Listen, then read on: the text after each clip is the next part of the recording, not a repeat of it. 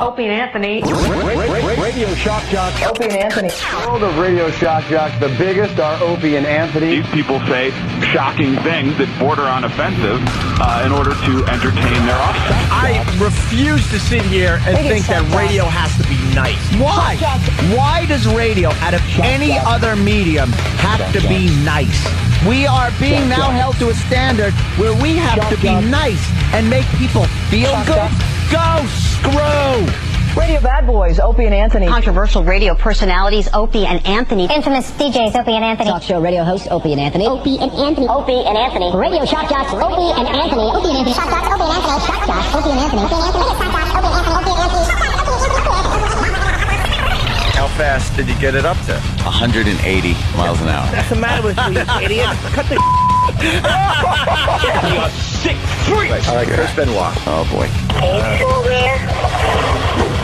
Anthony. I leaned on the machine by accident and it hit a button. This is where entertainment is going. You want to shoot people, and I want to hook her, and you can't stop picking your dumb hand. He's fat and retarded. Steve's incompetent. Dan's a drunk. And Dan hates his mother. We get it. It's time for people to understand these are words. If you don't like them, turn the dial. But enough of this palaver. Let's get the show on the road. Love is in the air. Jesus. Everybody's being affected by this blossoming romance. Blossoming romance? Blossoming romance, my friend. Hasn't even been a phone call or anything yet. Now it's affecting our show prep, and it's affecting the traffic reporting for the entire tri-state area. Hasn't even been a one-on-one conversation. Obviously. But there's secret messages going back and forth, aren't there? Secret messages. We're going to get into that in a second, but first this.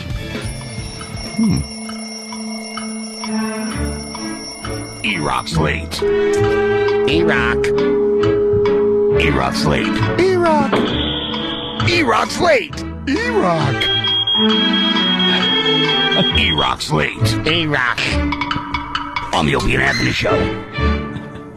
Why do you have to make it official at the end? On the Opie and Anthony Show. Oh, it's got to be... Can't it just be the E-Rock is late little thing we play? What's wrong, Timmy? Because we're about to address E-Rock's tardiness. Yes. And stupid Sam has the video camera out already. Oh, yeah. Sam takes such pleasure in any time E-Rock is on the receiving end of some crap. Sam, have you ever had your face just squashed? Because you really are an ass. You ever been punched? No.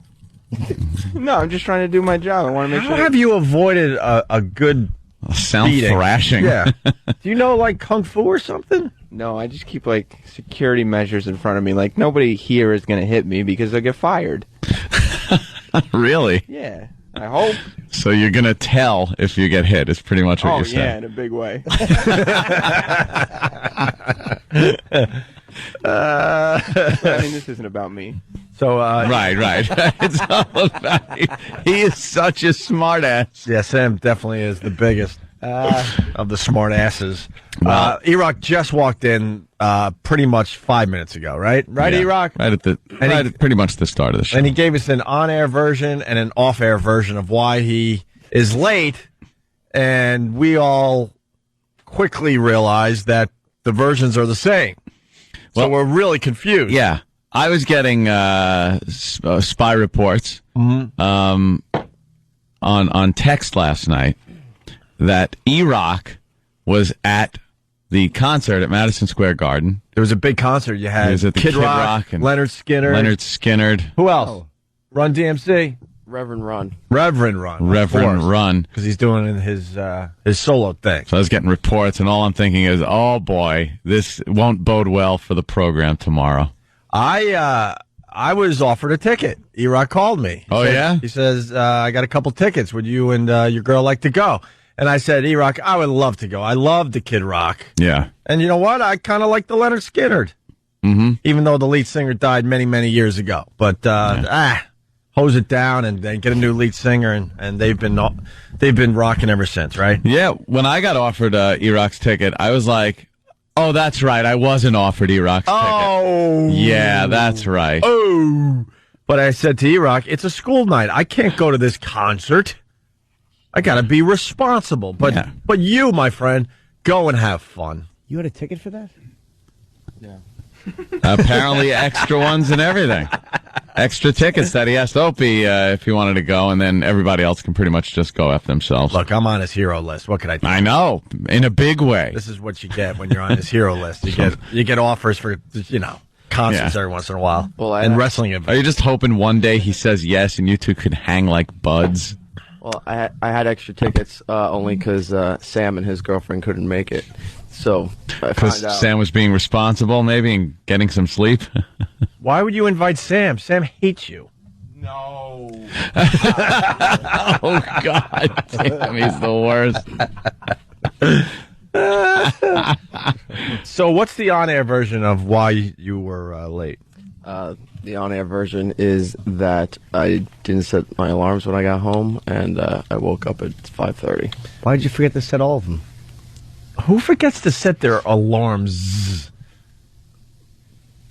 And the alarms these days, you don't really set them, right?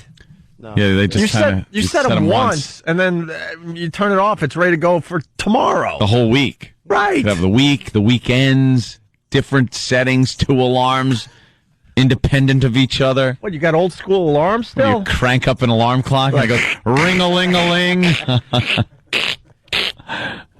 How many alarms do you have? There's 2. There's one electronic and one wind-up. Mm-hmm. In case the power goes out. And you have to set them every night. You got to set the electronic one every night. I usually do, yeah. What do you mean you usually do? Either you do or you don't. Because when she gets up, she turns off the alarms on the electronic clock because she gets up later than I do. By the way, enough with the I'm really tired voice. I like that. Look, I'm really exhausted. She gets up. We're all tired. Exhausted. Trust me. Right. So you have the one alarm that you have as a backup in case there's no electricity. Yeah.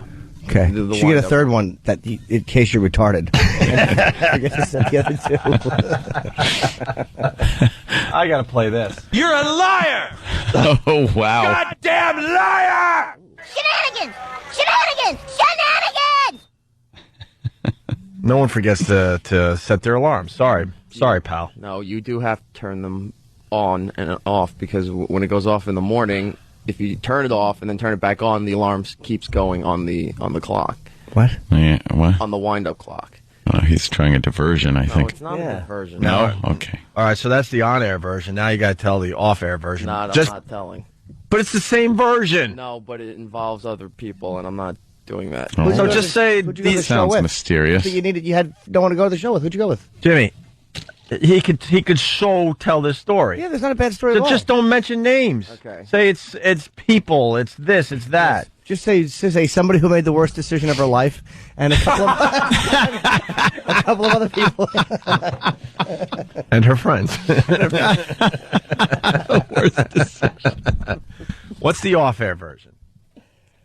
You kind of messed up the show today, so the least you could do is give us some good radio out of it. The off-air version is obviously who I was with and her friends had a little too much fun at the concert, and had to make sure that some of them got home okay. Okay, so how many of them Very were noble. Yeah, very noble. Yeah. So what did that entail? Making sure they get home okay. And how much fun did they have? They started partying around 5 o'clock in the afternoon. All Little right. pregame for the big show. So they had it's all right. So they had a lot of fun. Yeah. Was there passing out at involved?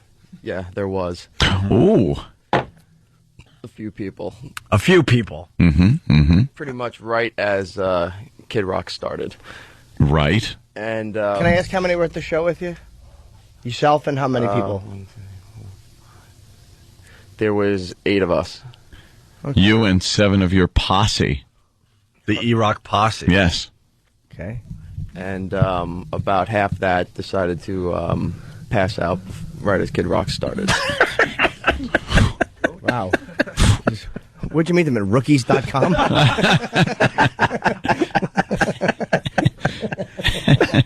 Passed out. Yeah, and half of them. One disappeared for a while until we saw security bring her back, saying she wasn't allowed to go near the stage. Right, that's good. That's a good one. I love this visual. E-Rock the babysitter. Did you get buzzed yourself there, E-Rock? No, I was drinking Diet Coca. Drying Diet Coca. Diet Coca? Diet Coca. Not only did you did drink last night, you're still drunk. No, I didn't drink. Who says Diet Coca? No one. No, because no one drinks Coca. I did not. So how much Diet Coca did you have? I had 2. It's the only thing. Not one drink. This is One drink. The whole night. The whole night. While everyone else was partying with their big plastic cups, and most of the people around me indulging in some illegal activities, I was standing there. What kind of illegal activities? Yeah, pot. Coca. Yeah, if you don't work Diet Coke into your phone call today, we don't want anything to do with you. I had a couple Diet Cocas. They had a mirror, they just poured it on. Poured what, Jimmy? The Poured Diet what? Coca. Diet Coca. The un-Coca-Coca. Well, the Coke is cut so much that it's Diet Coca. Oh. So you got one of them wandering around trying to get on stage to do what? Sing with Kid Rock? I don't know what exactly she was doing at the stage. We just saw the guard with the little flashlight bringing her back over and saying she had to stay here or they were going to throw her out. Okay. So they brought her back. Everybody else was having fun, and I'm sitting there with my my little red cup of diet soda and just enjoying myself, pretty much. Okay. Sounds like a great night. Yeah. So you're late because you had to make sure they got home safely? What time were you in your house? I got back about 11:45. Okay, that's relatively speaking That's with this doable. show and stuff. It's not that late. It's doable. And if you hadn't been drinking Yeah. and it's only 11:45, that seems like a no-brainer. You're fine. Yeah. When I've been hammered at 2 a.m. when you, Absolutely. and still remember to set my alarm. Absolutely. yeah. Well, hold on. What Stan, you meant, what did you say?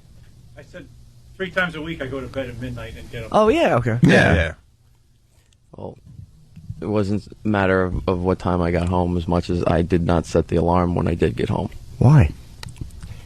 I was dealing with some things.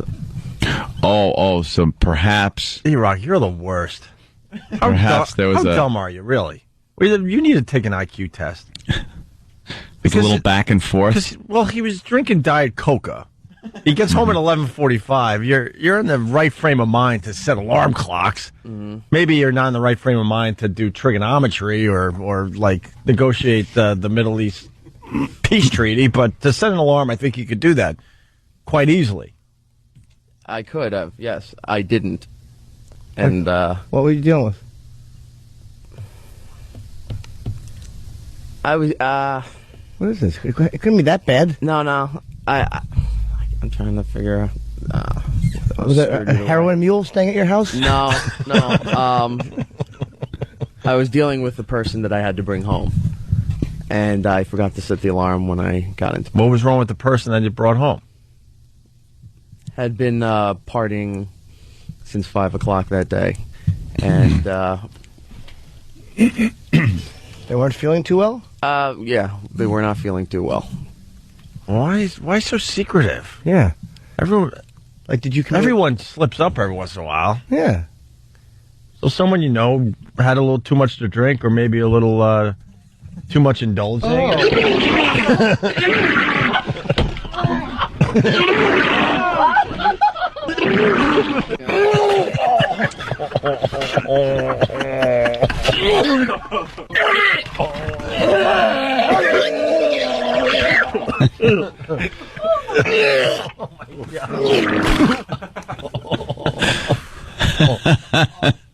Maybe a little of that. Was it something like that, Derry Rock? Did you have to hold someone's forehead? Maybe a deadlift out of the cab, too. Oh. And a deadlift out of the cab is a rough one. Considering you have no muscle tone, that must have been a nightmare.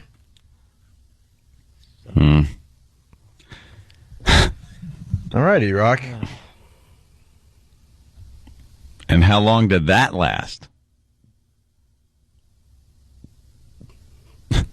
It was after 12 last I looked. 11:45 till after 12. You got home at 11:45, and then it was after 12, so it could be 16 minutes of pure hell. Wow, that's a hell of a situation. What time do you normally get up? 4:30? No, it's usually like it goes off at 3:45 and at 4 o'clock. Okay. Wait a minute, then how come you're here? Where do you live? I live over in Hoboken. In Hoboken? Yeah. You could walk here. There's no there. Why is your mouth so dry? Yeah.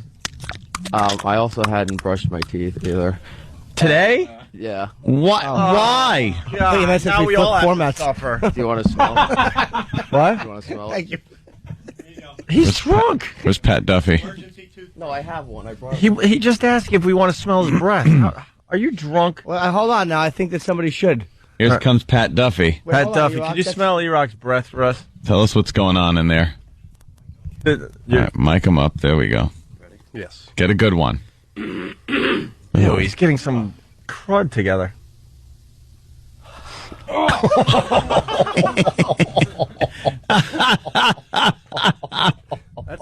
That's definitely been partying breath. Oh, it is. Oh, really? All right, Pat Duffy would know. You smell alcohol on his breath? No. Not really, but there's definitely it just seems like he's had a long night, if anything. It's long night breath. Wow. yeah, he needs to rinse with some Diet Hold on. Coca. Sam, can I hold the camera for a minute? Sure. Sam, is it bad? Hold on. Sam, you're really going to take a shot of E-Rock's breath? Usually it's bad after he brushes his teeth, so. Here we go. Wow, God, even E-Rock can't take it. No, he spit on me. Well, he spit on you.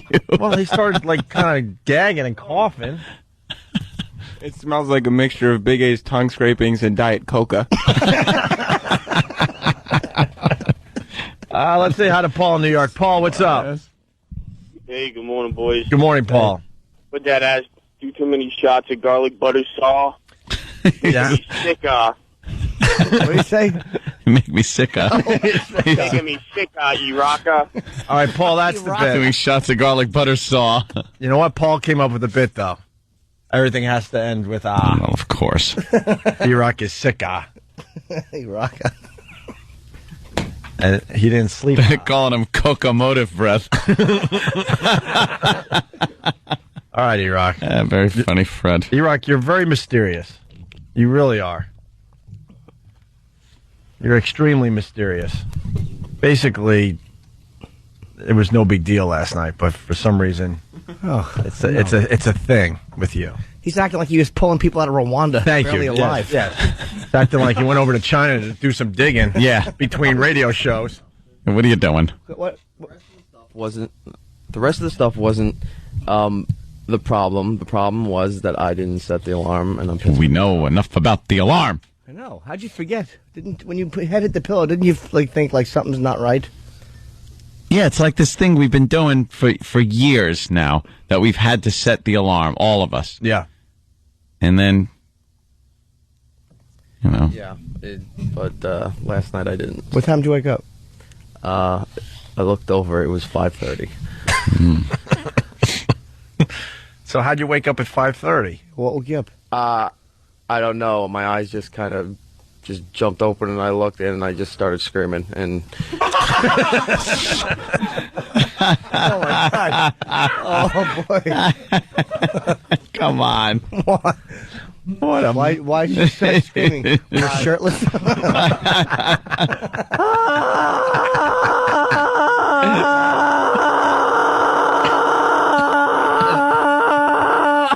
Goddamn liar! Oh. Well, wonderful. All right. well, that's about it. E-Rock, you're here, so start doing your job, whatever that is. All right, should we take our first break? Yeah. Sure. Thanks to the boys for doing a little extra this morning, having to make up for something. Yeah. You want to thank the guys for doing your job today, E-Rock? Sam and Danny and Than? E-Rock, you want to thank the guys? Travis? Thank you. Oh, boy, that killed him. That wasn't a good thank you. He It was very doesn't warm. want to thank anybody. Thanks for what? Thanks for setting up the studio for me this morning. I noticed it was really set up nicely, too, this morning. It sure was. How was the concert? First part was I didn't get. It was What do you say? The first part you didn't get? Yeah. What does that mean? We said, how's the concert? The first part I didn't get. I think what was it, math? I think E-Rock secretly smokes pot. Nah, I haven't. Never. What did you not get?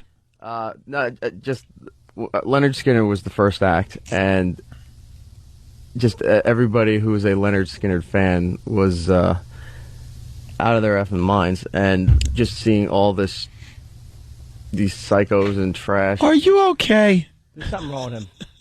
I'm fine. Are you fine? I'm fine. You're in another world The today. first part he didn't get. What didn't you comprehend? What didn't you get? It's like a bunch of guys just playing instruments. It's an essay exactly. question. It's pretty easy to get. Did you not know how the sound was coming? Fox? Or they decided to do their show in German? I mean, what didn't you Yeah, get? what didn't you get? Well, besides from only knowing, I think maybe 2 of their songs, just everybody around. How do you only know 2 Leonard Skinner songs? huh? I honestly, I would love to get a set list now. Especially someone that's been in radio. Leonard Skinner, all they do is play their hits, and they had many of them. Yeah. They might play a couple obscure songs, but for the most part, they go with some longer jams. What was the encore? they didn't have an encore. The Leonard Skinner. Yes, they did. It was Freebird. What was the last song they played? I didn't realize. Jesus Christ. Were you at the show? I don't even think he was at the show. I think something's up. Something is Something so is up with really this up. guy. No, I was at the show. I saw some. You don't know that Leonard Skinner's last song is Freebird? That was the other song that I knew, but I didn't know that was. I didn't know they left the stage because I wasn't. I came back to my seat. They were doing Freebird. I was online and came back. They were doing Freebird. I didn't realize they left the stage and came back to do Freebird. What? What were you online for? Diet Coca? Hot dogger? Hot dog. I don't think he was at the show. There's something he's not That's why telling here. This should have been a 5 or 10 minute story. Of course. We know. Well, I apologize to the listeners, but something is going on here today. I think he's folding on the questioning. He certainly is. It's NG? like, I didn't get it. You didn't get a rock show? No, And then you didn't know that they played Freebird. Anthony had to tell you that they have a I song didn't know that called was Freebird. No, I knew Freebird. I just didn't know that was the encore. That was the encore. Because when I left, they were on stage. When I came back, they were on stage, and then they left, and then it took a while till Kid Rock came on. But Anthony asked you what was the last song they played, and you didn't know. It was the encore.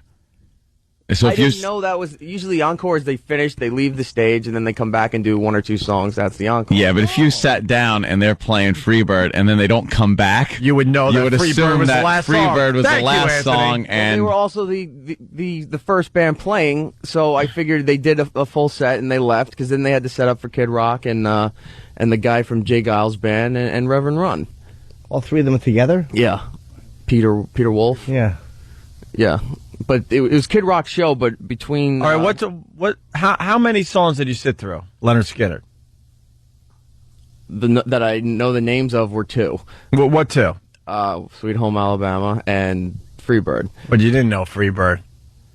Yeah. No, I knew Freebird. I didn't know that was the encore. I could name 20 Leonard Skinner songs. They probably would have played a concert, and I haven't listened to Skinner actively in a long time. The only other song that I knew, well, kind of knew, is because they had part of the lyrics up on the screen on the stage. Yeah. It was a song that goes, "That Smell."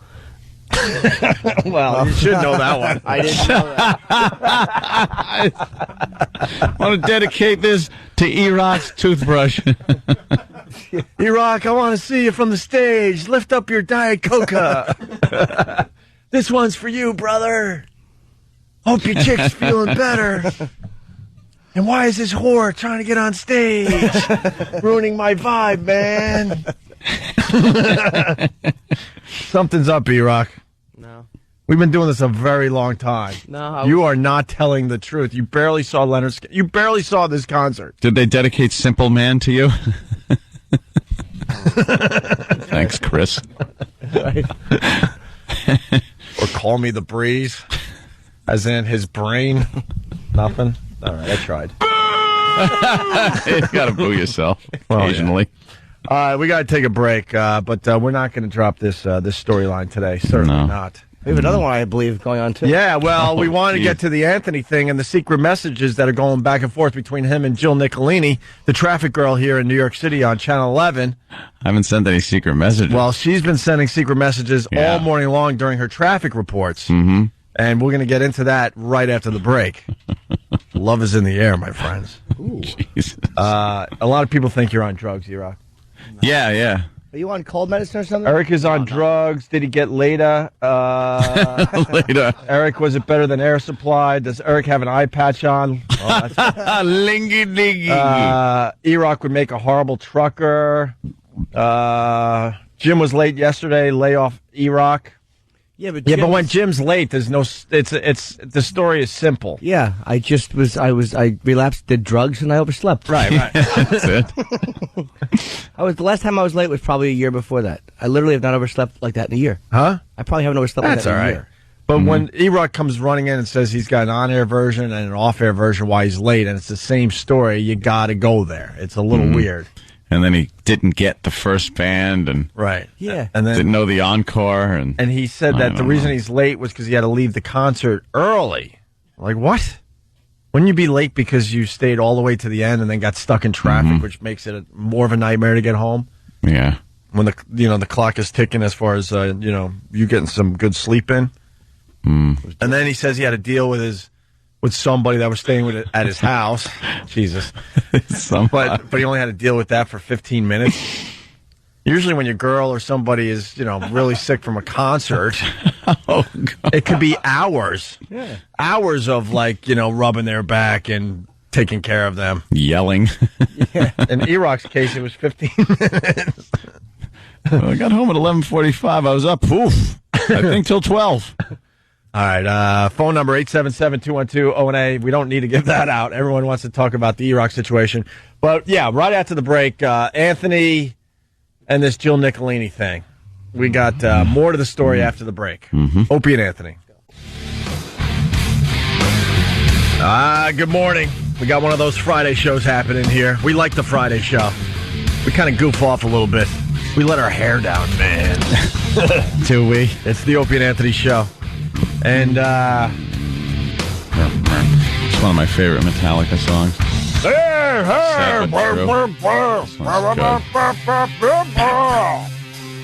That horrible drummer Lars does a good job in this. Yeah, but if you ask Danny, he just sucks and he's overrated. Lars is ridiculous. Phone number 877-212-0NA.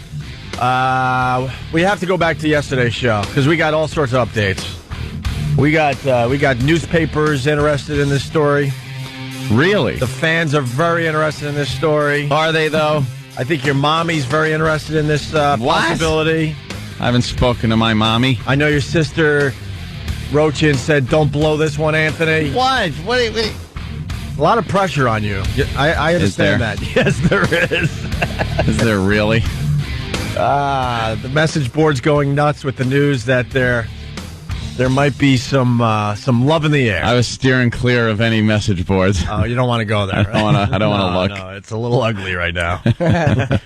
But basically, how do we begin this? I guess we had Mick Foley on the show yesterday. Yeah, one of our good friends, and he just did an interview with Channel 11 here in New York. It's always fun. They usually do that before they come over here. So we were watching the news yesterday, the WB11, right here in New York, and Mick Foley was on. And I was commenting how he looked like a caveman. Yeah, certainly. And then, a few minutes later, they wound up coming in here, and it's like, hey, I just saw that guy on TV. And then he had a message from Jill Nicolini. Which was odd. I thought it was going to just be, hey, tell the guys I said hi. Right. It was a bombshell. Are you dubbing this a bombshell? Oh, hell yeah. It came out of nowhere. Out of nowhere? A bombshell? A bombshell. Wow, okay. So what we did, because it was going on all morning yesterday, we kind of condensed it down to a quick, minute and a half here. You got the Mick Foley telling us what Jill Nicolini said, and then I think we got a phone call from Jill Nicolini, and then I think we finished it up with dating advice from Bill Shatner. Is that what we're about to hear? Oh, that's not in there yet. Okay, because then it took on a life of its own. Bill Shatner, who was scheduled to do an interview, now is giving you dating advice. Yeah. So this is how it went down yesterday. It's the condensed version. Swimmies. She said she is a single. Sorry, Bill. I don't know if he would give that version or a pair of a bikini made out of lead. Who knows what really happened? Oh, God. So, no, the news is doing another grape stomping event. Uh-oh. No, how the last one turned out. So this starts with Mick Foley with the message from Jill Nicolini. She said she is A, single, and B, interested. What? Well, I'm newly single, by the way. As she told me. And I gotta go.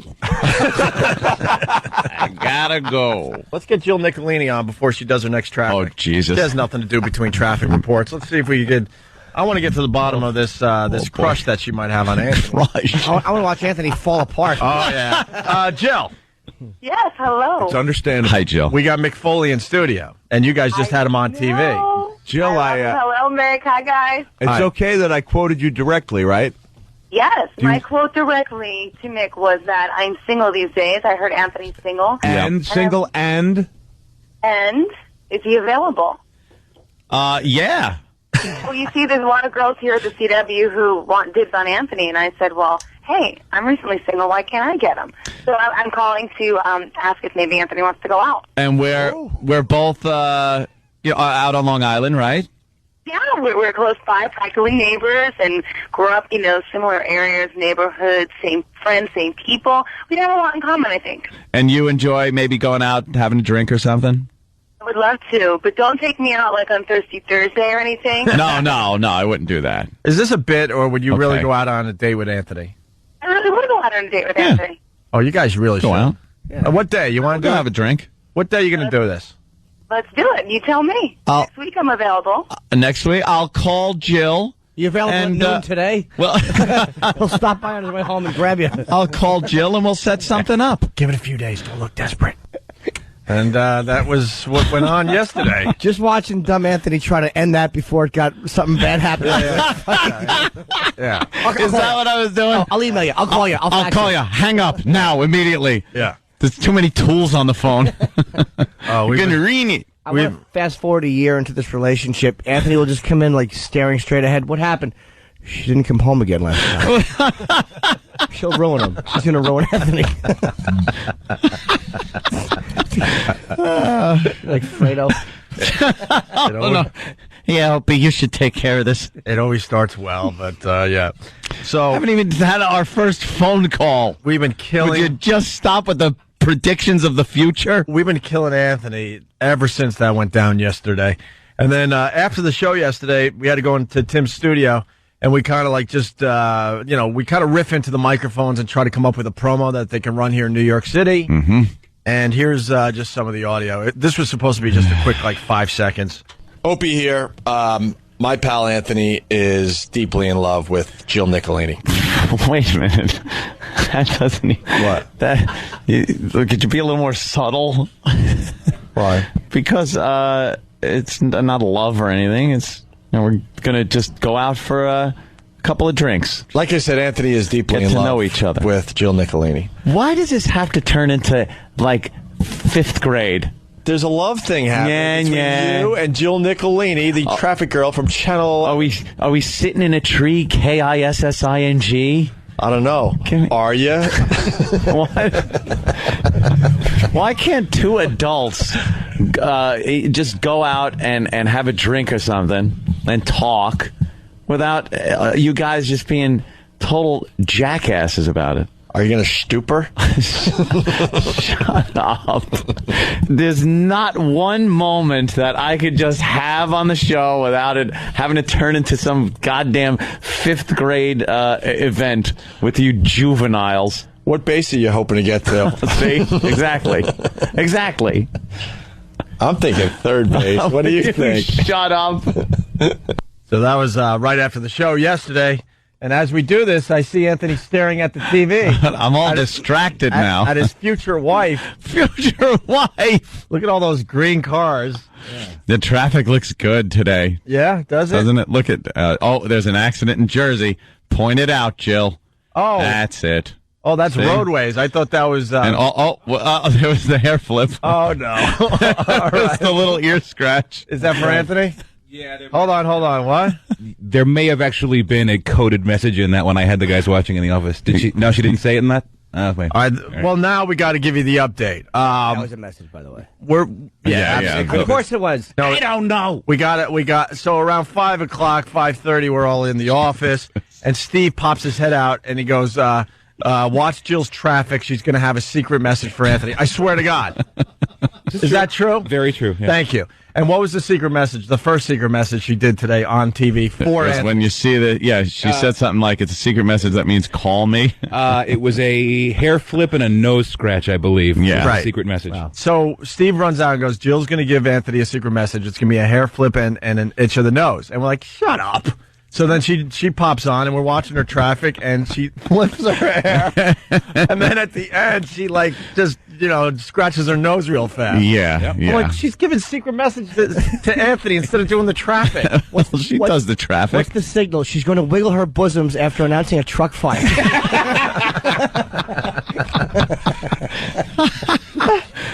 And then there was a wink. Well, then, all right, that was funny, but she's not going to, continue this. She's got a job to do. Uh-oh. So then there was another text that said... Sorry, I'm sorry for interrupting. There was a coded message in that last one. Yes. Well? Yes, Jimmy caught it. It was the ear touch. The ear, yeah. It's like Carol Burnett at the end of the show.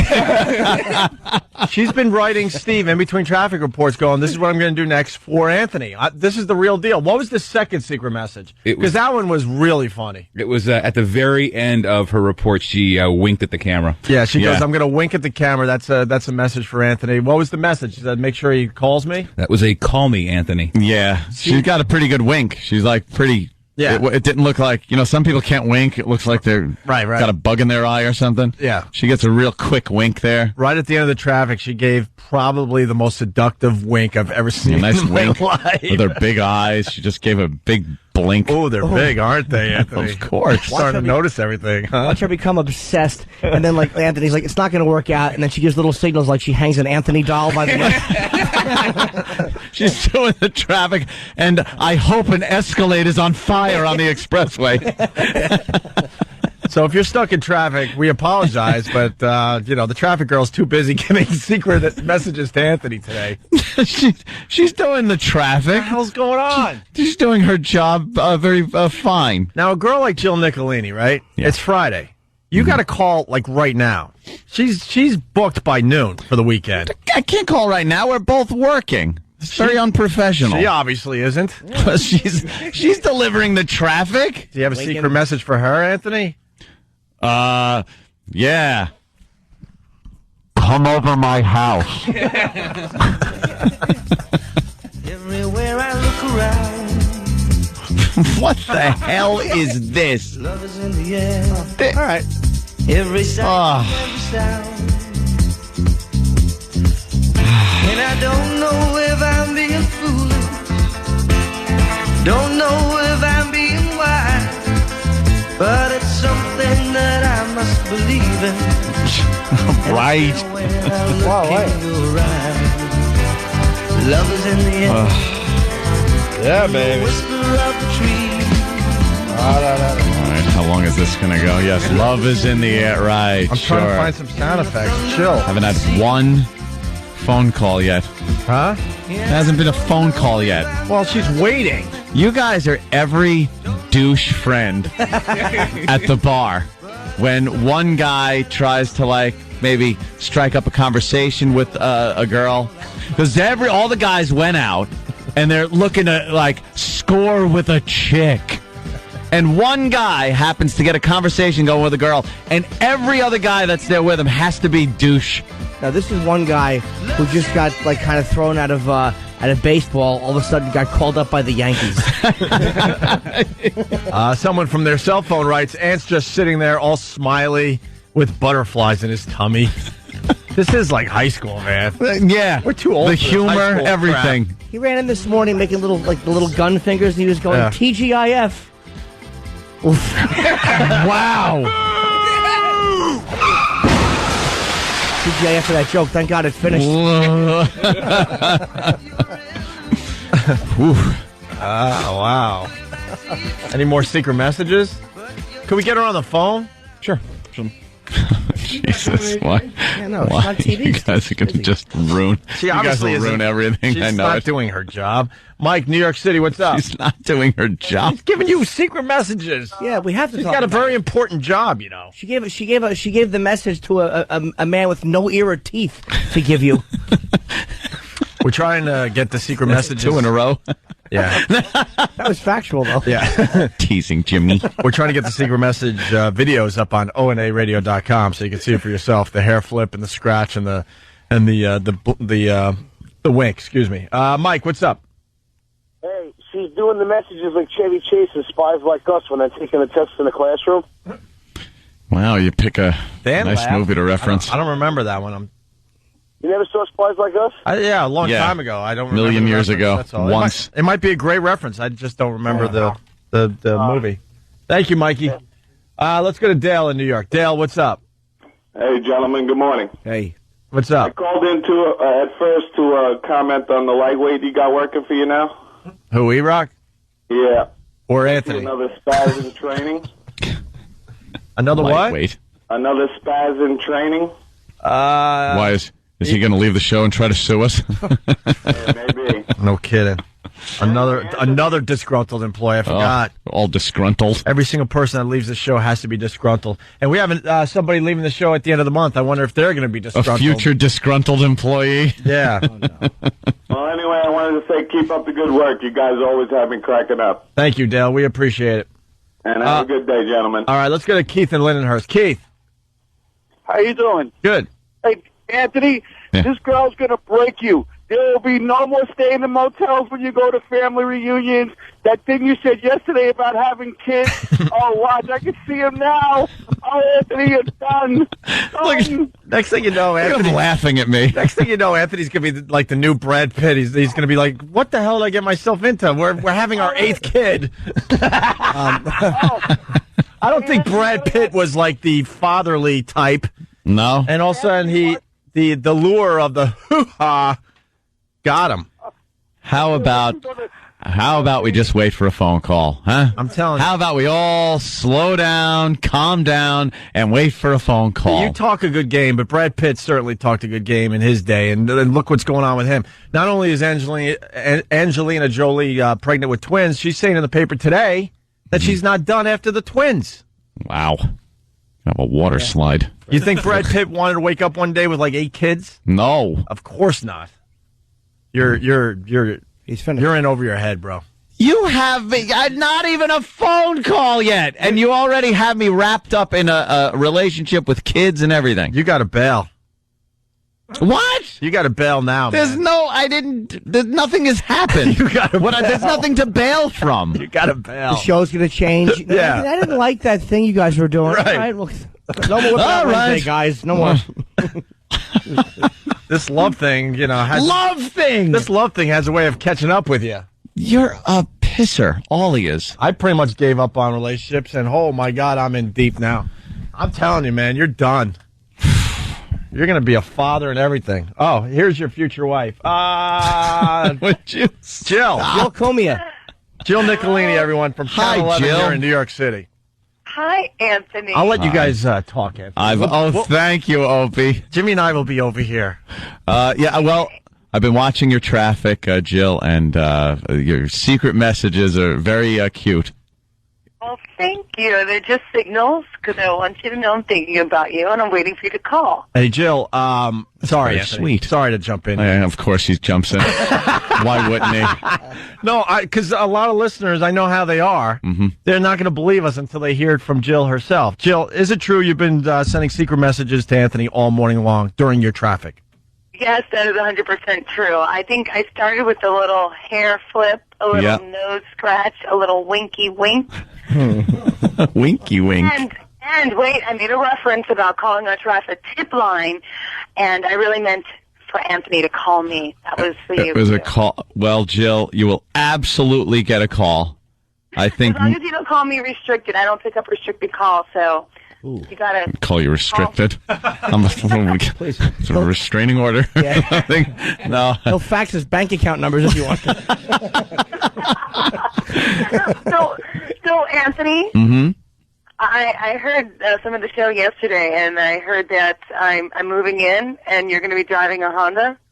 Yeah, apparently people think things are going to change. They now, think. let me ask you this. You don't like kids. I've been hearing that you're having a hard time with children these days. Are you looking for a relationship maybe that ends with marriage and children at some point? I want a lot of kids, like 5. You want 5 kids? I do. I really do. It's a matter of finding the right person, though, and then... Yeah. Well, yeah, see, it's a matter of finding the right person, and that's, I think, something that can be dealt with over time. Oh, my where God, we can hang out. You want to be Anthony we know? Yeah, exactly. We could, hang out, talk a little. At some point, if things are going well, I'm sure that discussion will come up. No, well, the discussion's here now. Don't avoid it. Do you or do you not want kids, Anthony?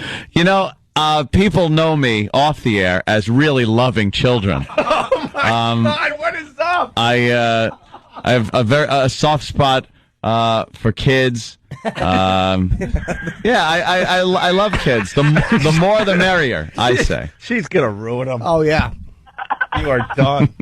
Done, my friend. The more the merrier. So 5 is okay with you. 5 is good. If that's enough for you, I mean. 5 is fine.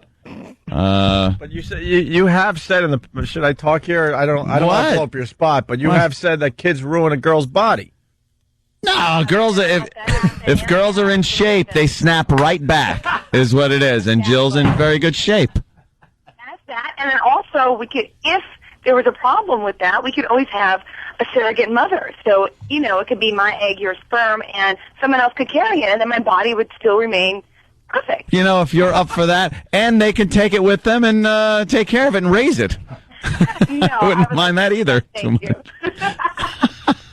And I also heard some of William Shatner's comments, and when we do go out, are you really going to record me, or? No. I would never do that. Invade our little private moment. You promise? Yeah, I really swear I would never do something like that. That would be awful. Intrusion. You know what? Make believe we're not here and just set it up for the weekend. This doesn't count as your phone call, just to let you know. This is a group phone call. Yeah. So I'm expecting a private phone call later, but we can pretend. So. No, I will absolutely call you, and we will set something up for next week, during the week. I'm excited. Yeah. I think she wants us. Why not the weekend? Why not a Saturday maybe or a Sunday? Because it's short notice, and I don't want to put her in an awkward position where she already has plans. I do. I have some family obligations on See, Saturday. I know things like this. So we'll talk, and we'll start out maybe with something, an early dinner during the week, because I know we're both morning people with work. Yeah, that kind of works, to our advantage. We both have the same hours. Yeah. Kind of nice to find someone who wants to go to sleep early, and... Well, wrong guy. Yeah, no. What time do you go to bed usually?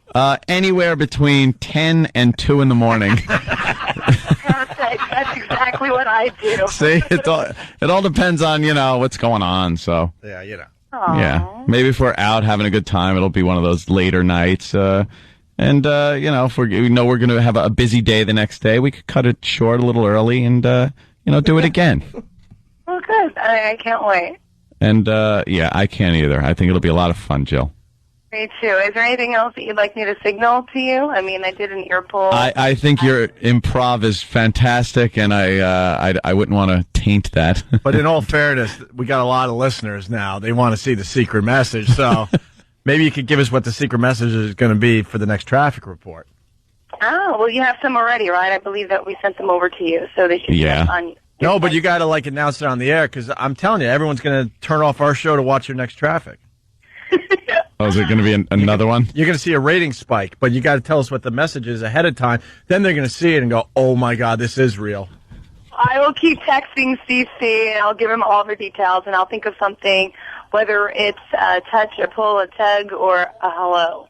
Maybe I could just do a general hello to Anthony, who lives out in Long Island. Nothing wrong with that. That would be nice. I don't want to speak for Anthony, but I think he's hoping for a tug and a pull. Hey, Opie, shut up. You are the destroyer. God. Are you getting a little shy? Well, I work with very immature people. And it's very difficult It's time for me to go. We're at the top of the show. He's calling us immature. He plays video games with 12-year-olds all night long. Okay, would you let Jill go? She's working. When's the next traffic? Well, quickly no, but then about 6, what is it? I guess 7:09ish. All right. Our 7:09ish, there will be a secret message to Anthony, but you got to text Steve beforehand so we can tell everybody what that message is going to be. Bye, Jill. All right, bye. Bye, There you Jill. go. Bye. There she Say goes. goodbye to your girlfriend. She's working. Now she's going to pop on real quick. Want to say goodbye to Yoko Ono. Anthony, These guys are asses. That was good while it lasted. He's going to be all happy and fun. She likes Obama. He'll you know what? I think he's all right. Oh, God. You're a bit smitten there, my friend. I'm just talking. You know Why what? can't we talk? I'll step out of character. Come on. What? It's beautiful. Well, she's a very attractive girl. Yes. Who's going to deny that? Huh? No one's going to deny that. That kid thing was interesting, huh? Look. She's not on the phone anymore. So, probably. What do you really think of kids? I know if she's on the air, she's not listening. What do you really think of kids? Oof. Is she on the air? Oh, no, she is in front of the camera. No. I thought Linda Church would snitch. You have to, say, yeah, I like that. Dude, she has people listening for her. Yeah. They're going to blow it. Yeah, what are you? Now I got to help you out. Are you dumb? Oh, kids are great. All that stuff she said, she didn't hear the show. She got reports. Yeah. About the taping of the date and everything. Well, they're rats? There's a lot of rats out there. I'm so naive. Let me say hi to Tommy in New York. Tommy. Hey, what's up there, Ro? I feel like I just watched the World Trade Center crash for the second time. Yeah, the whole show is going to be destroyed within an hour. I'm going to go hang a red ribbon around my tree now for Anthony. Yeah. Way to pick a fun reference. I know, way to keep it light. Having a light, silly time. God, fucking tsunami happening. All right. It's a train wreck. All right, thank you, sir. After the break. After the break, thank you, Tim. Everyone helping you out with your potential. Oh, great, because that's what I want, your guys' help. With your potential romance with Jill Nicolini. We got Anthony compares having a kid like being attacked by bean pod people. Did I say that? Must have been in my youth. And we got the Bill Shatner dating advice for you as you go on this date with Jill Nicolini. Why not tonight or tomorrow? She's got family things going on this weekend. Should have said you were busy, too. Bad mistake. Yeah. Well, you blew it on. Here it is. By saying, look, I'm not going to call this weekend, but because I'm sure she has something to do, that's implying that I had something to do and wasn't being rude. No, here's what that is. That it comes off, and I understand. It doesn't come off like that. It comes off like, nah, she's busy, aren't you? No. It comes off as, look, I'll call you next week because I have stuff to do this weekend. All right. And I say you have stuff. I'm sure with such short notice that you have plans, which means I'm sure with such short notice I have plans. I don't, but are you hoping? But it comes off that way. Are you hoping to squeeze her boobies? Would you stop? There's no reason for this. There's no reason for this. What? For you to say stuff like that. Oh. Donna wants to know. You know how people screw things up, too? Like her reports will get back to her and go, Anthony said, and meanwhile it's something Opie said. What? They always get everybody wrong. Are we reliving high school today? Bob, Yes. Kentucky, what's up? Hey guys, long time, first time. Yes. Quack, quack. You know what I kind of feel like? I kind of feel like we're all dating Jill Nicolini. Everyone's involved now. It's just like the sweetest thing until the knucklehead screws it up, but it's a lot of fun. Knucklehead. All right, thank you, sir. Between 10 and 2. That's funny. Yeah. All right, we got to take a quick break. And we're pretty much blowing off our show today to focus on this thing that's happening with Anthony and Jill Nicolini. All right. Opie and Anthony, stay there. Watch out, boy, she'll chew you up. Oh, here she comes. She's a man-eater. That's fun. This one goes out to Anthony. Oh, does it? I really didn't pick up on that. Oh, wait, yeah, this is one of the normal ones. I didn't catch that. Man-eater. You're checking out the Opie and Anthony show. Hey, the next secret message Jill's going to be doing for you, Ant, is the goose step. So, oh, cool. So we're going to be watching for that. A Sig Heil salute. She just did an okay, terrific, although she kind of messed it up, but that was for you. She just did it about 2 minutes ago during her traffic. Yeah. There are people saying that Channel 11 is syndicated, so they're watching the traffic all over the country now. Oh, really? For the secret messages to you, my friend. Bert in Philly, Anthony plus Nicolini equals Antolini. You know what that is, right? Think. Well, Andolini was from The Godfather, too. Yeah. Antolini. Okay, well, that's what they were getting at, too. The real name of the Corleone family. This is meant to be, Bert in Philly is saying. And Spike in New Hampshire, how long before sitting in the car in the driveway? How long before Anthony's sitting in the car in the driveway looking at the lit candles through the windows? Somebody had a very funny line on Pal Talk. Yeah. Did they? They said, Anthony, just don't cry in front of her, which is really funny. Oh, yeah, that was actually Josh from Atlanta on the phone that yeah. we were going to go to. Yeah, Josh. Yeah, Jimmy, jumping the gun. I'm sorry. Jimmy stole your line, Josh. I apologize, dude. I didn't realize that. Josh, what's up? Hey, no, that's fine, Jimmy. You just go ahead and talk. I'll sit here. All right. I'll accept that. No, I'm sorry, dude, because we all laughed about it in the break, but I didn't realize it was up on the phone screener thing. Yeah. I'm sorry, Josh. All right. That's okay, Jimmy. I love you. What were you going to say? Really Just say it. I don't want to steal it. Just say it.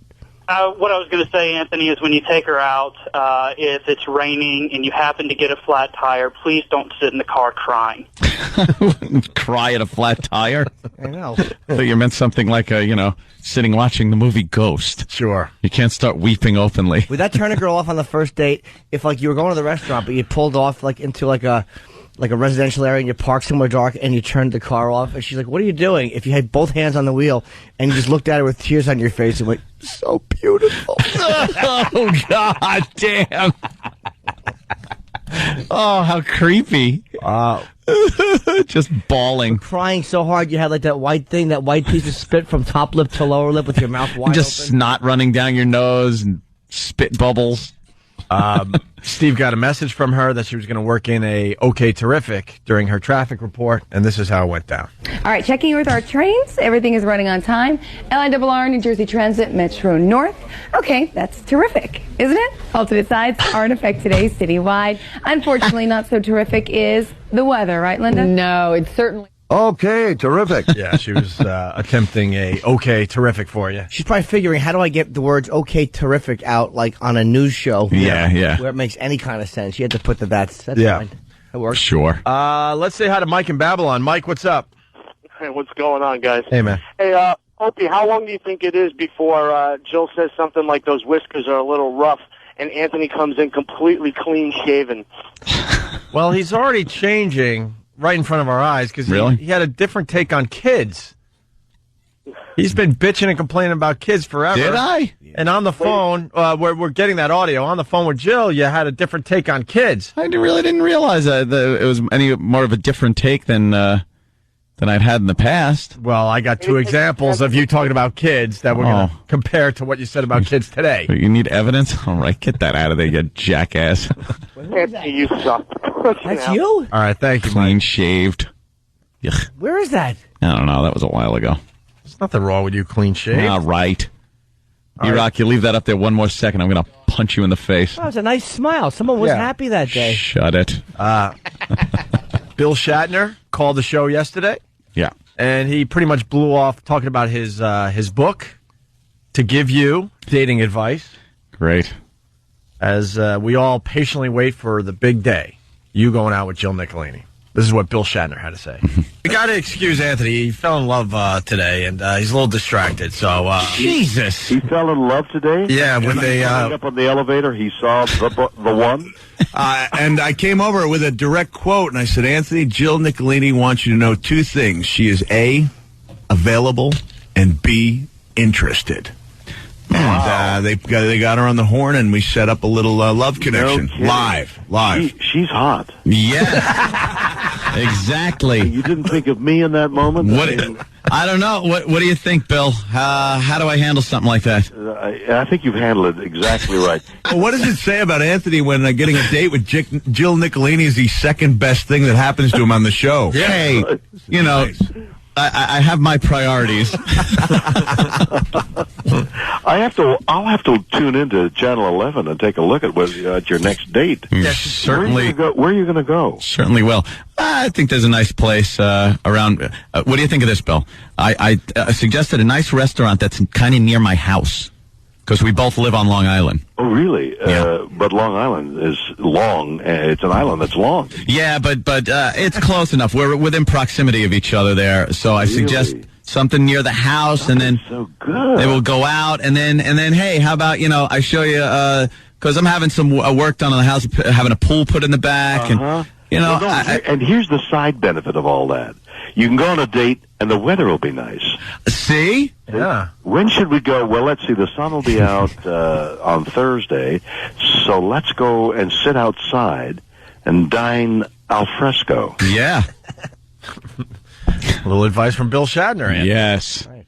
Now, we got what you said about kids today. I got two examples, too. I mean, we could have pulled 10. Yeah. How about we start with what you have said about kids in the past? I don't think it's anything. Why not just play what I said just before? Because there's no real difference. Why not just read what he's been charged with? In the past, you said this about kids. I have nothing to say to kids. I don't know how to talk to them. What do you say? They come up and show you something. Uncle Anthony, look at this. Oh, neat. Get out of here. I don't remember saying that. And that's sad because your brother became a father yesterday. Well, see, I said we haven't told that's this. Neat. We haven't told this side of the show, by the way. Brother Joe is now a father. He's a daddy. And you're now an uncle. Yeah. I'm an uncle. For whatever that means, It's a good thing. I don't feel any different. You also said this about kids in the past. Here's what it is. I've got it. Okay. Having a baby seems to be like when you fell asleep next to the bean pod in Invasion of the Body Snatchers. Before it happens, you're fighting it tooth and nail. You hate it. You look at the people that have changed and go, oh, my God, look at him. He's pointing out everybody. What is he doing? I don't want to live this life of post-bean pod. And you fight it tooth and nail, and the bean pod people look evil and horrible and nasty, and it's a terrible way to go through life. There's no you're lacking some of the things that you would have had prior to the bean pods. Pre-pod. Then you go to sleep next to the pod. You wake up, and all of a sudden you're one of them. Everything's fine. You're not sad. You don't miss what you had because you're in another phase of your life. Yeah. I don't want to fall asleep next to the bean pod ever. I like pre-bean pod. So, I said that? Yeah. You make it very obvious. And the part about before, like the example you gave before, if the kid just comes up and goes, Uncle Anthony, look, and you went, get out of here. Yeah. Think you'll be showing you a little picture they drew for you? Oh, those things. A little They always thing. look so bad. Why do you got to tell kids, oh, that's so nice, when everyone knows they look like crap? They can't stay in the lines when they color. Shh. It's adorable. You're going to ruin it. So, Jesus. Almost slipped up there. Just moments ago, we had Jill Nicolini on the phone. Mm-hmm. And this is what you had to say about kids today. Do you or do you not want kids, Anthony?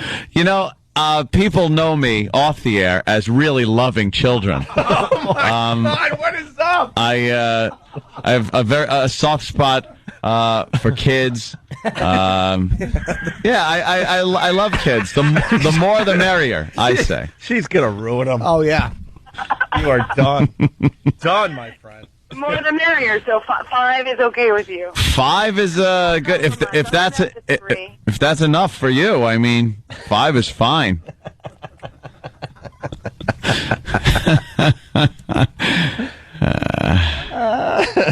Help me out here, Hendry. Wait till this makes the papers. Probably as soon as tomorrow, by the way. Oh, no. This whole thing is taking on a life of its own, my friend. Let's say hi to Mike in Jersey. Mike, what's up? Anthony. Yeah. I know it's Supercar weekend, but could you please pick up a case of long, thin maxis with wings? Oh, it's great. Speaking of Supercar weekend, have you broke the news to Keith yet, and how is he taking this? I don't really know how he's taking it. I haven't really broken the news to him yet. Yeah. He's away. He's on a kind of vacation thing. All right, Kevin, Virginia Beach. It's going to be tough. He just getting a tummy tuck. Hey, what's up, guys? Yeah, competition. Yes, Kevin. Hey, boys, what's happening? Hey. Want to know if Anthony's going to park the car and give her the old, what are we going to do with this? Jay Moore's strategy. What are we going to do with it? Where you just park the car, you expose everything and just go, what are we going to do about this? One of the greatest Jay Moore moments on our show ever. Marine Joe, New York, what's up? Hey, guys, what's going on? Hey. Hey, Anthony, in all seriousness, man, a couple of days ago you were talking about sometimes you're wondering what the end game is and you don't know what it's going to be at the end of the road. Well, I think you got your answer now, buddy. See, no reason to be depressed anymore, my friend. Why do you think I said that on the air? Makes people go like, "Aw, maybe he needs a little company." Let's go to Frank in New York. Frank. Hey, okay, I got a great signal that you can give to Anthony on the air. Okay. Basically a tongue on the inside of her cheek with her hands going back and forth towards her face. We kind of made that same joke in the office. We're like, it's going to get to the point where these the secret messages are going to get obnoxious. Very good, Frank. Let's say how to build the trucker. Bill. Hey, what's going on, guys? Hey. Hey, Ann, I think Jill Nicolini's a size queen because she heard about that luscious package. Why?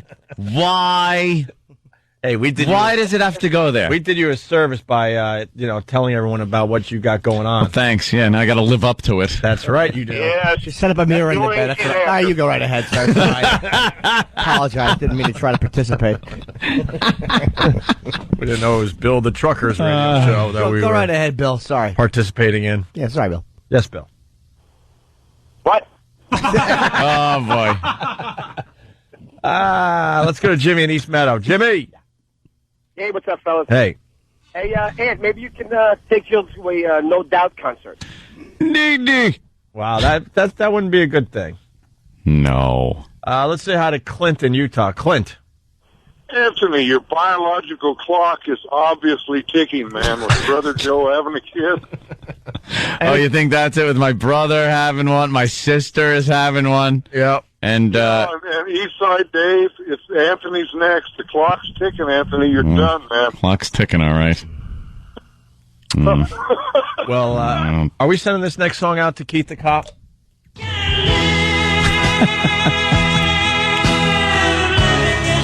Keith, pack your stuff. Get the hell out. You're leaving the Cumia compound. Like, obviously, there's nothing going on with you and Keith, but it's going to look a little creepy when you give her the tour of the house and go, oh, well, this is where Keith stays. Keith's room. She's going to ask too many questions. Get him out now. He demanded on the sound system. Yeah. Because I have a sound system where you have this remote and you're able to turn on music in each individual room in the house. It could be a different song playing in every room, or the same song playing in the whole house. You could adjust the volumes up and down in individual rooms, or the whole package, link rooms together. But he wanted his on this remote control labeled Keith's Suite. And he told the people that installed it to do that, and they did it. So now one of the bedrooms actually is labeled as Keith's Suite on it.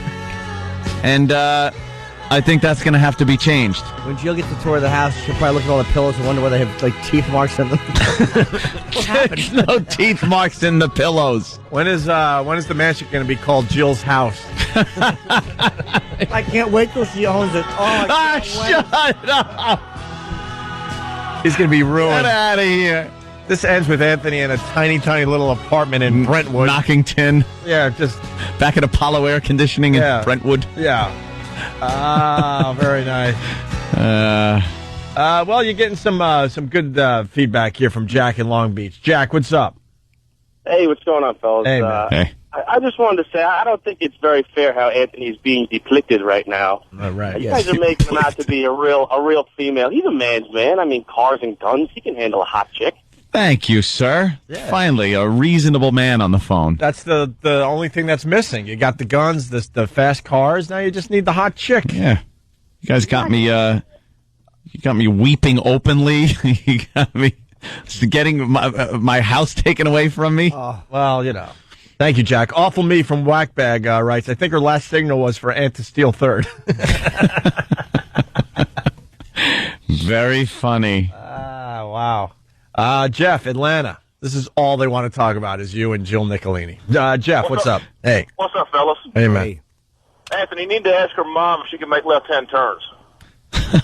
That should be a prerequisite. It really should. The mothers have to be able to make left-hand turns. I can't wait till Jill's family comes in from out of town and they want to stay at Anthony's place. Oh, this is gonna be fantastic. What? Look at Jimmy's basking in this. Yeah, I'm happy for you. Yeah. Or maybe I'll have to fly halfway across the country to see her family. Oh, that's right. That was you. Where? All the way across the country. Yeah. Oh, it was all the way. All the way. Yeah. Oh, sorry. Yeah. Damn, I screwed that up. That's what I tried to jab him and I get nothing. That's all right. It was actually true. I did fly cross country. You did? Yeah. Yeah, well. How was that? Better than having him over. All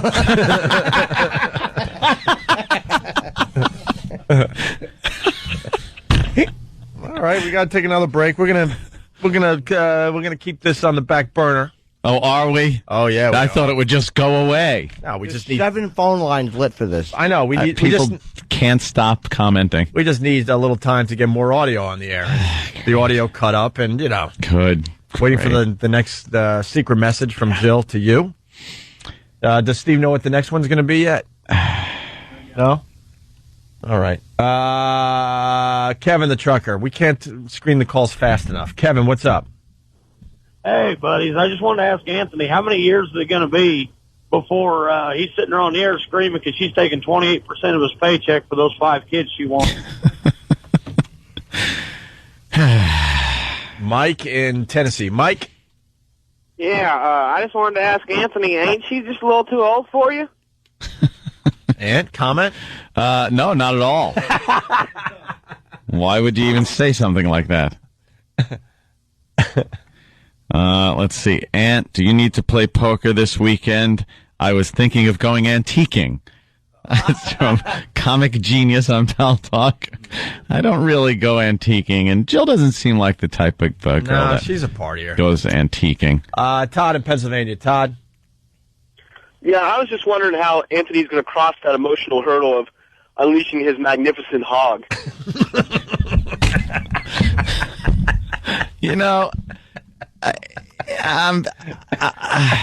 Todd, that's really I'm beside fun. myself here. I just really can't. How will you be presenting the goodness? Shut up! There's no presentation. You can't just flop it. You got to. There's got to be a presentation of the goodness. Could you stop? I bet I know how Anthony, when he first shows anyone. Yes, Jimmy. He probably just unbuckles the belt, like he undoes it, and then he just kind of lets his pants shimmy naturally down. Stop. And the damn thing takes on a life of its own. Just the way it presents itself there, and he just probably looks down like there's nothing that needs to be said here. God damn. Am I going to have to take her to the premiere of Sex in the City? You know what's gonna suck if this becomes a real relationship, man. We're gonna have a lot of apologizing to do. You are. What do you mean I'm polite? Most we. Charlie, Philly, what's up? Boys. Hey.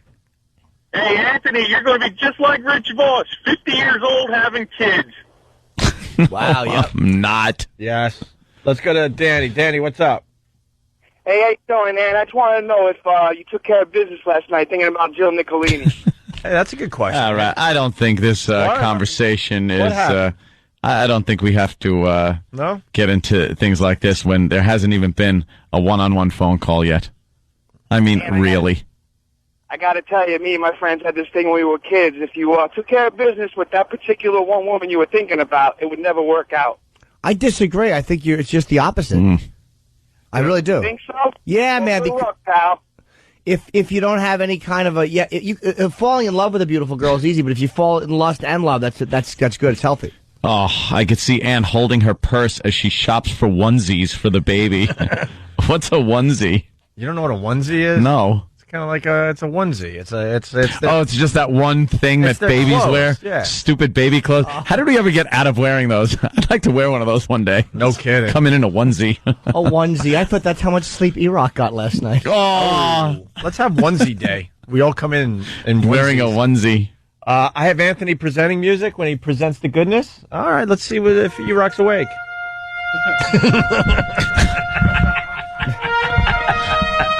This fanfare for the common man. There's a waist-high spotlight. You got to stop it. Oh, my God. So goddamn embarrassing to be with you people.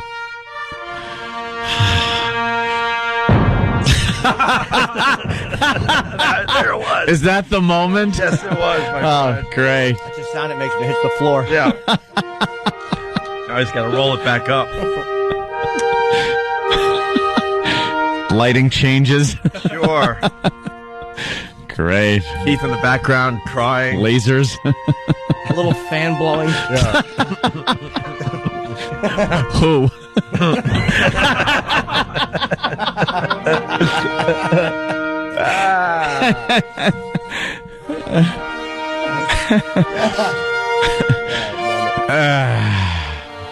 I got to say this. No, you don't. I thought it was a bit until we took the Jill phone call today. Really? And I was hoping that we would get the asking out on the date thing on our show. No, and she's like, no, that will happen in private. That's when Anthony calls me. What am I going to do? Make plans and tell where we're going so all the fans can show up? They wouldn't. No, but of course they wouldn't. Or have Opie talk us into going to F.H. Riley's?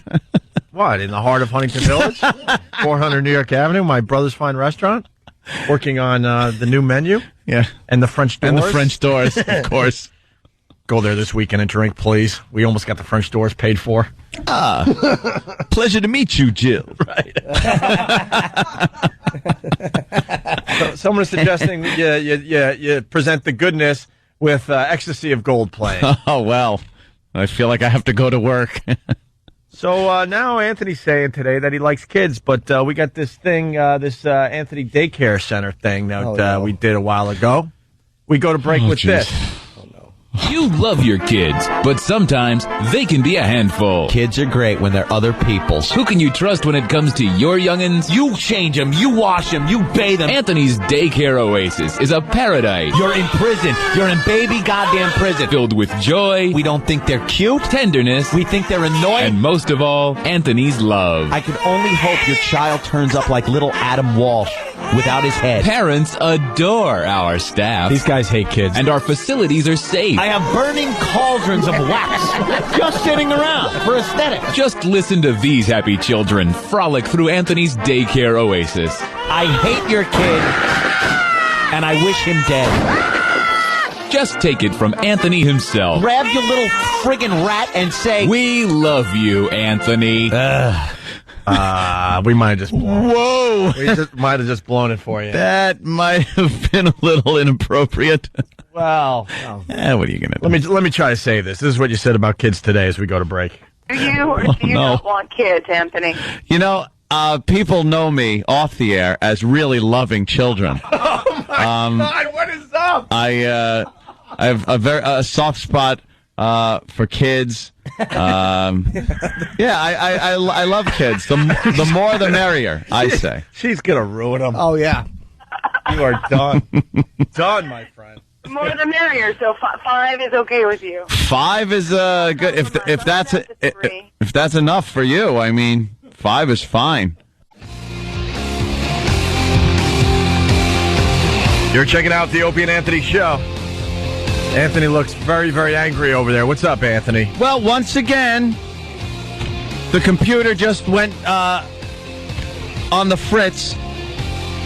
And they say, oh, maybe it's the monitor. It's not the friggin' monitor. It's not. Why every goddamn day does this thing just stop working? It just stops working. What are you doing? Do you know what you're doing, Steve? It's not going to sleep, is it? I don't know what it's doing. Who, the computer or Steve? Is it coming on? If that thing doesn't come on and start working, why does it shut off? Anthony, fix it! Take care of the problem, Anthony. The computer shuts off for some reason. It's not the friggin' monitor. It's no big complex thing. Think like Sling Blade. It's out of gas. That's what you got to think. For some reason, the computer's shutting off for no reason. It's a setting or something like Jimmy said. Maybe it's going to sleep or whatever. Because every day at a certain time, this thing just goes blank, the screen goes blank, and the computer shuts off. Fix it! She's already ruining them. What? She's ruining you. Why am I ruined? Take care of the problem, bro. No, I was going to if it didn't work. Now it's working. It ruined the whole thing by actually working. Are you really going to smash it? I swear to God, if that computer didn't come back on, I was picking up the Gateway laptop and smashing it on the floor and not paying penny one to replace it. Why would you hand Anthony a hatchet? Oh, God damn. And why do we have a hatchet? Why do we have a hatchet? I found it. Jesus. That is...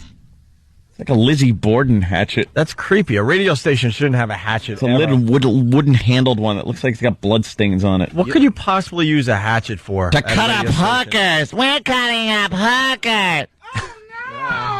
Oh, no, she's still alive. Let's say hi to... fix the settings on it. Let me just put out the announcement to whoever does this, Mars or something. There's a setting on this thing where it's shutting off. It's not the monitor!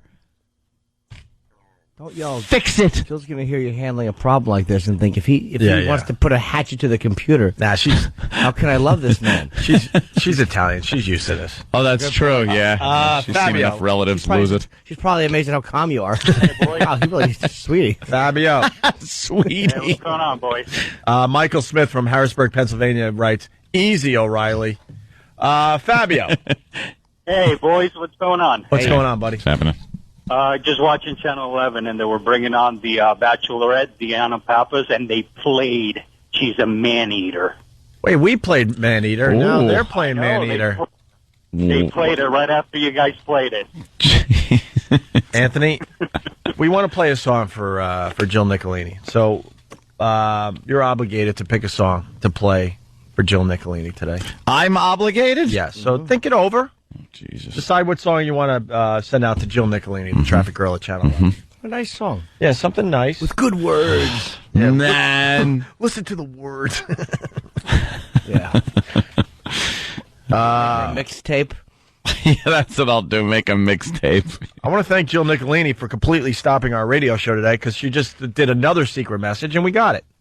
This was for you today, Ann. Tractor trailer, also a debris spill, lots of delays here, taking out the left lane. Traffic is definitely going to linger longer. Let's check into the LIE at the midpoint here. That's a good one. That's damn good. Linger longer. Traffic is going to linger longer. That would have been better if she did it in the voice, but that's good enough. That's great. What the hell is going on? That's a good one. Linger longer. Oh, my God. That's too good. All right. Should we move on to other things for a little while? No. Let's say hi to Robert in Dallas. Robert. Hey, Ann, I'm really sorry that these guys are giving you such a hard time. I think you guys should just go out and have a really nice date. That being said, I was curious if there's any truth to the rumor that she's practicing for the date by trying to pass a tuna can on its side through her mouth. Is that necessary? It's just a question. Yeah. What's wrong? Well, no. Okay. You knew it was going to be bad when he went, that being said, right. Nothing good coming after No. Mark in Florida. Mark. What's up, guys? Hey. Hey, I want to get on the list to buy Aunt's gun collection when she makes him baby-proof the house. Baby-proof. Oh, yeah. What's going to happen with the guns, Aunt? Well, I guess they'll have to end up in a safe. Yeah. Locked up all the time. Because you're a responsible gun owner, aren't and you? I don't think I'd be able to wear one around the house. He'll hang him over the crib like a mobile. A mobile? Is that wrong? A mobile. I knew it was mobile. Damn me. A mobile? Like a big gas station, you idiots. I knew it was hanging up there like a Texaco. I knew I did that wrong. And Anthony already has kids running around his house, and that house is not baby-proofed. Oh, I don't have kids running around that house. Oh, you're now. I think that's exaggerated humor. John Hicksville, what's up? Hey, Aunt, how long before you smashing a plate of spaghetti against the wall? Yeah, it's gonna be your turn to smash the spaghetti on the wall. Mike, Syracuse. Hey, Aunt, how long before you trade your Shelby in for something with stow-and-go seating? Stow-and-go seating. I will not trade in my Shelby. No. Let's go to Ricky in Jersey. Ricky. Hey, boys, how you doing? Good, man. Hey, Oak, are you gonna? How long before you do a baby diaper mustache at Anthony's baby diaper? Wow, that would be a little twisted, but you know, it would be an honor, Anthony. No, to do a baby diaper mustache for you. No, it would be an honor, my friend. It's not going to happen. All right, the big news today. Well, the Bush thing and the Obama thing. What do we know about this? What? The George Bush was in Israel celebrating, 60 years of Israel? Oh. And some people said he took the opportunity to give a little jab at Barack Obama by talking about how certain politicians back in the late 30s were saying if we only could have talked to Hitler, if I only would have talked to Hitler, maybe things wouldn't be like they are. When obviously Hitler, you wouldn't have been able to talk to him. You couldn't have talked him out of anything. So I guess he was equating that to Iran and how certain people want to talk to Iran or Hamas. And being in Israel, that kind of makes sense, especially since the Iranian president's talking about wiping Israel off the face of the earth every week. So even though I'm not, the biggest Bush fan, believe me, it seems like Obama's camp is taking his statements and politicizing them and using them to their own advantage a lot more than Bush was by just saying the statement. Because they're all coming out and condemning it as this direct bash at Barack Obama because he at some point said that we should have a dialogue with Iran and some of these other nations that are the axis of evil nations. So all his people are jumping on the bandwagon and bashing Bush and just saying it's an awful, terrible thing he did, using this occasion of Israel's 60th anniversary to politically bash Barack Obama, which I didn't see that he did. Well, let's listen to it. The president didn't use Barack Obama's name, but speaking here, he seemed to suggest that the Democratic frontrunner and other members of his party are deluded when it comes to dealing with America's fiercest foes. Some seem to believe that we should negotiate with the terrorists and radicals as if some ingenious argument will persuade them they have been wrong all along. We've heard this foolish delusion before. Yeah, see? So what are we supposed to do? Just wipe Iran off the map? No, but I think he goes until they start. Bush's policy has always been until they start acting like civilized people in this world, that they shouldn't be spoken to. You can't sit down and negotiate and talk peace with these people and get them into the world and trade with them when their rhetoric every other week is, we're going to wipe this one off the face of the earth and this one's horrible. Israel's gone in a week. Stuff like that. So he equated it to Nazi Germany. President Bush went on to raise comparisons to a senator who just before the start of World War II said, "Lord, if I could have only talked to Hitler." We have an obligation to call this what it is. The false comfort of appeasement, which has been repeatedly discredited by history.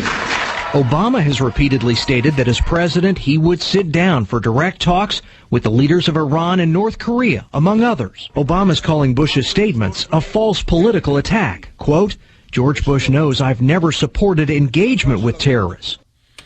And that's that. Wow. And that's that. I don't understand, though, why we won't sit down with Iran or other countries who I don't like, but yet we continually expect Hamas and Israel to talk. All we do is scream about how people have to talk in the Middle East, and then there's people in the Middle East that we don't want to talk to.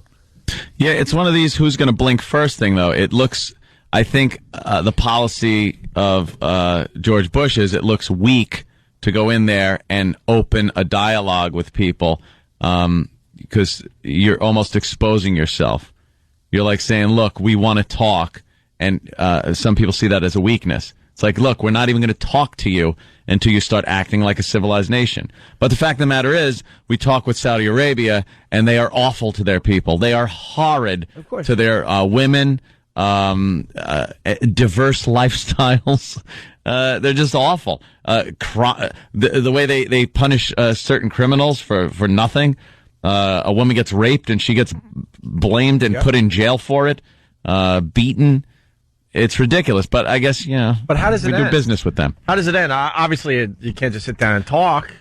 It ends when when other people get in over there, and perhaps they're a little more moderate. Like, some people have promised that maybe Cuba, at some point, with Castro being out, we'll be able to negotiate with them and talk with them and maybe set up some kind of trade with them. But as long as Castro was in there, no one was dealing with them. The whole rest of the world deals with them except us. Yeah. It's so stupid. And it's over Cold War stuff. It's like holding a grudge for stuff that's been done with for years. It's nonsense. It's nonsense. Musharraf we talked to. He's a dictator. I mean, it's like, Well, they did have phony. they did have nukes pointed at us. So, well, they were kind of Soviet puppets. Yeah, I know, and once the Soviet Union was dissolved, Cuba pretty much just became a great resort area that we couldn't. But I think we're making a point to the rest of the world. Don't point your nukes at us, because then don't point. Then we're going to make life for you a living hell for the rest of your country's history. Well, we talked to Russia now. Was there? Yeah, I Was understand. there weapons? Yeah, true. Vladimir Putin. Yeah. Stupid bushes in Saudi Arabia holding hands with other men in a garden.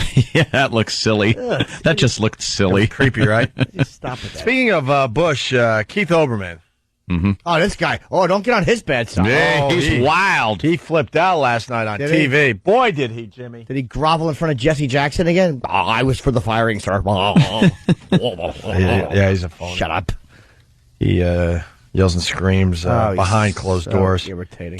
Mr. Bush has predicted that the election of a Democratic president could, quote, eventually lead to another attack on the United States. This ludicrous, infuriating, holier-than-thou, and most importantly, boneheadedly wrong statement came yesterday during an interview with Politico.com and online users of Yahoo. The question was phrased as follows: if we were to pull out of Iraq next year, what's the worst that could happen? What's the doomsday scenario? And the president replied, doomsday scenario, of course, is that extremists throughout the Middle East would be emboldened, which would eventually lead to another attack on the United States. The biggest issue we face it's bigger than Iraq. It's this ideological struggle against cold-blooded killers who will kill people to achieve their political objectives. You tell him, Keith. How is that wrong, though? Like, yeah. I don't get what was so bad. There's two sides to the whole thing. I mean, we look at them, the enemy, in that light, and they look at us in the same light. Sure. They could turn around and say, we're invading sovereign nations, we're doing this, blah, blah, blah. But I guess until something gives, whether it is a dialogue with them or all-out war, it's just going to remain this stalemate of fear and lack of understanding of each other, and it just stays the way it is. That's why I kind of do like the idea that something changes. I believe me, I ain't voting Democrat, but you would like. You might though. Something to change. You gotta wait to see who Jill likes. Oh, you think I'm just going to follow suit in who Jill votes for? I want to get the ultimate test going. We got to get Jill back on the phone. I got a few more questions for her.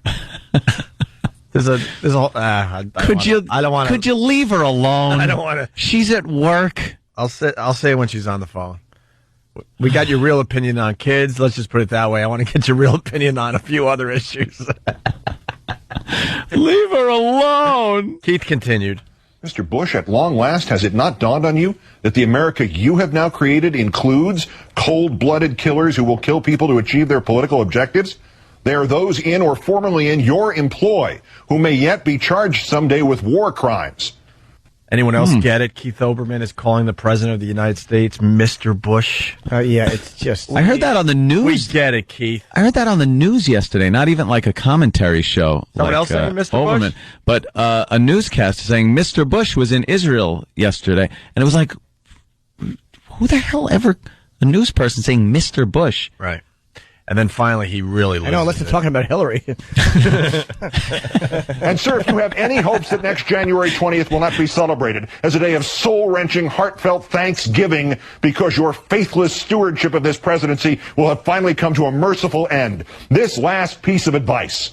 When somebody asks you, sir, about Democrats who must now pull this country back from the abyss you have placed us at, when somebody asks you, sir, about the cooked books and faked threats you foisted on a sincere and frightened nation, when somebody asks you, sir, about your gallant, noble, self-abnegating sacrifice of your golf game so as to soothe the families of the war dead, this advice, Mr. Bush, shut the hell up. Oh, wow. He wanted to say the F word. He sounds like his computer shut off halfway through his show. Wow. That Keith Olbermann. Don't get on his bad side. Maniacal. He used a lot of big words in there, too. Big words. Oh, there's something so smug and irritating about him. How about the dreadfully sorry, groveling Clinton apology? You know what he should have done at the end of that? He should have gone, shut the hell up.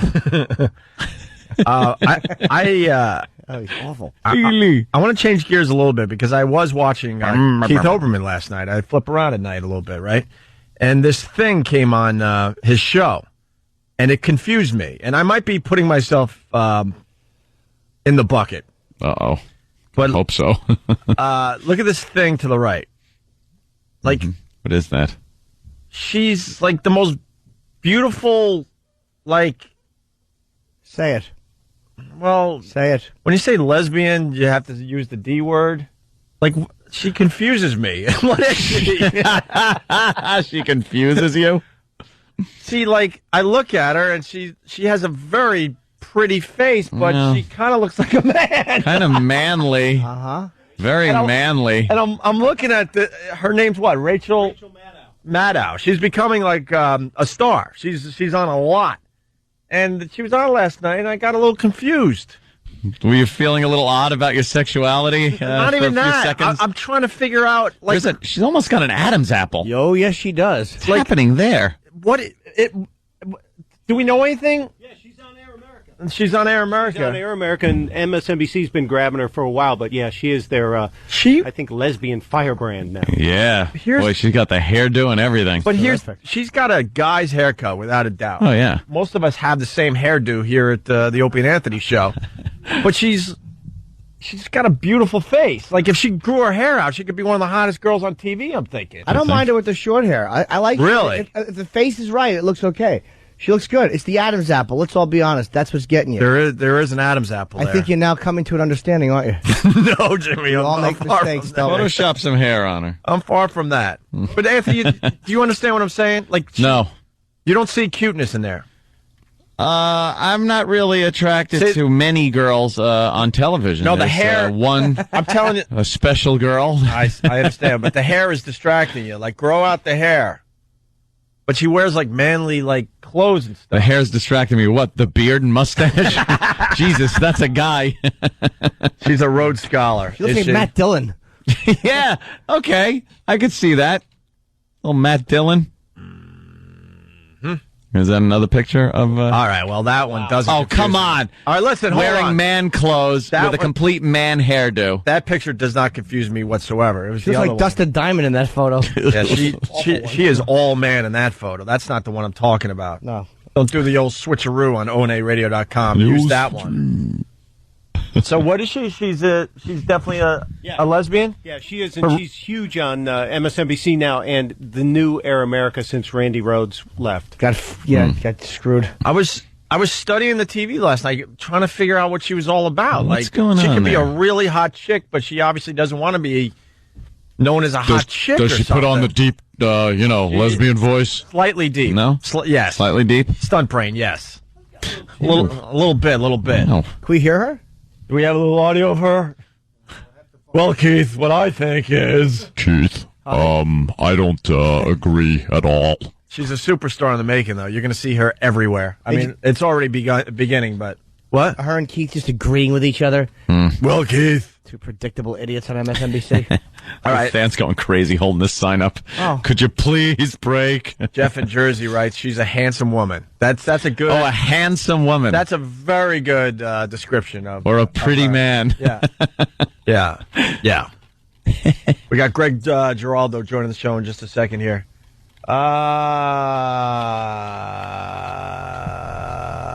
Let's say hi to Pete in Connecticut. Pete. Hey, how's it going, boys? Good evening. Good evening. Hey, I just wanted to say another reason why government might be hesitant to speak to a fringe government is if you're opening yourself up to say, all right, Iran, we'll talk to you. Then maybe you have someone who's a little bit more on the fringe, like Hamas. Say, hey, if you talk to Iran, then why don't you talk to us? Or, right. A group like Al Qaeda even says, hey, you talk to Hamas, and now why don't you talk to us? So what? They can backtrack that too the other way. And Iran can say, well, if you talk to them, how come you're not talking to us and with people we actually talk to? Right. Exactly. Yeah. So it's silly. If now you're talking to Russia, how come you won't talk to us? So it works both ways. It's silly. Just talk to who we want to and don't talk to Al Qaeda's a little different. It's not a country. Right on. All right, Pete. It's a group of freedom fighters. Thank you, Pete. Sure. Wow, who's that? Was Andy Dick on the screen? Yeah, that's the same girl. That's what I'm saying. That doesn't confuse me whatsoever. Oh, come on. That's a guy. Do you have to do it up so much? That's a guy right there. Yes. Wow. Oh, yeah, she doesn't like Matthew Modine. Good call, fan. If you showed this picture to, 10 guys, 9 would say it's a guy. That's right. 9. It looks like a gay guy. Easily. But the picture I was showing you guys from MSNBC last night, I think someone might have got to her and said, look, if you soften yourself up a little bit, I think America's going to like you. Yeah. Right? There's Not a all of drastic America. difference there, isn't there, Jimmy? Yeah. She's got kind of some soft makeup on and stuff. The picture before that, she has, big glasses on. She's wrapped in an American flag. Her hair's not done. She Razor looks like a stubble. guy. Just looks like a man. All right, we're going to go to the FU line as we go to break here. Thanks for calling the Opie and Anthony FU line. Here's the latest batch of FUs. You have 9 new voice messages. First voice message. I want to leave a big you to my boss. I just went on an interview for a new job, and I did it all on your company's time. You. Next message. Yeah, this is Quinn in Buffalo. I want to give a big F you to the grumpy-ass bitch that works at the quick store that I go to every morning. You! Quit being such a miserable just because you're fat and ugly and nobody will you doesn't mean you have to ruin my goddamn morning. You! Next message. Hi, I want to send out a big F you to my husband. Thanks again for another Mother's Day without a present. Next message. This is a big F you to the IT guy here at work. Jeremy, if you're going to just play your games all day on your computer and not really do a thing, you think at the very least you could come down and put me out of my goddamn misery. But no, you don't have time for that. You're too busy making tanning appointments. So, you. Next message. This is for my miserable, hadn't been laid in 40 years mother-in-law. Just die already. You. Next message. I just want to send a big F you to my mother-in-law.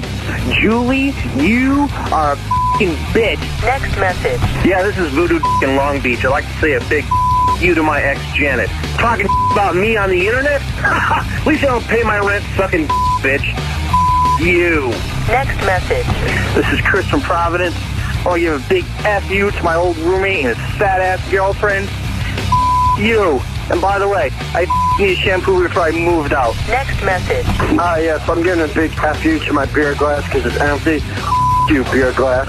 You need to refill yourself. End of new messages. Call the Opie and Anthony FU line. 866-FU line 1. That's 866-FU line 1. Thank you and goodbye. The Opie and Anthony Show. Got to jump right back into this. Greg Giraldo in studio. Hello, boys. Playing Greg. this Comics Comedy Club here in New York City. I like this place. Yeah, it's nice. It's a nice setup. And you're going to be there this weekend? Yeah, tonight and tomorrow at 8:30 and 10:30, something like that. It's on 14th Street, just east of 9th Avenue. You got 2 shows tonight, 2 shows tomorrow night. Greg Giraldo at Comics. The phone number, 212-524-2500. There you go. I did that pretty well. Beautiful. Very well done, Hope. Thank you. How you been? Okay. Oh, no. What does that mean? You know, that demon's got the best of me for a little while, and I had to go disappear for a bit, but everything's under control. I was hearing you were a little wild there for a little while. Yeah, got a little ugly. A little crazy. But, you know, now that I found Jesus, it's all going to be good. Yeah. That should make your comedy really good, too. Yeah, I think I'm going to be pretty funny now. I got a good feeling about it. Nothing offensive, just embracing everybody warmth, you know. Yeah, there's nothing funnier than a born-again comic, yeah, I would imagine. I don't think I've ever seen one, but I bet they're hysterical. There are a bunch of them out there. Are there really? Yeah. Like the Pope. But you know, folks. Everything he says is so funny. Fighting the demons, huh? Yeah, well, it got out of hand. You know how it goes. All right. Were you one of those guys, like Jimmy or Voss or every other comic on the face of the earth that seems to secretly gay? You mean? Yeah, exactly. Yeah. No, I'm not. For some reason, can't just tip one beer every so often. Oh, I'm definitely one of those guys. Are you? Yeah. Wow. And were you in that boat You're then? supposed to clap now. Yeah. Well, God bless. How long? I've been 18 years. But Greg's one of these guys. I think he hit it well.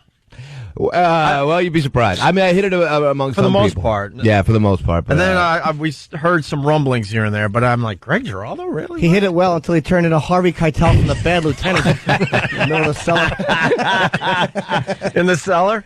Yeah. Well, Colin Quinn talked to me years ago, about 5 years ago. You know, you guys stop it, stupid. And it was a long time ago. But I would pull it together for stretches, which is why people were fooled. You know. Yeah. But then I would disappear and all kinds of darkness. Comedians. Was there one instance that well, there were tons and tons of them. The last thing that happened that was really, I'd been up for days and I was on an airplane and I was convinced that I was being followed. I was in full-blown paranoia. No. I thought I was being followed by a team of operatives on this, and I'm totally serious. And it was a complete What if you were? Well, that's the thing that freaks you out, because sometimes you are. I'm like, there's cops right here. When you turn around, I was in an airport, I thought there was a cop on a Segway following me. And I thought, I got to be friggin' hallucinating that. And I turned around, there really was a cop on a Segway following me. So sometimes Did you have any reason to fear the police at that point? Well, of course. Whenever you've been up for several days, there's probably a reason why you fear the police. Yeah. But this particular time, I was on the plane, and these guys I was convinced they were following me, and I looked around, and it was like an Indian woman sleeping behind me and a guy in a business suit next to me. I'm like, it's a team. And so I got finally, I couldn't take it anymore. I got up and I walked and I sat next to the guy, and I go, why are you following me? And he goes, I have no idea what you're talking about. And I go, it's international. You're international. Oh, wow. I was completely positive that they were a team. And I turned around at the Indian woman behind me, and I asked her why. I said, you're doing a very bad job of fake sleeping. And she freaked out, and when I landed, there were cops waiting at the airport. That'll do it. When cops are waiting for you at the airport, there's a problem. You had the cops waiting? Yeah. Oh, yeah. Well, you're not allowed to just go sitting next to all the passengers asking them why they're following you around. What was your explanation when you got off the plane? I told them, the weird thing was, I'd taken these pills that seemed to level the effect of everything else that was going on. And somehow, like when you take those, benzo things, they make you feel like you're totally fine. So, like, you're comfortable about it. So you're not even nervous. And I told him, well, no, I just sometimes get a little paranoid. No. I guess they thought I was crazy. And then I said that I had taken some Xanax or something. but that, you know, and they asked me if I had a prescription for them, and I said no, because you're so not worried about anything. You're admitting, basically confessing to anything. And they said, well, you know, he could arrest you right now for being under the influence of prescription drugs without a prescription. And I said, well, I'm sorry. I just, you know, I get nervous flying. And they called the tour manager, because it was in Tallahassee. And they called the tour manager. They said, is there anyone we could call? And she just talked to them, and they let me go. They said, just get in a cab and go to the hotel. All right. How'd the gig go? It was great. I killed him. No, that was the end. That was the last. In fact, I don't think it went. You should be selling out everywhere after today's appearance. Who wouldn't want to see Greg Giraldo now? Yeah, no, it was an ugly run for sure. But, oh, wow. Why are you following me on how creepy is that? Oh, man, it was really, really creepy. And I was keeping notes the whole time. And I look at my notes, you know, because I had some things, and I was like just paranoid that they were like taking records, and they had diagrams of where I was putting everything. And wow, that's like that movie there. Beautiful Mind kind of thing. Yeah, you really do. I mean, I don't know if you've ever been in any kind of full blown paranoid hallucination, but it's you should try it. Yeah, give it a whirl. It really, really freaks you out when you think like the ice machine is coming to get you. Like I would literally stay in a hotel and just like lay flat on my stomach, looking out onto the door, waiting for the ice machine, because I kept hearing the ice machine walking toward the door. The ice machine can't get you. What would it want? You know, maybe to start to cool things a little. Oh, okay, yeah. Well, you start thinking it's like a giant robot, or you know, if you stay up long enough, really you start to move. It is a robot by definition. You start thinking it's a large electronic contraption of some sort. Is this just from pills and alcohol? What kind of combination was there? Well, the bit, you know, no. Because that sounds like Coke. Yeah, well, that's there you go. It sounds a little like, because I kind of remember the old days looking out the window going, what's that car that just drove by there? Oh, yeah. Yeah, what's going especially on? after several days, that's what starts really happening. Several days, the sleep deprivation. Yeah. Wouldn't somebody see the ice machine walking and call the lobby? Like well, he was tapping on your door. Completely hung up on this ice machine. That was the one glitch in my logic.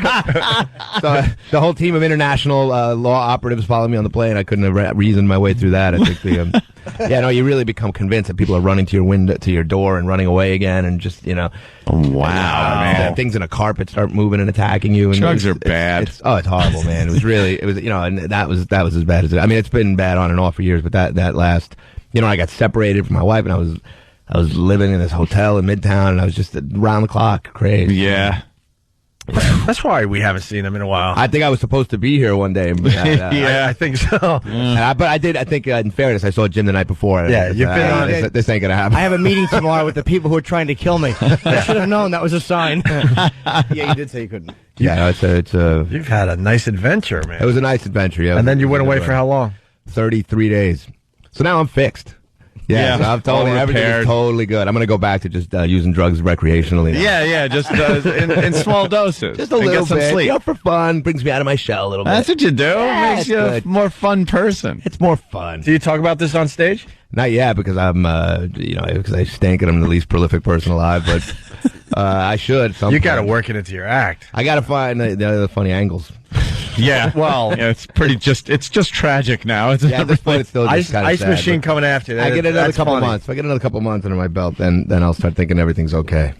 Yeah, there's nothing worse than building recovery stuff into your act and then going back out. You're like, what do I do now? Well, that's what happened to me. Like I was doing this whole thing where I would pick like the oldest lady in the crowd and and say like, let's talk about something we could all relate to. And I go, well, you know, like you know when you're snorting crystal meth off a switchblade in an after hours bar and you think, man, I'm going to be late for work, and you realize it's noon and you were fired 3 weeks ago, and then when you start using again and it's like, it's not quite as funny anymore. Yeah, because it's true. Wow. The worst thing I had happen by far also was I was in a limo and I'd been up again for a long time, and they set the limo to go do this gig, and it picked me up way up in Harlem, which was a nice touch, getting out into a stretch limo on 145th and whatever it was.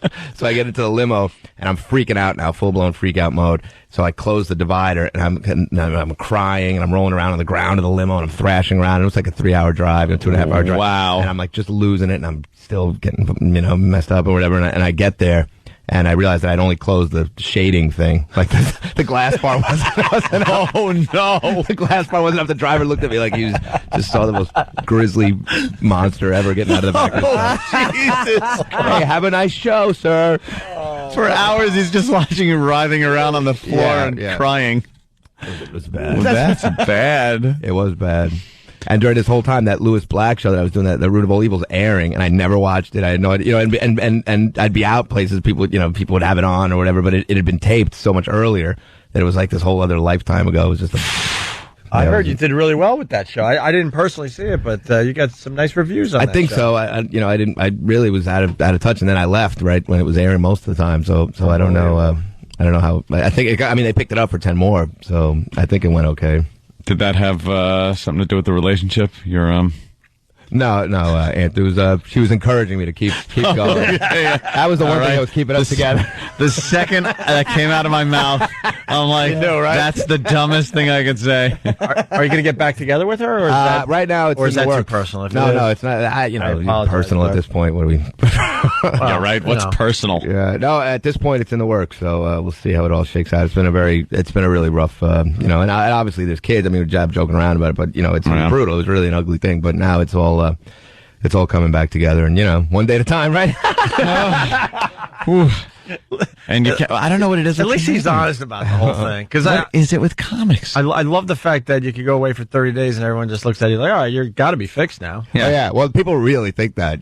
I know. I've heard people say, "Oh, I went to some meetings. It didn't work." That's not how it works. Yeah, it didn't take. And then there are some people who go for a long time and it doesn't help. 18 years, 4 months, and 2 hours without a drink or you get it. In my body. By the grace, I haven't found it necessary. Stupid boss. Claws break he's looking for. Just spit in his face. Just looking for that love he never got as a kid. Oh, it's awful. From strangers in between laughs. Is it the lifestyle of comedians? Because you guys are in clubs every night. You're traveling around the country. It's an odd lifestyle. Or is it the fact that what makes you a comedian? This weird insecurity. Yeah. I need people to.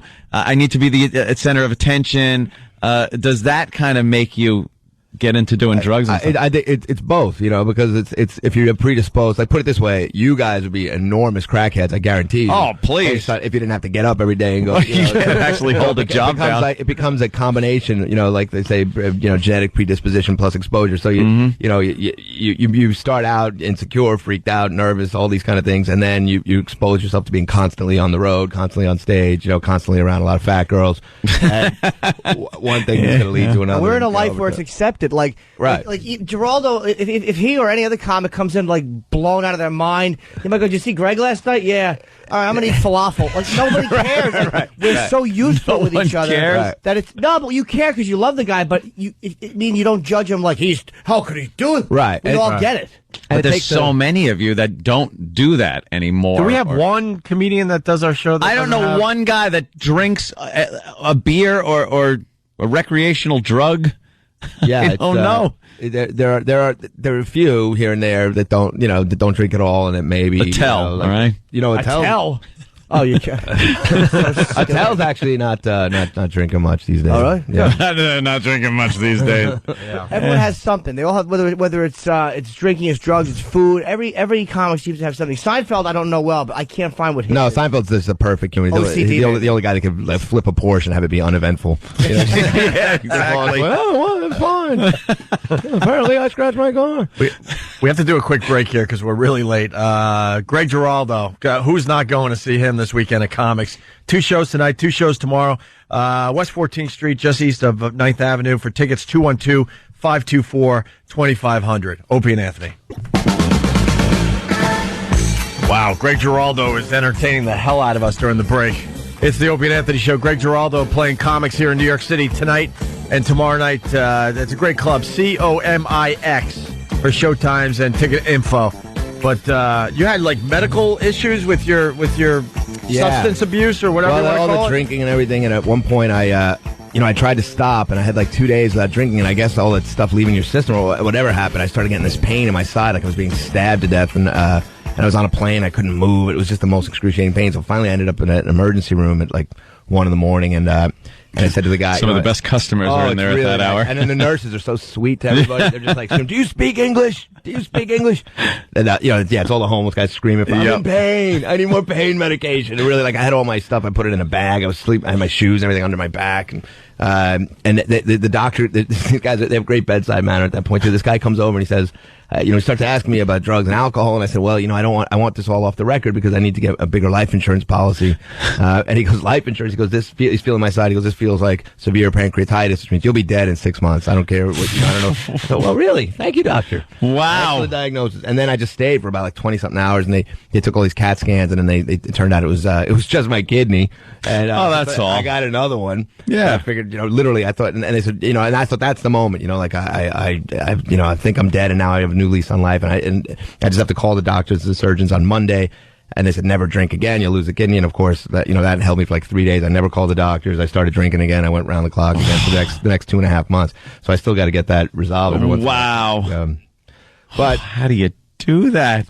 That's a commitment. That's a commitment to drinking. I really had committed in a way to finishing, to being done, to saying, okay, well, what do I got to do to finally give up? I don't know what it's going to take. But the problem is once you start going in these crazy cycles, then it becomes like you start lying to yourself. You start thinking, people will be better off without me, all this kind of, which is it's probably true. Try to rationalize just drinking and drugging in a way like, hey, if I'm dead, it's not really that big a deal. So bad. No, it's it gets bad fast. But you'll be happy to know that the Beth Israel Medical Center does take after insurance, Jim. Okay. There you go. They pay 5% after. No, there's no copay or anything. It's pretty good. It's a good spot to go if you're having some sort of alcohol and drug induced kidney explosion.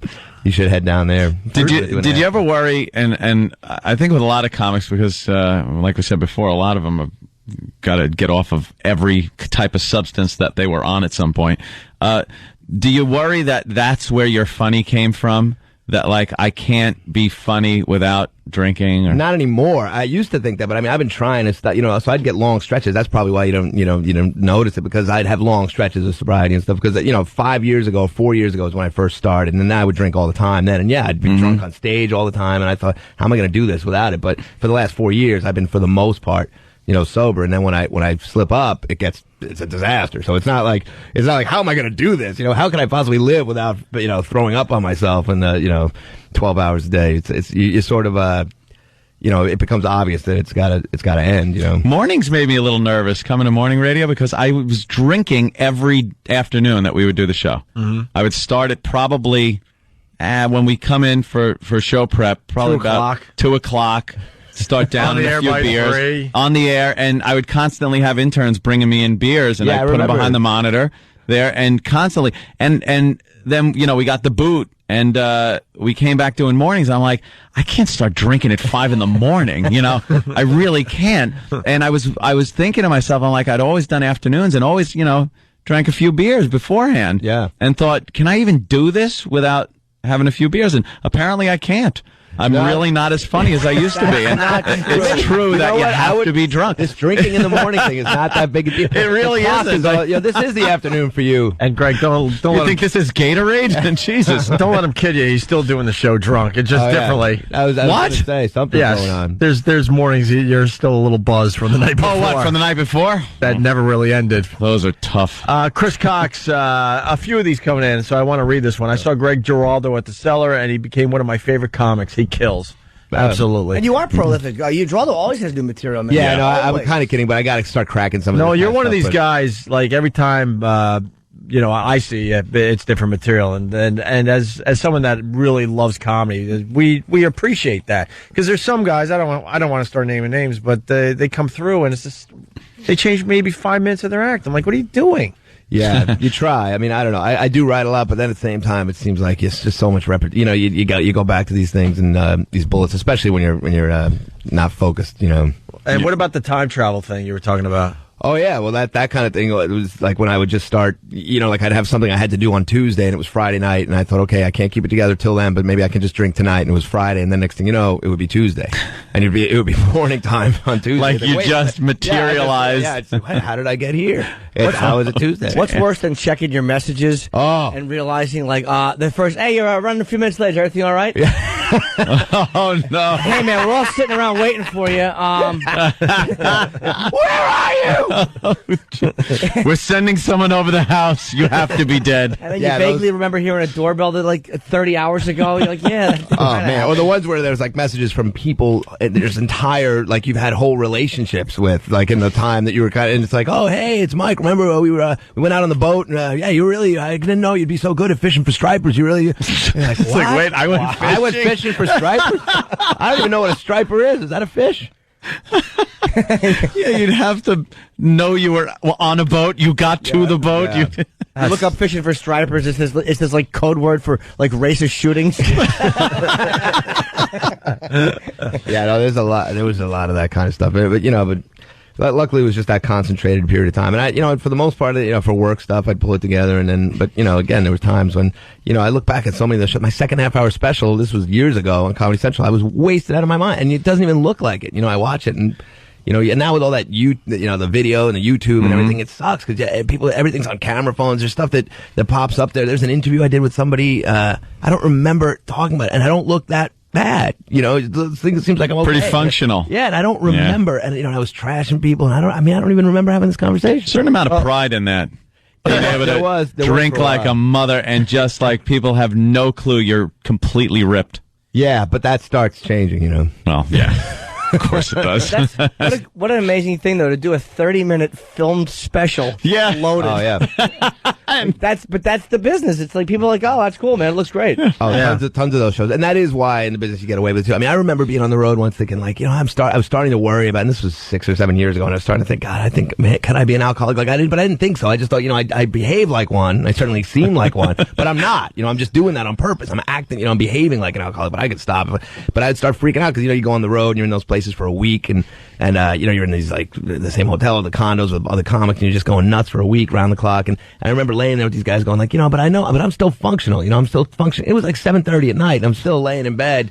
It's like, it's easy to be functional when you don't have to work till 8 o'clock. You're just laying in bed. Yeah, like, I'm functioning. Yeah. Where's the remote? Watch. Look, I'll change the channel. I'm still going to make it to work. 8 o'clock at night. Yeah, you get there, you're on autopilot for 45 minutes to an hour, and then that's all you got to do. That's it. Your maintenance drink through the set, and then you. Wow. I don't know how you guys do the lifestyle really is a big part of it then. Obviously, the predisposition for it, but then the lifestyle really kicks it in. You just constantly, and then also all the others, that's everything about this business that drives you nuts. I mean, there's a bunch of, comics who just hearing their name is a relapse trigger for me.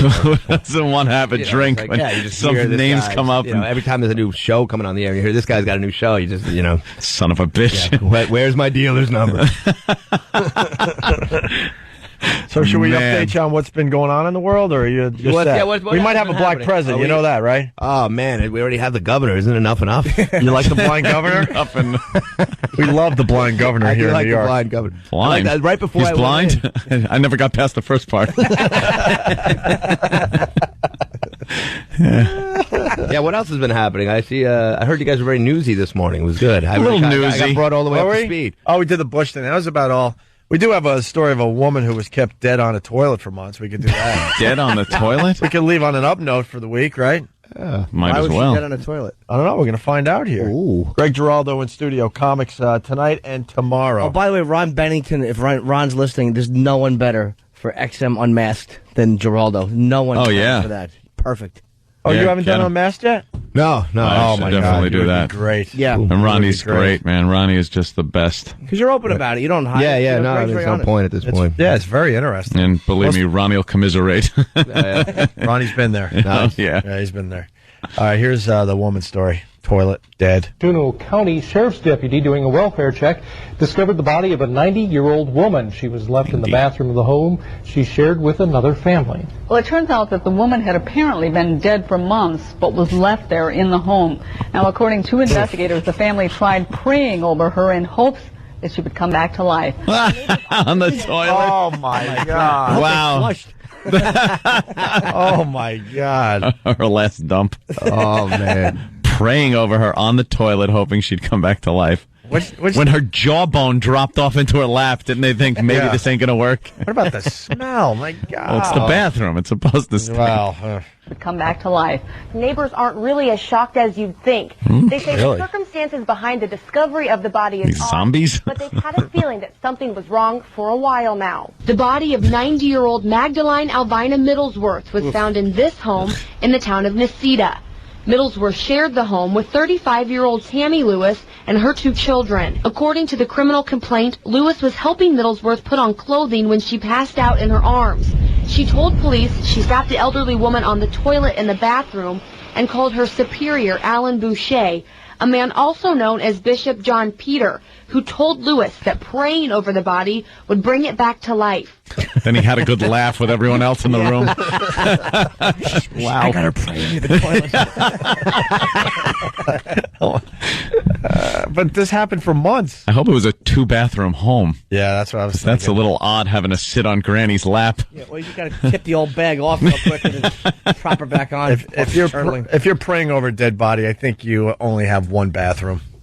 Yeah, you're not a multi-bathroom kind No, of thing. I don't think you. Danny, what do you got? Is it creepy? No, this actually was a one bathroom rather, So- and I don't know if it's in the story, but the family and the kids had to use buckets because this woman was on. Well, because Granny was on there for a while. Wow. I like that the neighbors like it's not as surprising as you'd think. No, these people were always praying over dead bodies. Yeah. People were dying in the bathrooms there all the time. It's not really a big deal. But even after the strange discovery of Middlesworth's body, both neighbors say they're not surprised. My husband and I mentioned about maybe 3 weeks ago, I said that we hadn't seen the grandma or the kids out for at least 2-3 months. I bet she's on the was toilet getting dead. Kind of an uneasy feeling about it all. When I saw the police down there, and after seeing the yellow tape up, I made a comment. My wife, well, maybe something happened with the grandmother. Sure enough. Wow, Kreskin. Thank you, Captain Obvious. You wait until the cops are there in the tape. Yeah, They're from like where are they from? Up north, like Milwaukee or something like that. That's a good accent to find. And, it smells like poo. Oh no! I didn't know. Oh no! The police showed up and the tape was there, and I didn't know. No. I went in to take a poop. The grandmother. Sure enough, that was the case. Both Lewis and Boucher have been charged with 2 counts of causing mental harm to a child. Since her death, investigators say Lewis and Boucher were cashing Middlesworth's Social Security Checks. There you go. That's what for it's a about. religious group that they belong to. More charges could come from that, All right. and after an autopsy report determines how Middlesworth died. All right, you got a little scam going on. Keep Grammy, make believe she's still alive to get the welfare checks coming in. Yeah, that's obviously what was going on. Not this praying zombie thing. How much could they have been getting, though, to make using buckets while there's a cadaver on the toilet worth it? Yeah. Got to figure there's some equity in actually being able to use your toilet. Yeah, you know? That had to be a huge disability check. What were they were getting welfare benefits from her? Yeah. $5.50 a month. $5.50 a month. they're collecting. $5.50 a month. All right, that's a lot of money. She's actually kind of sexy, the girl. What? She She's looks got crazy retarded. eyes. Oh, she's on the okay. Which one's the girl? The one on the right or the left? That's hard to tell. That girl.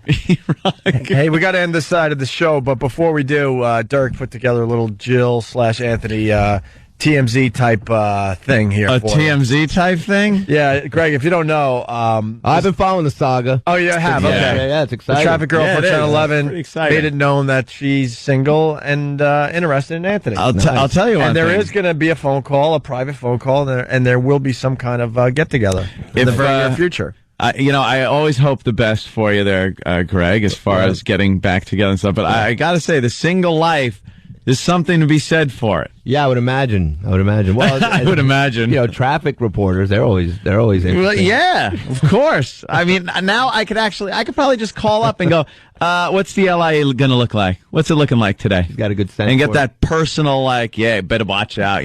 I didn't say this in the report, but by the Grand Central, it's really effed up. Yeah. Hey, thank you, hon. You get all the And then you go, all inside dirt. right, I'll be home soon. Thank you, sweetie. How's the Jackie Robinson? But then you can't, one thing you can't go, the traffic was a bitch, that's why I'm late. No, it wasn't. I know that was a clear sailing the whole way. Oh, damn it. This is what Derek put together for you, Ant. By now you heard the news. Someone over at the CW11 is single and looking for a date. That's right, it's magnificent piece of ass traffic reporter Jill Nichols. The Long Island native, famous for relinquishing her 2002 Miss Long Island crown after being discovered that she posed in Playboy, called the radio program yesterday to confirm rumors that she is single and looking to date co-host Anthony Cumia. My quote directly to Mick was that I'm single these days. I heard Anthony's single, and is he available? Gee, I wonder how this could go wrong. Maybe he'll take her to the local gun range where he'll show off his mounting arsenal that's going to get him a visit from the ATF. Or perhaps they'll just catch a movie. We've heard Downfall is on, and it's Anthony's favorite. He always cries at the end. Either way, you can be sure they'll end up with booze on their breath and vomit on their clothes. Stay tuned for more updates on the Opie and Anthony Show. Why? Yeah, we need. Why updates. are we vomiting on each other? We need updates around the clock because I think she's a party girl. Yeah, but I think this is a good one. We're from Long Island. We're pretty hard. They invented the Long Island iced tea on Long Island. For God's sake, take everything, put it in a glass, drink. Yeah. I think we'd be fine. You head out to Patty McGee's. Right. Cigarette. We're going to go out. Exactly. My friend's got a nice, it. hang a couple outboards off the back of the Grady White, fill the cooler. Yeah. Let's go catch a comic down at Governor's. Don't confuse the fine folks. We got Greg Giraldo with comics tonight here in New York City. Yep. 14th Street and 9th Avenue. COMIX. 2 shows tonight, 2 shows tomorrow. You want to come over to XM and yeah, man, that'd be great. Sure, thanks. And rock and roll over there. We go too. The four headliners have been booked for the HBO show. They are Patrice O'Neal, Artie Lang, Bill Burr, and Dice. Those are the 4 headliners for the shows next. Oh yeah. Yeah. So there's no way to ask which show to go to. We don't know who's doing what show yet, but those are your 4 headliners. Very good. All right, you guys have a great weekend. We're off to XM. See you Monday.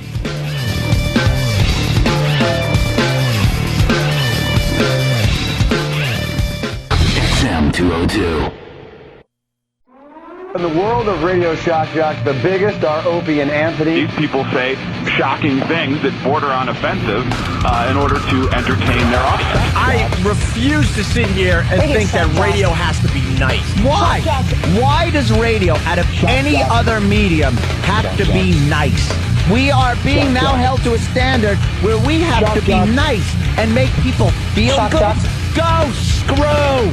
Radio bad boys, Opie and Anthony. Controversial radio personalities, Opie and Anthony. Infamous DJs, Opie and Anthony. Talk show radio hosts, Opie and Anthony. Opie and Anthony. Opie and Anthony. Radio shock jocks, Opie and Anthony. Opie and Anthony. Shock jocks, Opie and Anthony. Shock jocks, Opie and Anthony. Opie and Anthony. Shock jocks, Opie and Anthony. Opie and Anthony. Tom Brokaw, NBC Nightly News. Wardrobe. Opie and Anthony.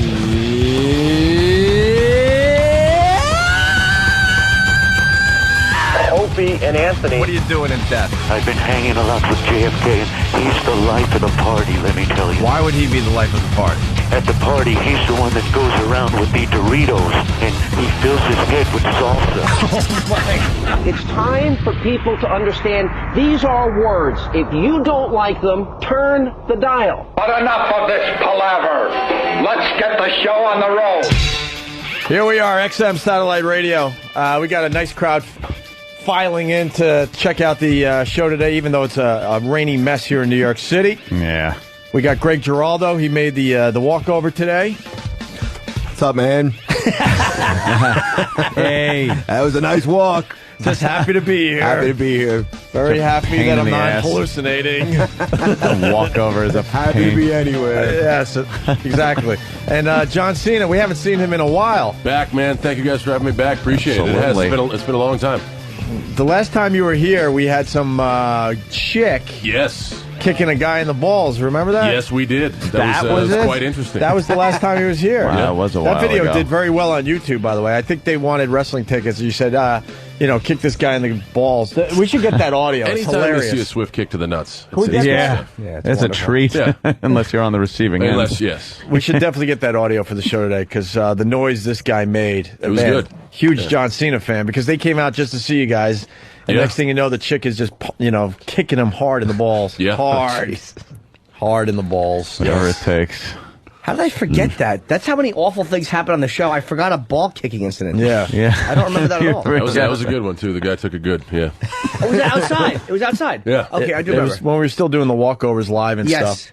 I think we're going to have to bring the bleachers in. We have this rule. If the bleachers get filled up, we bring them right inside. So we got a possible sellout out there. Yeah. Pretty good. 20 is a sellout, Yeah. so...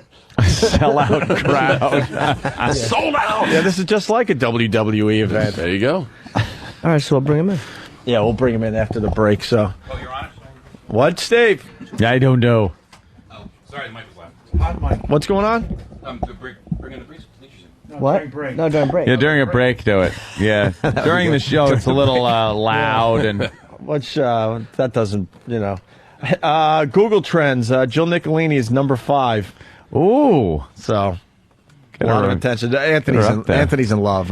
You got to excuse Anthony. It's not a love thing. It's we haven't even had our phone call yet. Just to get you up to speed, there's this traffic girl here in New York. She's beautiful. Yeah. And she's, Yeah.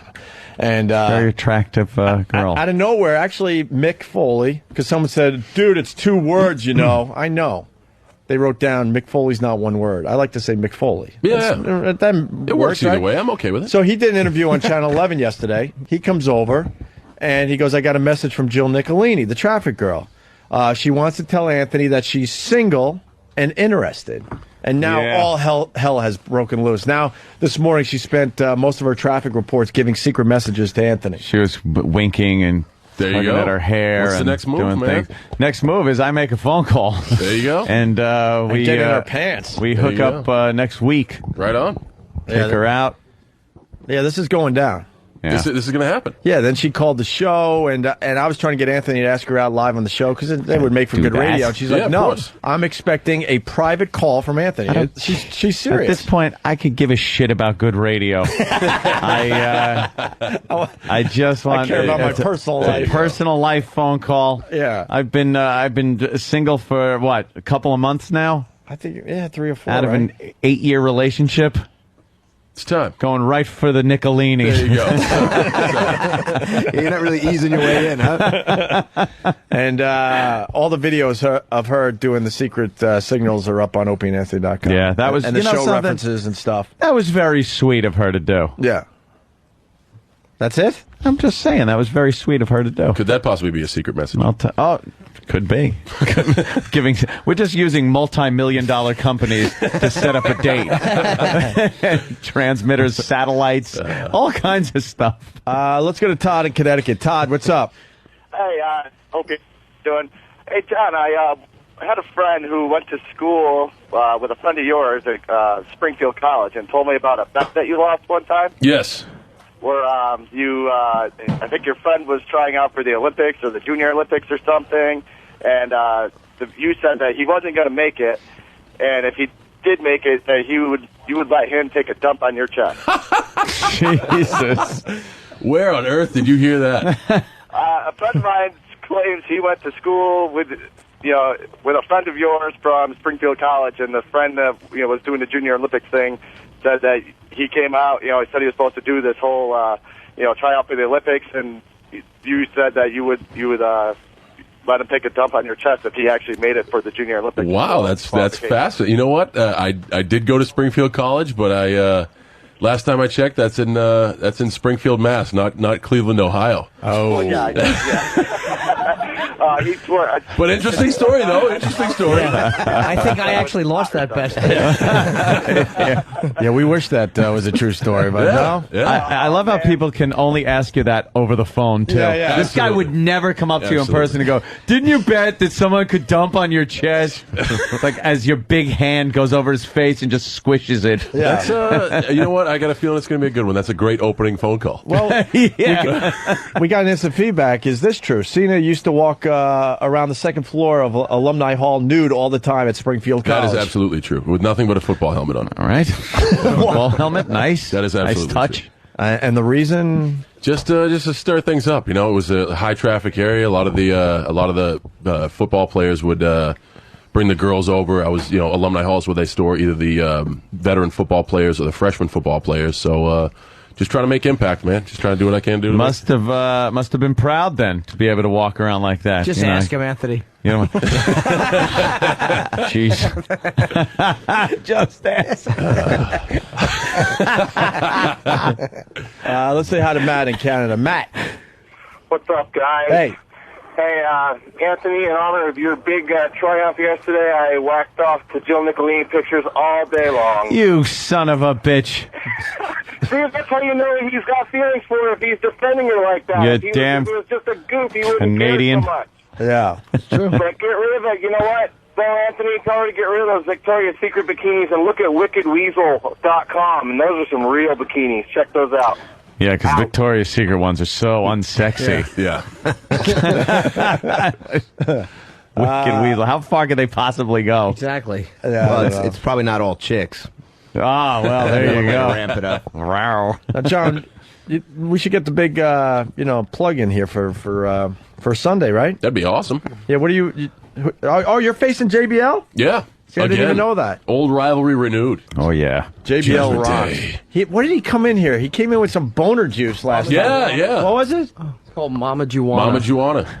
He was hilarious. Yeah, he's got boner juice. And I think someone tried it out, and it definitely worked. So. Yeah. He, What the hell's wrong with he's this now guy? involved in boner juice. Yeah.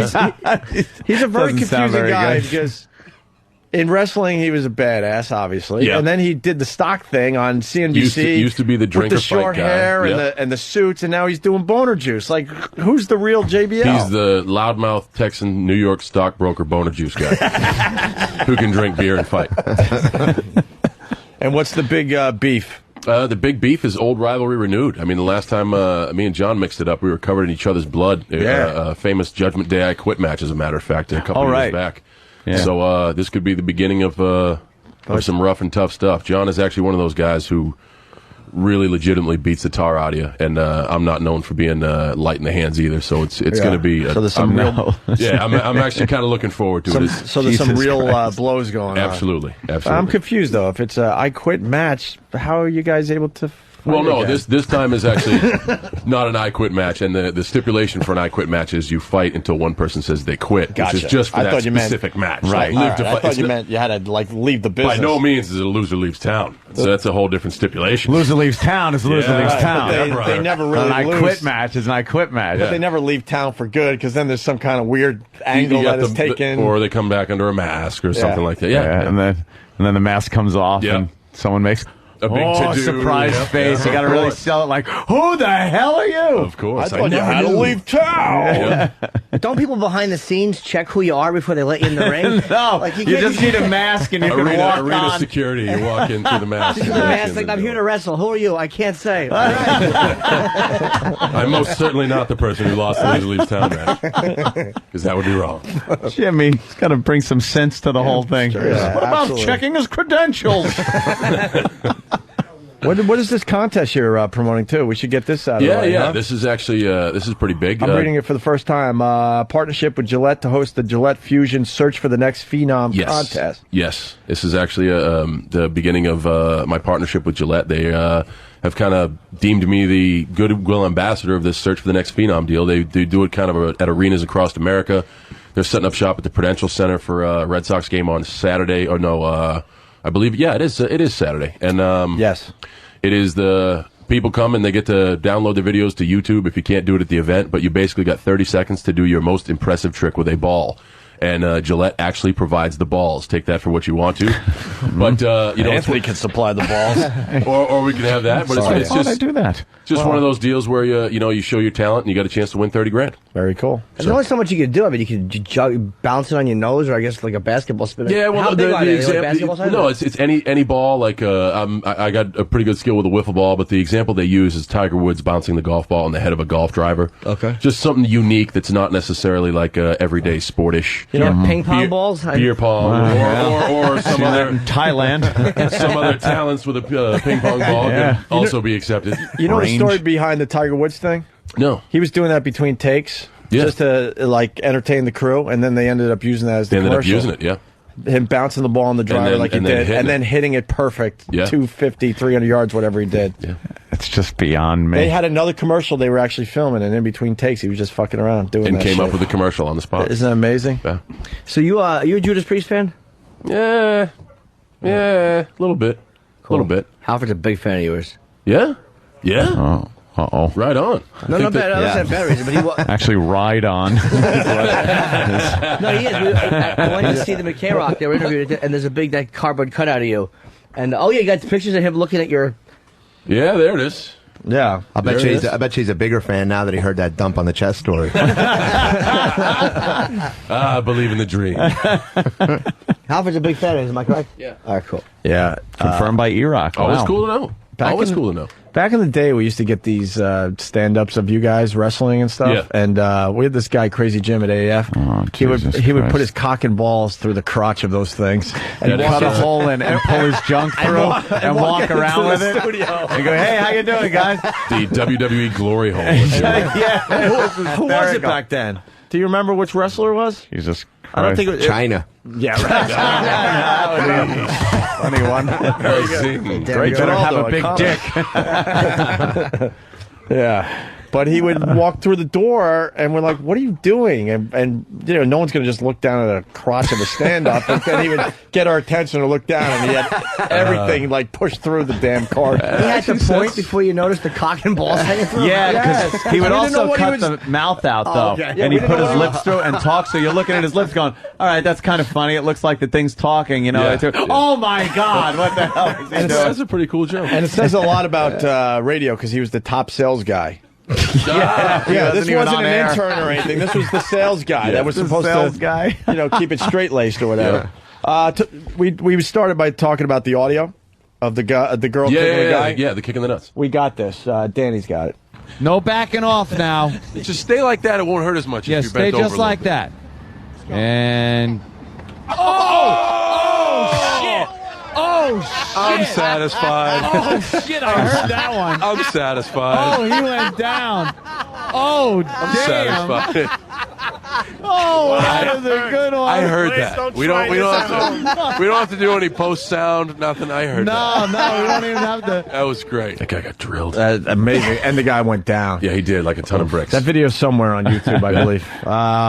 And also, you're starring in 12 Rounds. Yeah, we just wrapped that movie. So you're going to be leaving wrestling soon, it's obvious. Absolutely not. You're going to be following I can't. the same course that Rock did. No. Rock said the same thing, too, Yeah, I know. And it's tough because he's set the bar like, okay, you use wrestling to go to the movies. I dig the gig too much, man. This honestly, this is the second movie I've done, and I certainly do enjoy the movie making, but there's nothing like being out there in front of the live crowd, man. And I just enjoy the life. I enjoy bouncing around every town.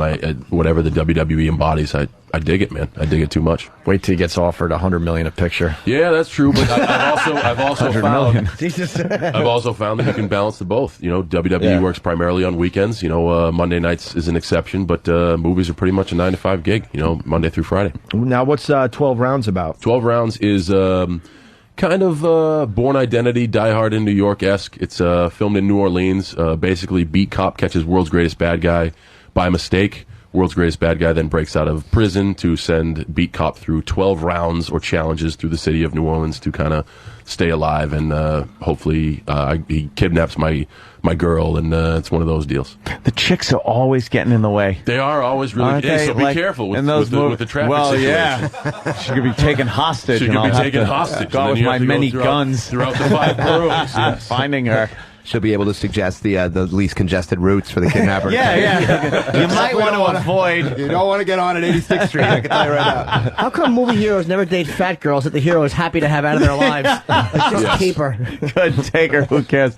He's got your woman. Really? Good. I'll be at the bar. Starting over anyway. Feed her and bring her back. I dare you to call her a pig and throw her down the stairs. Let's say hi to Big Papa in Alabama. Big Papa. Hey, boys, what's happening Hey, today? man. Hanging out with John Cena today. Oh, that's awesome. John Cena, how we doing, man? I'm doing good. Big Papa, how you doing, man? Good, man. Big fan, man. What's on your mind? I just saw, I was one of the extras down there when you destroyed that tiki bar down there going through the French Quarter with the fire truck. Yeah. We drove a fire truck towards the tail end of a French Quarter through an open bar. It was pretty cool. Yeah, man, that was awesome. it's always good to be the big old star making millions of dollars. You could destroy stuff. If I hit something with my truck, they get me with a $500 damn ticket down there. Those bastards. That's all the cost. Wait, you were an extra in the movie? What'd you do? We were just sitting at the bar where and we had to run away when he destroyed it. You had to run away just in time? Yes, just in the nick of time. You're one of those guys? Let's have a margarita. There's a fire truck coming. Meaningless stuff, the coca stuff. Yeah, right on. Cool. All right, Big Papa. We'll see you now. But Yep. There you go. Happy to get a SAG card. How's New Orleans look now? Is it fixed up at all? You know what? It actually is extremely. It's a great time. It is. I don't want to say it is what it used to be because there still are a lot of areas that need development, but it certainly has bounced back, and the indigenous population are extremely proud to now still be there in New Orleans. We had a bunch of fun, man. I was there for about 4 months, and that place wore me out. Yeah, you're like the tourist areas are all like rebuilt and really nice. Yeah, and then there's some areas that are. Well, they know the tourists. They know alone. the tourists aren't going there. Yeah, they got that French Quarter back in shape immediately. They do. Did they knock it down and rebuild it or no? No. It is how it was. French Quarter didn't take as big a hit as just some a lot of the other water areas. damage. But yeah, they got a lot of water damage. Yep. I think that was it for them. Yeah, there's some areas I don't think they'll ever rebuild. Yeah, just plow it under. But it's certainly alive and kicking, man. There's definitely good times to be had down there. Yeah. I'm thinking a lot about New Orleans because Brad Pitt got that tattoo of the levee on his back, and I mean Brad and Angelina, wherever they are, I am. Yeah, two assholes. The levee system. Enough with them. We got Primetime Sam Roberts. Primetime? Primetime's got to have a few pertinent questions. You got to ask the wrestling. This is Primetime, Sam. He wrestles too, by the way. Well, I don't wrestle yet. Well, what do you do? You kind of. I saw you. Wait, there's a picture of you heading toward the ring, high-fiving people. Yeah, why don't you show John Cena some of your moves? Because you were cocky and you messed up somebody else's match. You were supposed to be a manager. You got in there and did a couple moves. You got a strict managerial role now on the way to the ring. Is that it? Yeah, the only move that I have would be the low blow. He did the low blow. Yes. The move they give the chicks. The one they give the girls. Yeah. Very effective, but a feminine move. Yeah. But and then also getting punched in the face. Yeah. That works too. That's my other move. That works a lot. You should incorporate your afro into some type of move where you put it in their face and then they over dramatically grab their eyes like your hair is like sandpaper. Yeah. Sam, before wool head. Before you ask your question, now a lot of the wrestling sites listen to the Opie and Anthony show, and when someone like Cena's on, they're all listening. They're ready to blog. Oh, yeah. So you got to ask him a question that puts him in a weird position because then he's got to say something. And then, if you ask a bad question, if you ask like a stereotypical question, certainly not only I get ripped apart by the wrestling sites all the time, so that's a given, but now you will be thrown to the wolves. So choose your words wisely. Prime Sam Roberts. We're looking for the Google alert today because you come up with something good. Okay. Then the question will be... You're off to a good start. Promising. Okay. Does it frustrate you that the fans... Because John Cena is a good guy. I'd like to think I'm a decent guy. Yeah, I think so, too. All right. A baby face. Right, that's what they call it. That's what they call him in the business. But for some reason, especially with like East Coast crowds like New York and Philly, the cool thing, quote unquote cool, I don't agree with it, is for... I like your moxie, kid. Yeah. All the male fans just boo him unmercifully. Yes. Is that a frustrating thing when you're trying to... Not at all. I think it's one of the great things about WWE, especially the fact that Monday Night Raw is on live TV, because you, as a good guy or as a guy who doesn't do anything against the rules, is supposed to be a babyface in the business. Yeah, right. It is a unique crowd. It's like you don't know, and it's not just East Coast crowd. It's primarily crowds that it's everywhere. I've been overseas, and it's one of those things where you can go out the tunnel one night and they cheer for you. You go out the tunnel one night and they boo you. It totally gives you awareness of what's going on. I can never really plan anything. I can never really have anything predetermined. It's very much like a stand-up routine. You have to go out there and see the audience that you're given and just adapt to that. But has there ever been a fan that said something to you that just got under your skin? Like, Dude, that's the one thing. I have been called absolutely everything in the book. There have been fuck you Cena chants throughout arenas. Cena sucks. You can't wrestle. You name it, I've got it. Like at the Hall of Fame banquet in Chicago, it was supposed to be a memoriam to the late Eddie Guerrero, like he was the one who was being honored. I inducted William the Refrigerator Perry that night to a resounding 7,000 people saying "Fuck you, Cena" at a memoriam for Eddie Guerrero. Brutal. That's where I'm at. So I honestly, believe it or not, I enjoy it. I think it makes our program awesome to watch, and it's gotten like for lack of a better term, that tastes great, less filling chant going, where you have the "Let's go Cena." Cena sucks because all, like you said, all the male demographic is telling me to go to hell, where the kids and the parents and everybody are kind of behind me. So I think it makes for a unique rivalry, and when you get that many crazy people in that that type of environment, it makes for some awesome stuff. And he's not going to answer that question, by the way. Well, I'm sure there was one thing that somebody said, and it really did get to him, but why would he admit that? No. Because that's all he's going to hear. Well, the thing is, like, if it's in the ring, like, you got to take anything in the ring with a grain of salt, because that's pretty much, people pay a ticket, and WWE grants them the license to pretty much do whatever they want. If I see somebody at a gas station and they tell me to fuck off, then I'm gonna give them a follow-up question. Fuck you, Cena. Wham. But usually 9 out of 10 times, I like that a lot. every guy who's telling me to fuck off sees, if I'm stopping for gas or for whatever, or I see him at a restaurant, they'll say, "Hey man, I can't, I'm not you're not exactly my favorite, but good job." And then I never get that confrontation outside the ring. Now, on the screens in studio, we got Primetime Sam Roberts. He's supposed to just be the manager watching the match. Well, technically for this, I was a special guest judge. For a special guest boxer judge. versus wrestler match. Right, so yes, and he scoring points. And he really dressed the part. He decided to wear pretty much what he's wearing right now. His regular clothes. But I had a blazer on over a hoodie. And some sunglasses on. Which that means business. That means business. All right, we're going to push play, because he's supposed to be the special guest judge or whatever. Sunglasses always. Oh, no. Is that you creeping in? Creeping in under the rope. You chose your space wisely, I see. And watch.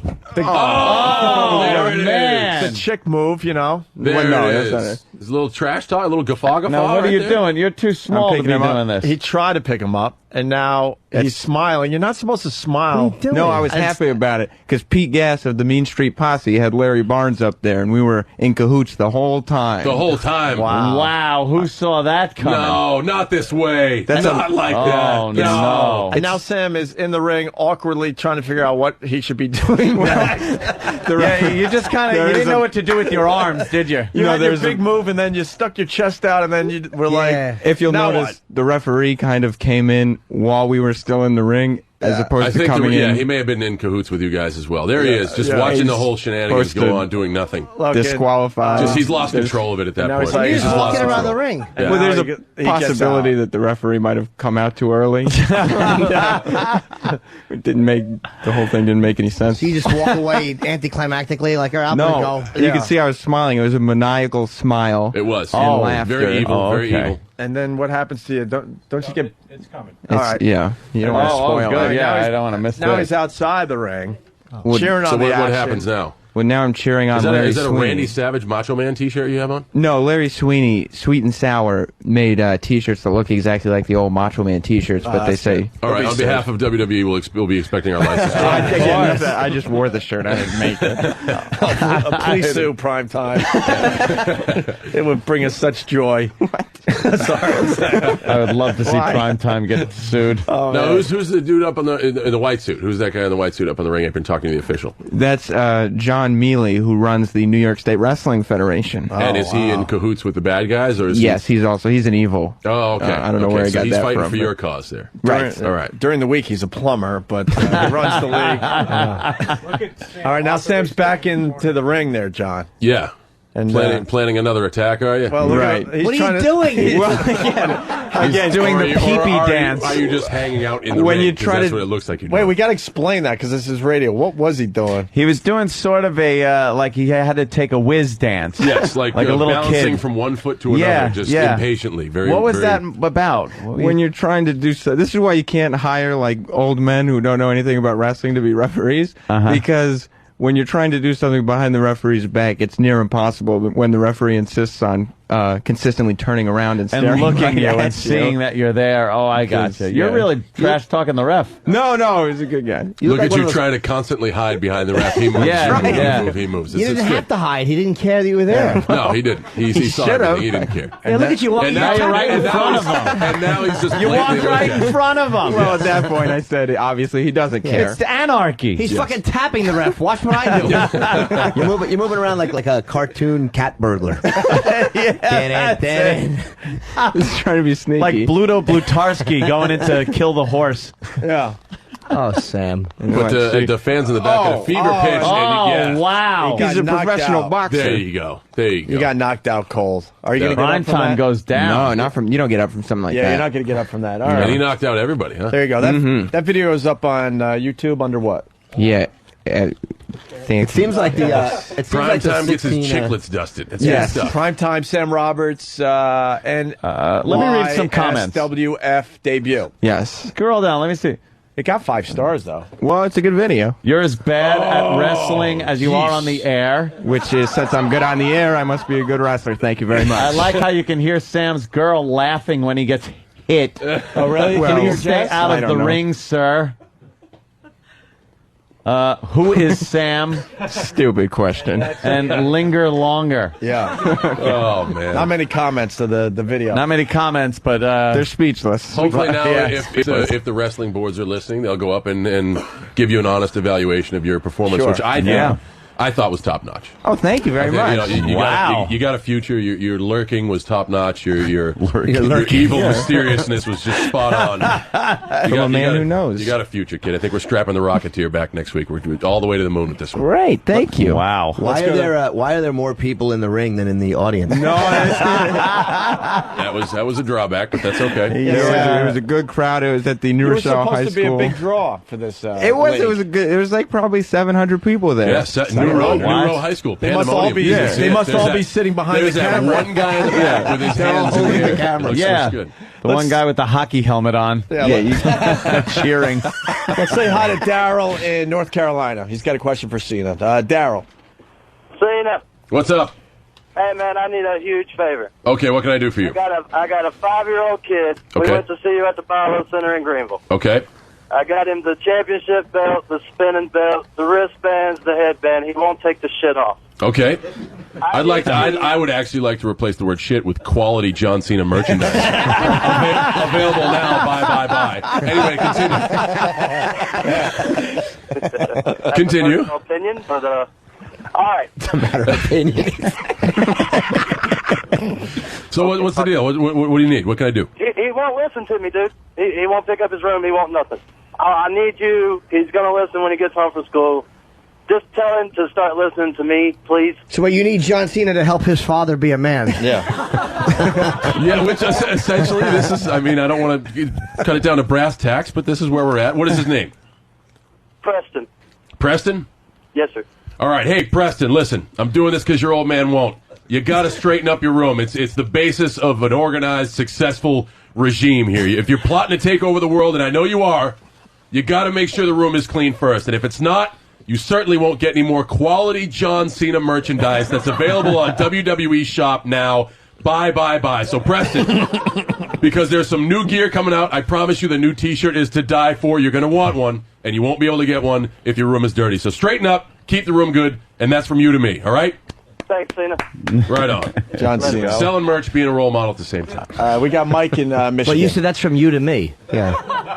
Well, it's one of those reverse things. It's an encrypted message. Yeah, exactly. Mikey, what's up? Mike, you still there? Mike in Michigan. Hello? My son is 5. Cena is his hero. You. Hello. Hello. Yo. John. Yes. My son is 5 years old, and he watches you every Monday night. I appreciate that. And he wants to know, he won't ask you, he's shying away, and he's smiling like hell here. Okay. He wants to know how to get an autograph of your picture. You know what? It's if you run into me in person, honestly, I usually never turn down autographs. I'll sign whatever you got. If I know I don't carry around pictures of myself, but I'm sure there are ways to get autographs. I'm sure if you go on to WWEshop.com, buy, there's a certain way to get a John Cena autograph. But I think if you look hard enough on the internet anywhere, Mike, what's his name? His name's Nicholas. Can you say hi to him? Hey, Nicholas, what's going on? This is John Cena, making sure you're okay. We're going to try to work hard to get you an autograph if we can. I think we may be able to pull that off. Thank you very much. You got it, boss. All right, Mike, hold on the line. Yes. Well, we'll have you sign something. Yeah, sure, no sweat. Even if it's a piece of paper. So get his address. Get a penthouse. And we'll, You can learn a little bit about life while you're at it. You obviously didn't bring Joe with you. Joe's always prepared Yes, with I know. He always pictures and comes with shirts swag and all and that merch. stuff. Yep, But yep. all right, we're going to take a break. You're sticking around a little bit? If you guys want me to. Yeah, of course, man. Absolutely. We're going to bring the audience inside. There's about 20, 25 people out Sold-out there. crowd. It's pandemonium out there. And let's not forget Judgment Day this Sunday night on pay-per-view. Let's not. John Cena will be facing JBL and his boner juice. Yes. He's not going to take the boner juice before the match. I don't know, because he wears tights. That would be very weird. That would be very strange. Boner Juice. All right, we'll continue in just a bit. You want to hear a song? Yeah, let's hear it. Little tune. All right, give me time. Belt a song out. Hey, pull your pants down. Come on. Hey, pull your pants down. Come on. Hey, pull your pants down. Come on. Let me see your ass. Hey, pull your pants down. Come on. Hey, pull your pants down. Come on. Hey, pull your pants down. Come on. I want to see you got the nicest ass. Check out the height. Whoa, that's a booty. Whoa, ass. Damn that booty. Damn that booty. Damn that booty. That's a real ass. Check out the height. Oh my God. Oh, that's real ass. Oh my God. I want some of that. Oh my God. Oh, that's real ass. Oh my God. Oh, that's the best ass I. My God. Hold me back. I'm an ass man. And we're back with the Opie and Anthony show. We got the audience inside. You guys doing all right or what? A little energy. There you go. Capacity crowd. John Cena going to be at Judgment Day this Sunday night on pay-per-view, facing JBL. And I asked you if you came with the guys with the suits on. Yes. They're like boring everybody. Look at them. I know people sometimes have an entourage. Mine is... They're both on the cell phone talking to each other. Business 24/7. Yeah, they're. What do you think? I don't know. Nothing says fun like two guys in suits on their Blackberries. Yep. How many times do you think they've said the phrase the John Cena business? Yeah, this morning. Yeah, exactly. Or the John Cena brand, or And the one et cetera. one guy pointed like, "I'm not wearing a tie." See, that shows that you guys don't know what fun's about. They think if they take the tie off, now they're rock. It's Casual Friday, is what we call it. Casual Friday. We lose the tie and just go wild. It's a nerdarage. A nerdarage. Just awful. We got Sam back in studio. Before you go, Primetime Sam Roberts. Yes. Well, after that video, it's back to just Sam. Sorry, Sam. What do you want? Wait, we got to get your mic on. That's what you want to hear. A girl in the crowd go, "Aw." He's adorable, right? See, she likes you there. Oh, Sam. stop it. You want to go? You want to go black, obviously. Yeah. Just as far as his hair goes. We think he's black, but he won't admit to it. Yeah, I don't know. He's related to Thomas Jefferson. He traced his genealogy back, and Thomas Jefferson is one of his relatives. Yes. And you know that Thomas Have Jefferson... you heard the stories of Thomas Yes, Jefferson? of course. Yeah. He might have had a slave girl or two in his... We don't know. Sam Roberts, that's a black name. Yeah. Thank you. And you got that Prime Time was Deion Sanders' nickname. Right, Yeah. right. Well, I think it it was my nickname first. What? It might have been. Crazy. That's a debate. It might have been. You're That's just all right. like Deion Sanders. Oh, man. Your hair looks like a football helmet without a face mask. That's something. Yeah. So you got that going for and you. you are lazy. Okay. I'm kidding. He had to go. No. Greg Giraldo still hanging with us. Now, Sam's got a John Cena story / Yeah. What do you got? Well, because E-Rock and me went down for WrestleMania weekend to Orlando, and E-Rock had every picture that he ever took with a wrestler printed before we left. And so the whole weekend, he was just walking around with all his wrestling pictures trying to get them signed. And so we went to the WrestleMania pre-party that they did for, like, business partners or whatever. Yes. And John Cena stopped by for, like, just a second just to say what's up to everybody. But he had to get out of there because there was, like, probably 100 or more people in Well, there. all the people, it wasn't the thing. It was the fact that was the day of WrestleMania. Yes. And so he couldn't stop and sign for everybody. So he's trying to tunnel out, and there's a line, and he's signing for, like, little kids and stuff. So E-Rock saw this, and he grabs this little kid away from his mom. Yes, you did. Thomas Jefferson. God. Where is E-Rock? And he just goes, trust me. No. I You're didn't just despicable. grab the kid Yes, away you from did. his mom. No. I was standing there, and this little Spanish lady is crying because her son wasn't getting close enough Oh, for E-Rock John the to hero sign. now. No, it wasn't a hero. Well, a little. But, so, she's crying that her son can't get close enough to get his shirt signed by John. So I go, I'll help you. I pick the kid up, and I put him on my shoulder. And what was in your other hand? Well, I'm getting to that. Hang on. Okay. So, I hold the kid above everybody in front of John. I go, John, can you sign his shirt? So John takes the Sharpie and signs his shirt. And as he's finishing signing the kid's shirt, I slip my photo of John and me from the last time he was on the show, and he signed that too. So you used to Jose. You dirty bastard. Yeah. You used a small child. I seized an opportunity. Why would you do that? You know he was going to come back eventually. Yeah, why are you going to bother him in public? What's wrong with you? He gets excited. I wasn't thinking. He also had the steak martini thing that that you guys were giving away at WrestleMania. It was steak, mashed potatoes, and gravy, in a martini glass. And E-Rock he was just downing them. Yeah. There was a line. It wasn't just me, but they were delicious. Right on. He's loving them. Right on. I wish that kid would have taken a dump on your shoulder. That would have been Couldn't be any great. worse than what's on there now.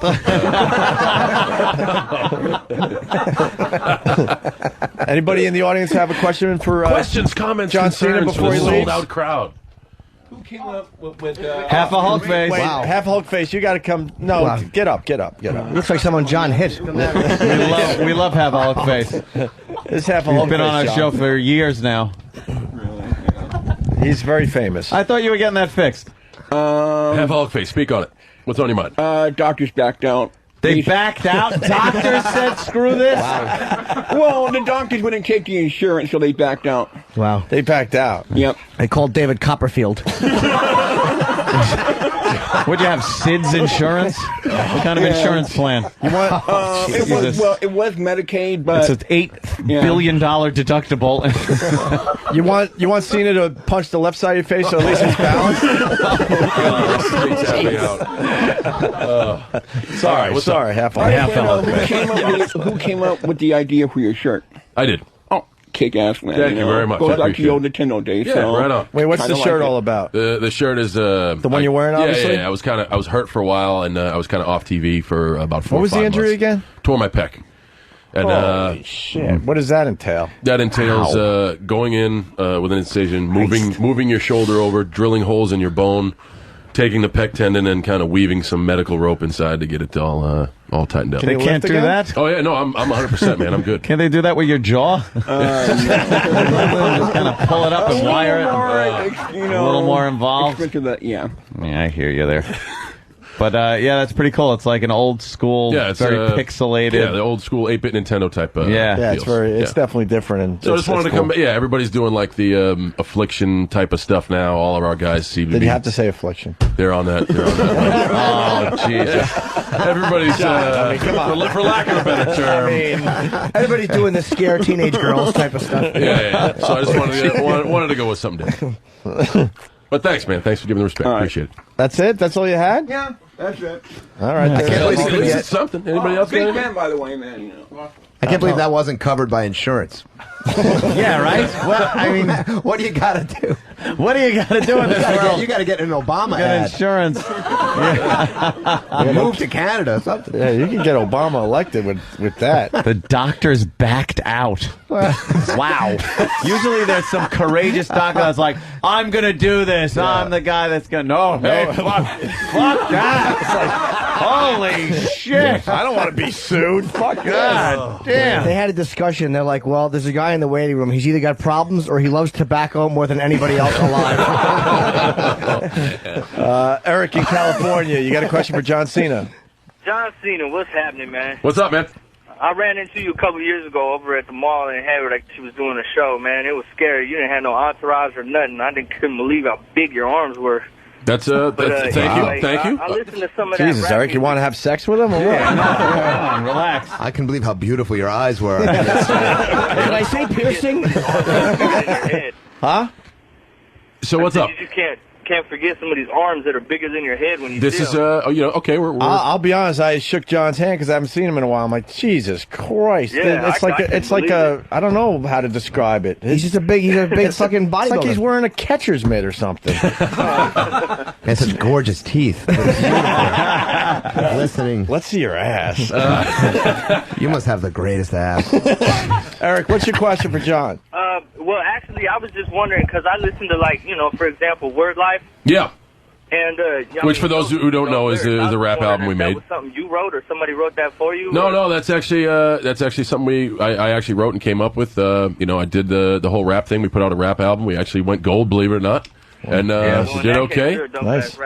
And it's something that I was kind of doing in a phase of my career. I've moved on since, but it's never. Have you always been into rap? Yeah. Yeah, believe it or not. What was the first rap song you liked? First rap song I ever heard was Crushin' by the Fat Boys. That was the first rap CD album I ever got, followed by License to Ill for the Beastie Boys. License to Ill was amazing. Yeah, License to Ill, yeah. Still amazing, Still actually. amazing. It holds up to time for the most part. You got any mixed martial arts desires? A lot of guys like that. Absolutely not, man. I can't. Those guys, I really have nothing but respect for those guys. And it's just it's a different scenario. MMA, you can fight once every only so often.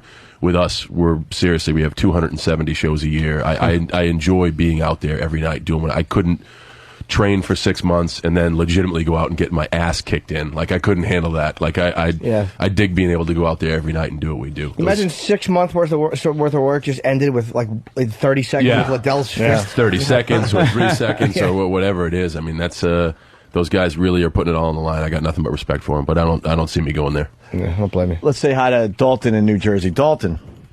Hey, what's going on, guys? Hey, man. Hey, I wanted to ask you a question, John. Yeah, sure. I can tell this is going to be a good one because you're already kind of nervous. I wanted to ask you. I met you one time in person. What do you do, like, if you have like a bad day and you're all just kind of ticked off? What do you kind of do to relax? What do I kind of do to relax? Tip back a few Coors Light, maybe at the local watering hole, usually. Maybe go to an establishment of ill repute if there's one nearby. That's nice. That's always good to relax with. Very good. If I'm actually for real, well, of course. Why not? Of course. You can't just casually say that. We got to get a story or two. I just casually said it. And then you're a lot bigger than me, so fuck it.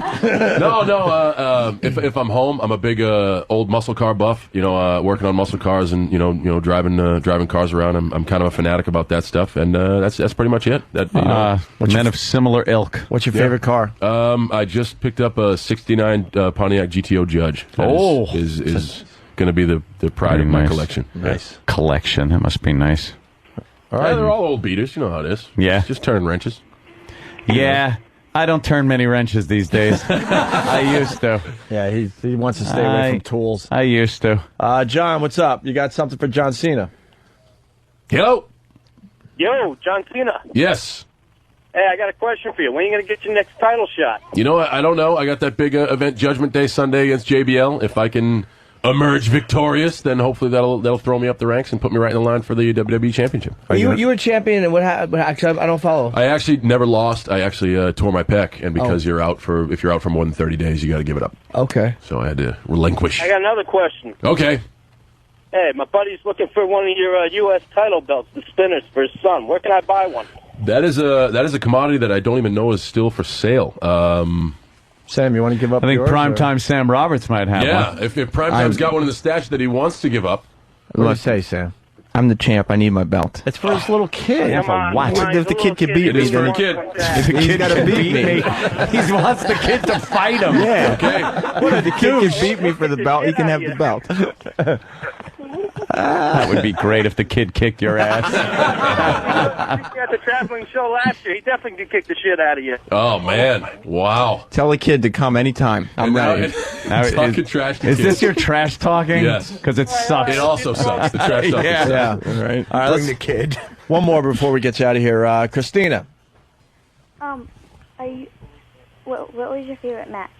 My favorite match, that's a question that people ask me all the time, and that means that's a really bad question. No, but sounds corny as hell, but my Brad and Angelina. My answer is My answer is always the next one. I certainly do love what I do, and every chance I get to go down that tunnel is a good one. That was a bad question. Clever answer, though. He didn't answer it. Exactly. It's like, hey, it's the next one. That's right, What if the man. next one, like, totally sucks, and you're like, ah. And it'll be the next one. It wasn't after the that. next one. The next one after that. There's always another show. Roland, do we have to get him out of here or what? What are the suits are nodding in corporate agreement. Roland's like, here we go. Bring the suits in for a second. You can't Oh, no. Oh, no. Here come the suits. I want a big boo from the audience when they enter. Yeah. They Here are won't the walk in here for less than 10%. Here are the guys. Oh, cool. You guys can do better than that. Come on, give them hell. Yeah.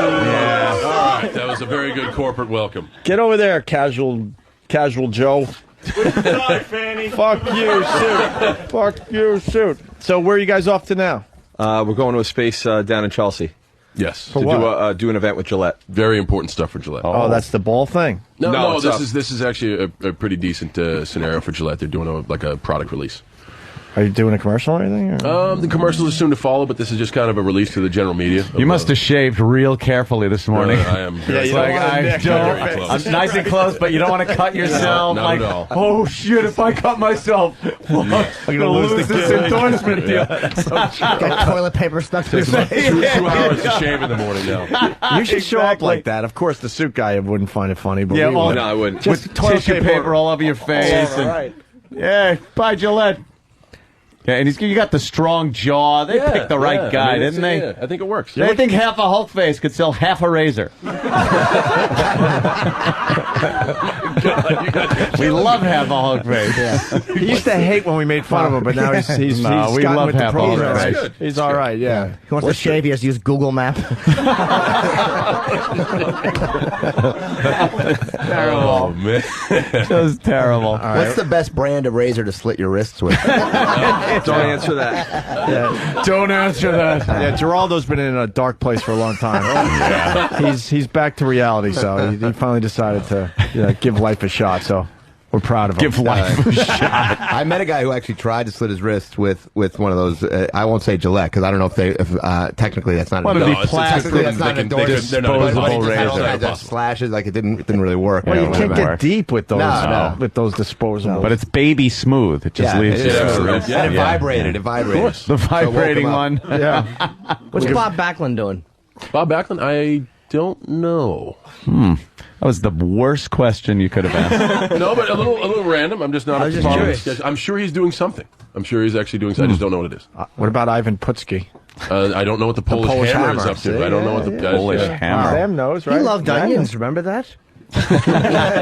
Sam's just smiling at this. Yeah, I know. I'm one of the in guys. Like know. Sam looks and he actually nodded and smiled at Ope for that question. Like, I know, being a wrestler myself.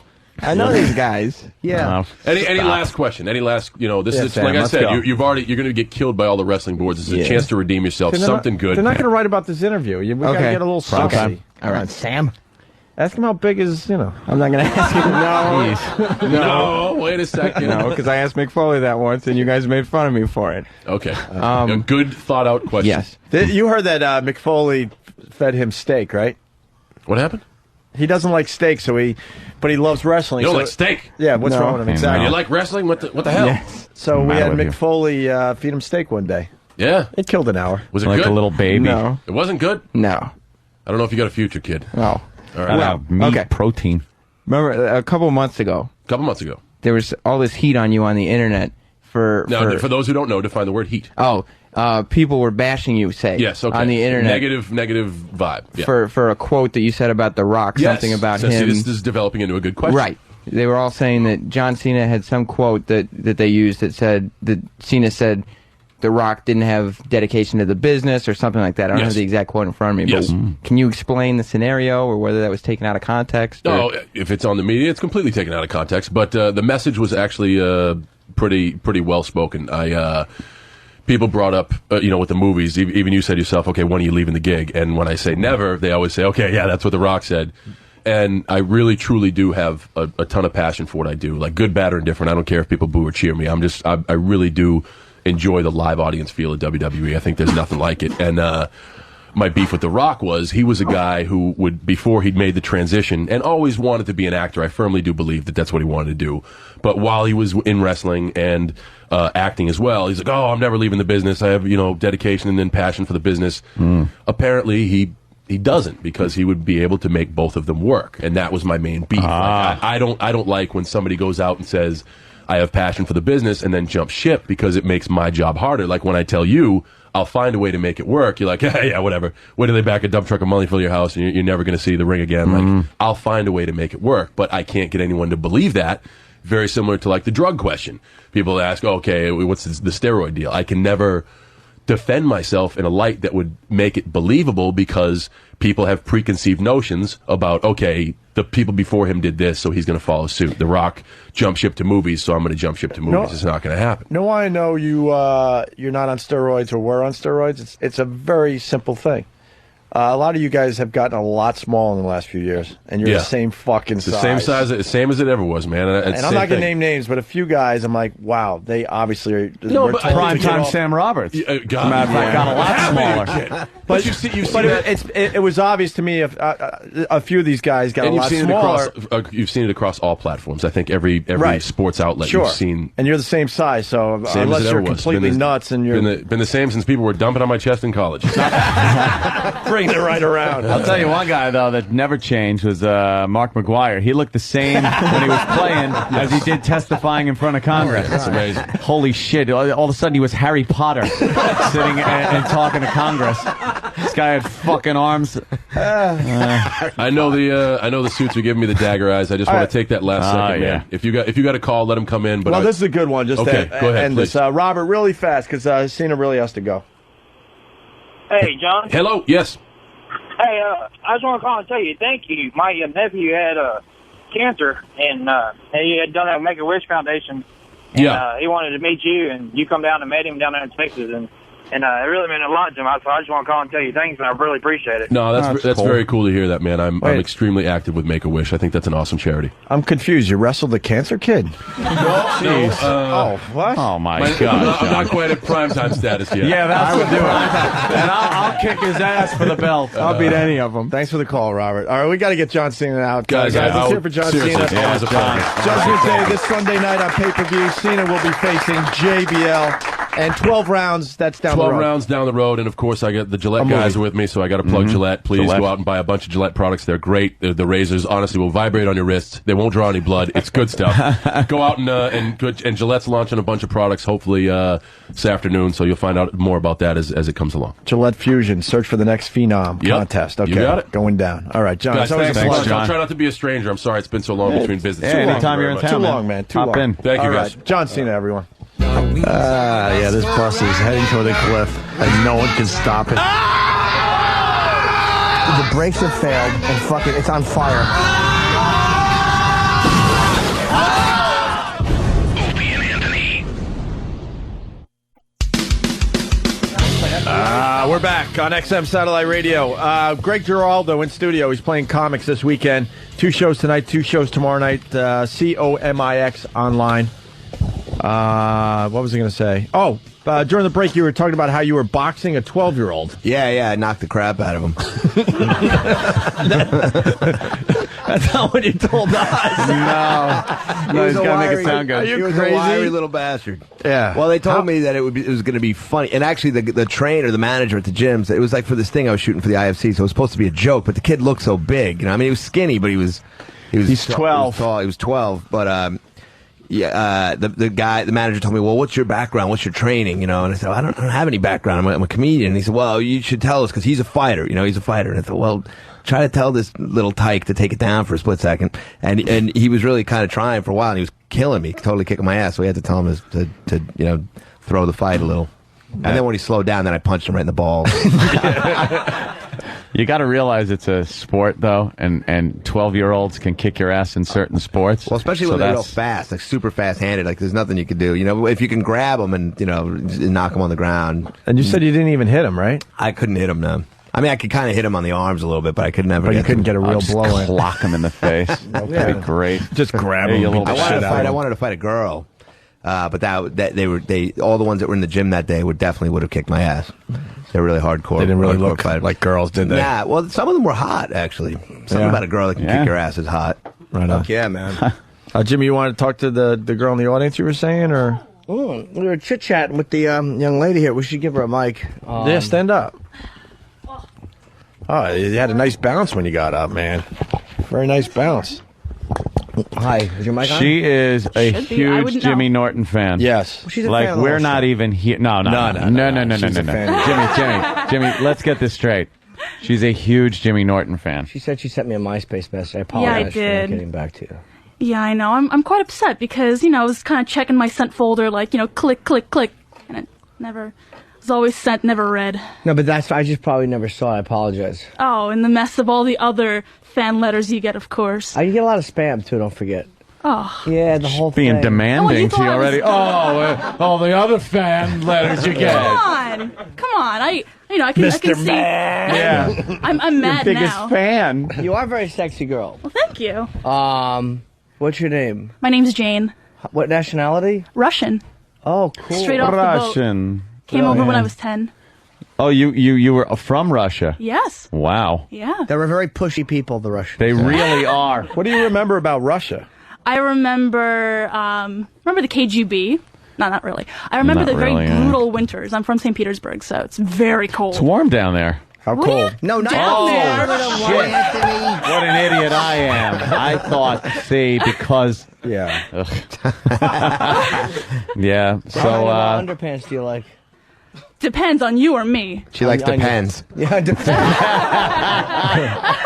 Can you lift up your skirt so Jimmy can see your underwear? No. What? What happened? I No, thought we were no. having I'm not- fun. I didn't will think it was give you gonna be the on the sexy air. for the money. I will I give didn't you think the it was going to be on the sexy. air. I didn't wear anything sexy. Which regular ones? That's fucking nice. You like that? Hell yeah. Well, actually, I was... You have pantyhose on? Yes. It's spankable, though. Yeah, why do you have pantyhose on? I was, I'm texting Nick Carter from K-Rock right now, and I'm like, yeah, they want to put me on the air. And he's like, don't, it's going to be about your tits. And I'm like, come on, they're not going to disrespect me like that. Why was Nick cock blocking? Yeah, why are you your tits? Nick cock-blocking Carter, they Yeah, call why are him. you texting Nick Carter? Oh, just so happens. What did he say? Let me see the text. Okay. How did that get started? Nick and I are friends. Are you You worried? said, let me see the text? I thought you said, let me see the tits. Can you open it up? How old are you? Can't operate a cell How phone. old are you? I'm too busy. I have people do that for me. How old are you? See, we're not even here. I know. Believe me. It's so I right. saw that in a second. Hold on. From Nick Carter. LOL. I'm in shock. They're usually all about that, especially Ant. Jimmy is the greatest guy. Really nice. Oh, thank you. He's right. Ant's a pig and I'm a sweetie. I like that. But What the fuck? I know. Ant's all about that. All about the tits, not me. I am? I like the clit in the asshole. Disrespect. Do you shave? I didn't you're gonna show me, but Yeah. When the mood strikes, yeah. What do you mean Usually the like mood a little. strikes? Well, usually I leave like a little landing strip, but shut up! You know where to land at least. I know where to land anyway. What do you Yeah. think? I'm gonna miss and hit your belly button? I know where to fucking go. I know where to go. Where the smell's coming from. Yeah, even blind guys know where to land. Nick was wrong. You are the pig. You should check that Nick was said wrong. You are fold. the pig. Dumb I'm a landing pig, of strip course. fucking thing. Jimmy, she's got the nose ring. You could hook her on your belt buckle. Yep. No, she's very cute. How old are you? You might be too young for me. 19. Oh, too old. Oh, yeah, you're That was Dakota the old Fanning. dipsy doodle, folks. Yeah, the old. I know you're into Dakota Fanning and everything. That's why you're not wearing a bra. Because you're 19. It doesn't look like you're wearing a bra. I am. Well, pull it down for Jimmy. I mean, No. Oh, don't be a goose of yeah, let's just. No, Nick Carter's orders. I can't. Who cares? Are what you Nick says? banging Nick Carter? Because I've known Nick for a little bit longer than you guys. So what? I know Nick Longer than you. we have? It's an allegiance thing. Wait a minute. I know Nick longer than 19? you know him. You've known Nick since you were like 10? No. I said I've known Nick longer than I've known you guys. So, So- do you bang Oh. Nick? I don't care if you do. I'm not going to say anything. I'm not Oh, going to that's make a any huge comments. yes. Uh-oh. That's a huge. No, come on. I'm not Oh, going to boy. say Oh, anything. boy. Always gives it Did away. you have a big penis? Stop it. You can tell me. I Oh, love boy. Nick. Stop it. No, I'm not going to incriminate Nick on the air. No. All right, just He's- make. Knowing, So it means knowing small. him, I'm going to get like a tech. Like I'm going to. Well, he doesn't listen to the XM show. All right, how about we just do this? No, I'm not. I'm not going to do that. No. Shut up. Did you ever ride ride it? Did you ever ride it and go, "Oh, Father would be so disappointed"? I'm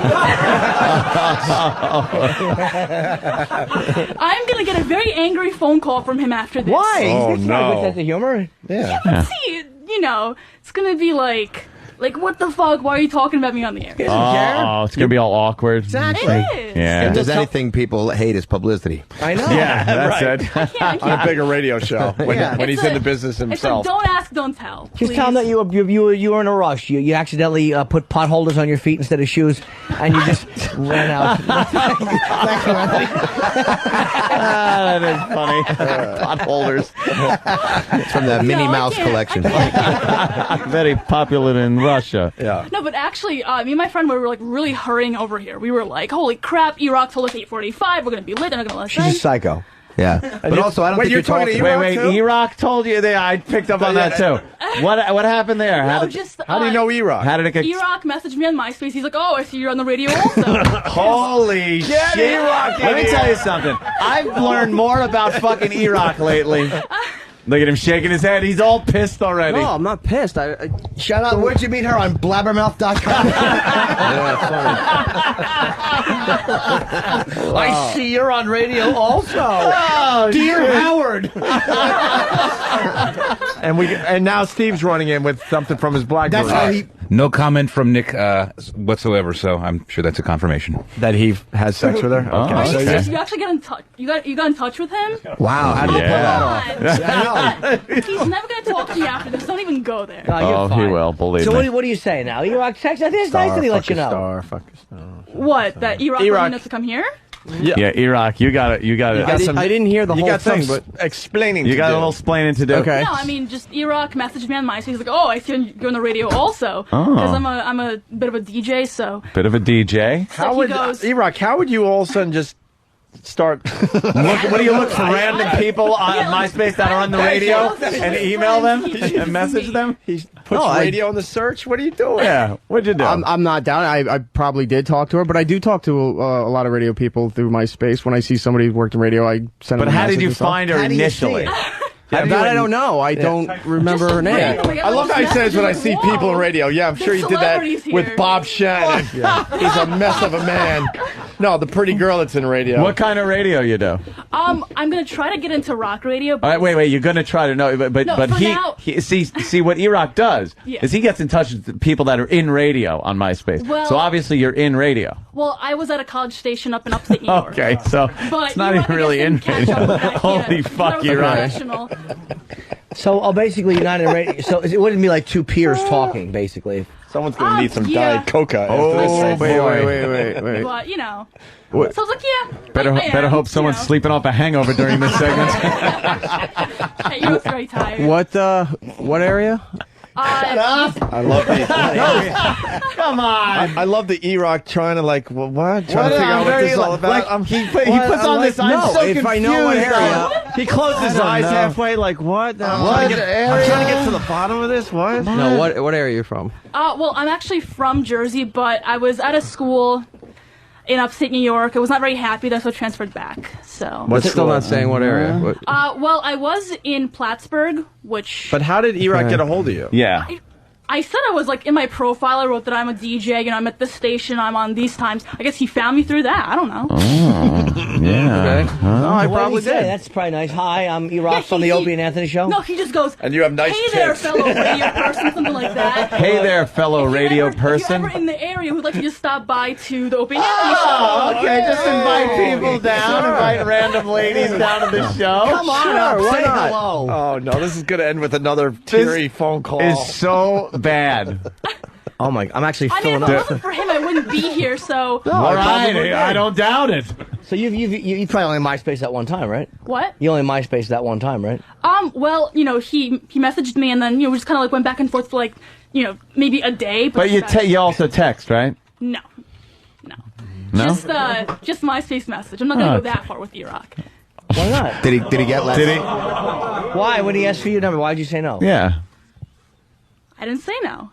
Nothing ever happened. It's just I just kind of stopped replying after a while. got bored. Oh, really? Wow. Okay.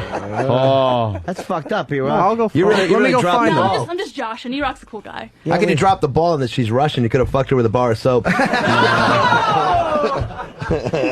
So you just stop on by. Yeah, we should. If you've been MySpaced by E-Rock, please give us a call. Any ladies in radio The innocent victims that have been... You never hear the same story from an ugly dude that just happens to stop by Well, the show. E-Rock just said, come on down. I was checking my MySpace. I've been on, I wanted to get on the radio. I was at college doing radio, and he goes, hey, fellow radio guy, come on down anytime. I'm a young broad from Russia, and That's not E-Rock true. told me to come What? by. That's not true. They're just never vocal about it. You invited her down I've because invited a lot of she's people down here. a cute girl. Well, I guess he's got Probably good that taste. too. Good taste. It's got something else that starts with a G. Goiter? Girlfriend. Gout? Gout. Welcome, all you said. Gut. Come on down to the Opie and Anthony show. Gingivitis.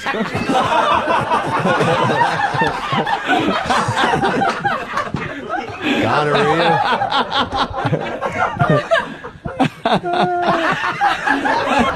He's got an F, actually, not a G. Sorry, I never yes. said that.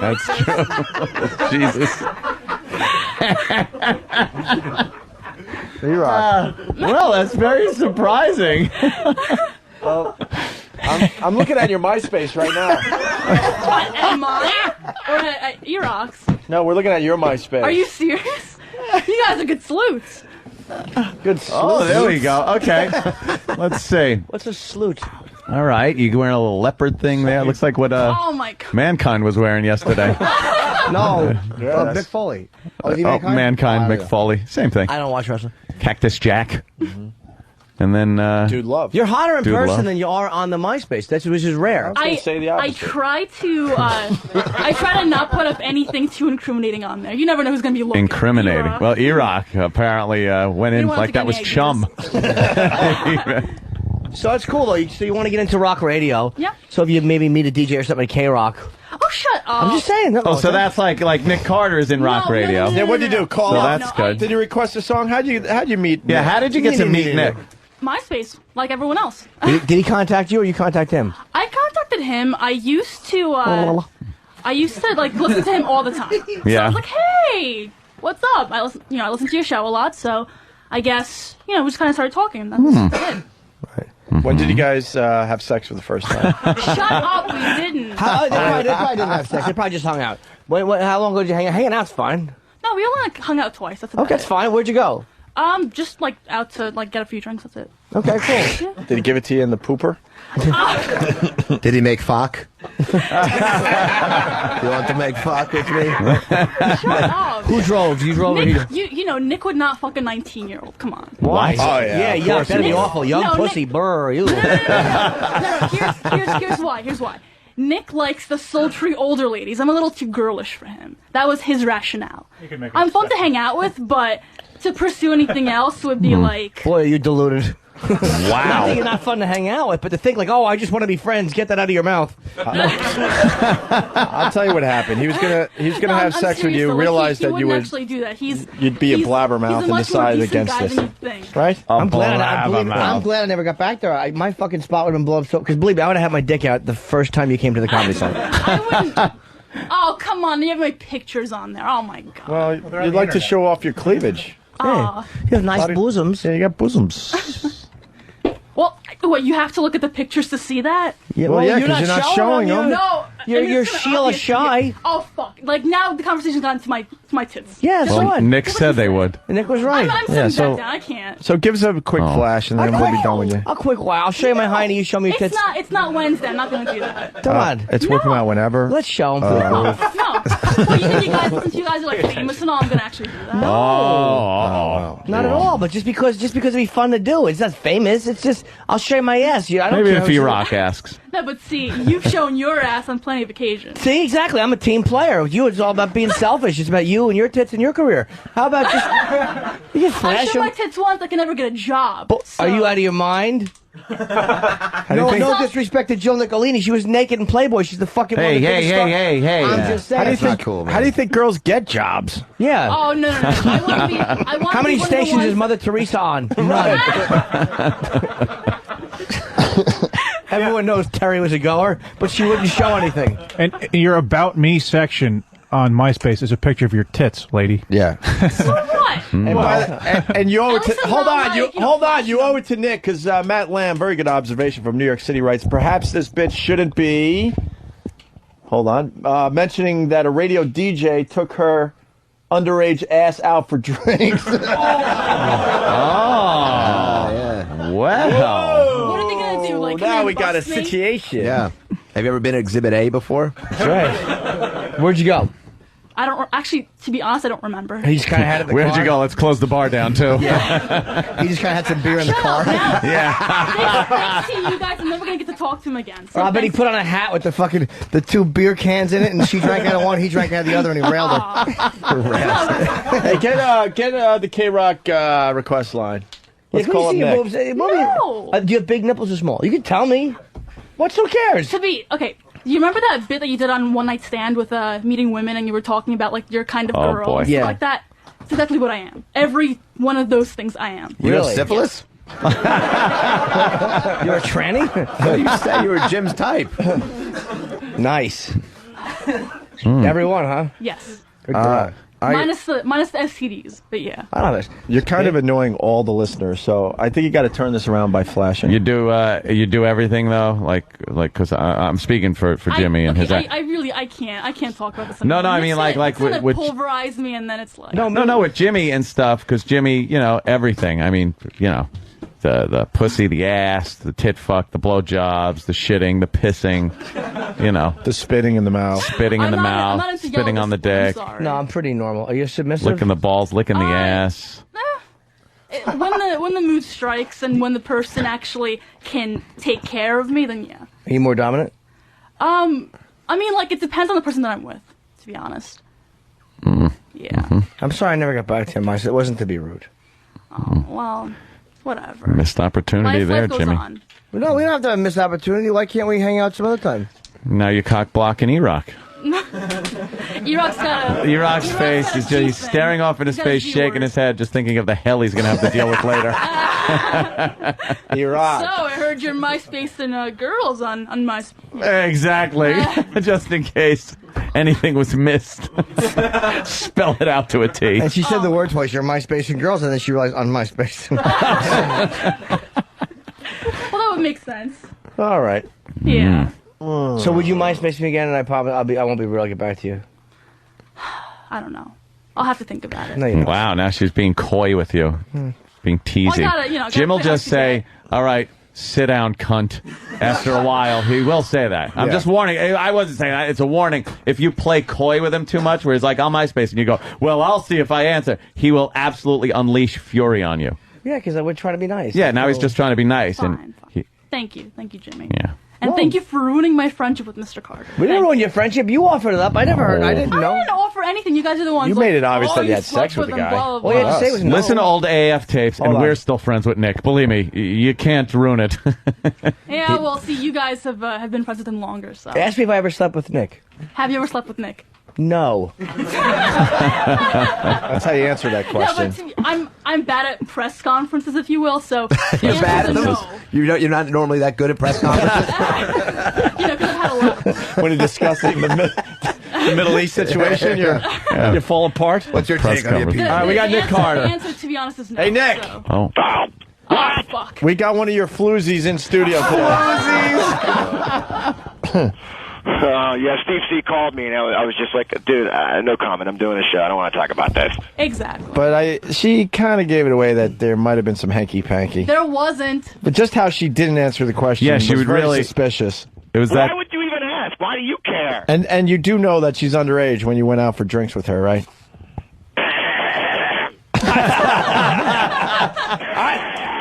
Nick, I didn't... He's hanging up. They hung up. Thank you. Thank you. Now he's going to be mad at me, but you said all this on the air. We, Well, I don't care about the drinks part. Just the fact that you Well, guys are like the alluding authorities to any might, sexual though. hanky-panky. Nah. Hanky-panky, did you say? You guys said it first. No, we didn't. I did. I did. Yeah. I was gonna say I'm a good no. listener. Oh, yeah, I did though. Okay. Oh wait, Nick, we're gonna call him back. Oh, come on. Oh, are we? Don't- Nick. He's on the Nick. show. Nick. Yeah, that was totally my bad. The phone fell. Oh, okay. No, because the second it happened, I was like, oh, fuck, I know how this is going to look. I just want you to know that E-Rock's also messaging her on MySpace, so... Oh, of course he is. I know. She's messaging a million people. I don't care. Oh, wow. Is she really? I said messengering. I didn't say anything else. Yeah, no, messengering. Nick, she's got a little something for you. Yep. No, She's trying to, like, protect her friendship with you. No, I know, because, I mean, you guys are fucking... She sent me a text. She's like, I'm going to go on O&A. And I was like, oh, fuck. I said, it's going to be all about your tits. And she's like, no. And I was like, okay. So I knew it was coming next. It wasn't all about her tits. That's right. They brought it up, if anything. Hey, Nick, are they nice? Well, you're looking at them. I'm not. Good answer. She won't show him, though. Hey, Nick, I think if you ask, she'll show him. Why you guys do this to me? I'm just a fucking black man trying to play Led Zeppelin and pay his school loans. I meet a nice person, you fucking ruin it. So there might be a little that was nice. something here. See, your relationship with Nick's fine. Why don't you go see him? He's doing his show now. Yeah. You don't have to see us. We can get you up there in a second. Nah. She's been up there before, right? Yeah. No? Well, look at Nick. No, don't say that. Not allowed on people. Now, instead of saying no comment, I should just say no. There you go. You learned something. Okay, just in future reference, Jane, no comment basically means yes. Right. All right, now I know. Thank you. Yeah, thank you, Nick. Oh, now you fucking know. You fucks. You don't have to worry that no comment that you're going to go up for perjury charges or anything. It's not. This isn't a court of law. Right. You can just say no and lie even. Just as fucking bad. No. Yeah, you need to take yourself more seriously, I think. Yeah. I'm really bad at press conferences. Press conference. All right, Nick. I'm sure you got something to do, so we'll let you Can I go back to my shitty music show and the shitty station nobody cares about? Oh, wow. Is that a quote? Danny said that. I'm sorry, that was taken out of context. All right, I gotta go, boys. What's the next song you're playing? I don't know. I don't pay attention. Jane says, but... No, I'm playing Foo Fighters. No. All right. All right, Nick. All right, boys. Take it easy, man. Oh, she's smiling like going, aw. Bye. She likes you, Nick. You're still pals. All right, where's Yay. Pat Duffy? No, Pat that's up on Duffy. the air, we're still pals. And then afterwards, he's going to unleash the fury. Yeah. Pat, you like her? I do. Oh, It's got Pat moxie, Duffy. yes. Pat Duffy steps up to the plate. Wow, he was like, I do. Oh, yeah. Is that your type? Yes, absolutely. And Really? What kind of type am I? Well, you're a bit of a bigger girl. So... I mean that. I know. No, I mean it with all due respect. All due respect. With all due respect. I mean it in a good way. Yeah, but when you say someone's a big girl, you gotta You're a bit of a bigger girl. Yeah, but you gotta balance it with a compliment. You gotta go, you're a bit of a big girl, but you don't sweat much for a big girl. This is true. Exactly. Oh, basically what you're saying is she's got youth on her side. She's a little chubby, but she's got youth on her side. Yeah. 10 years. 10 years from now, it could be a major problem. I would look like a fucking Barbie girl. Who said hot? Was that Geraldo? Who said hot, Jimmy? That's fun. She's hot.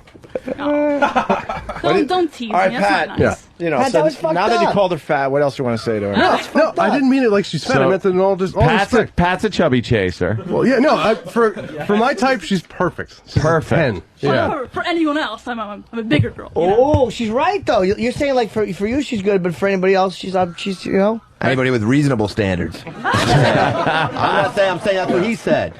He said that, No, Spider. I know. Would you show Pat your panties to see if he likes no, that? I'm but you done did with- just before. I'm done with public appearances. I know no comment means no, and anything I show is gonna linger longer. So No, just show Pat like your panties.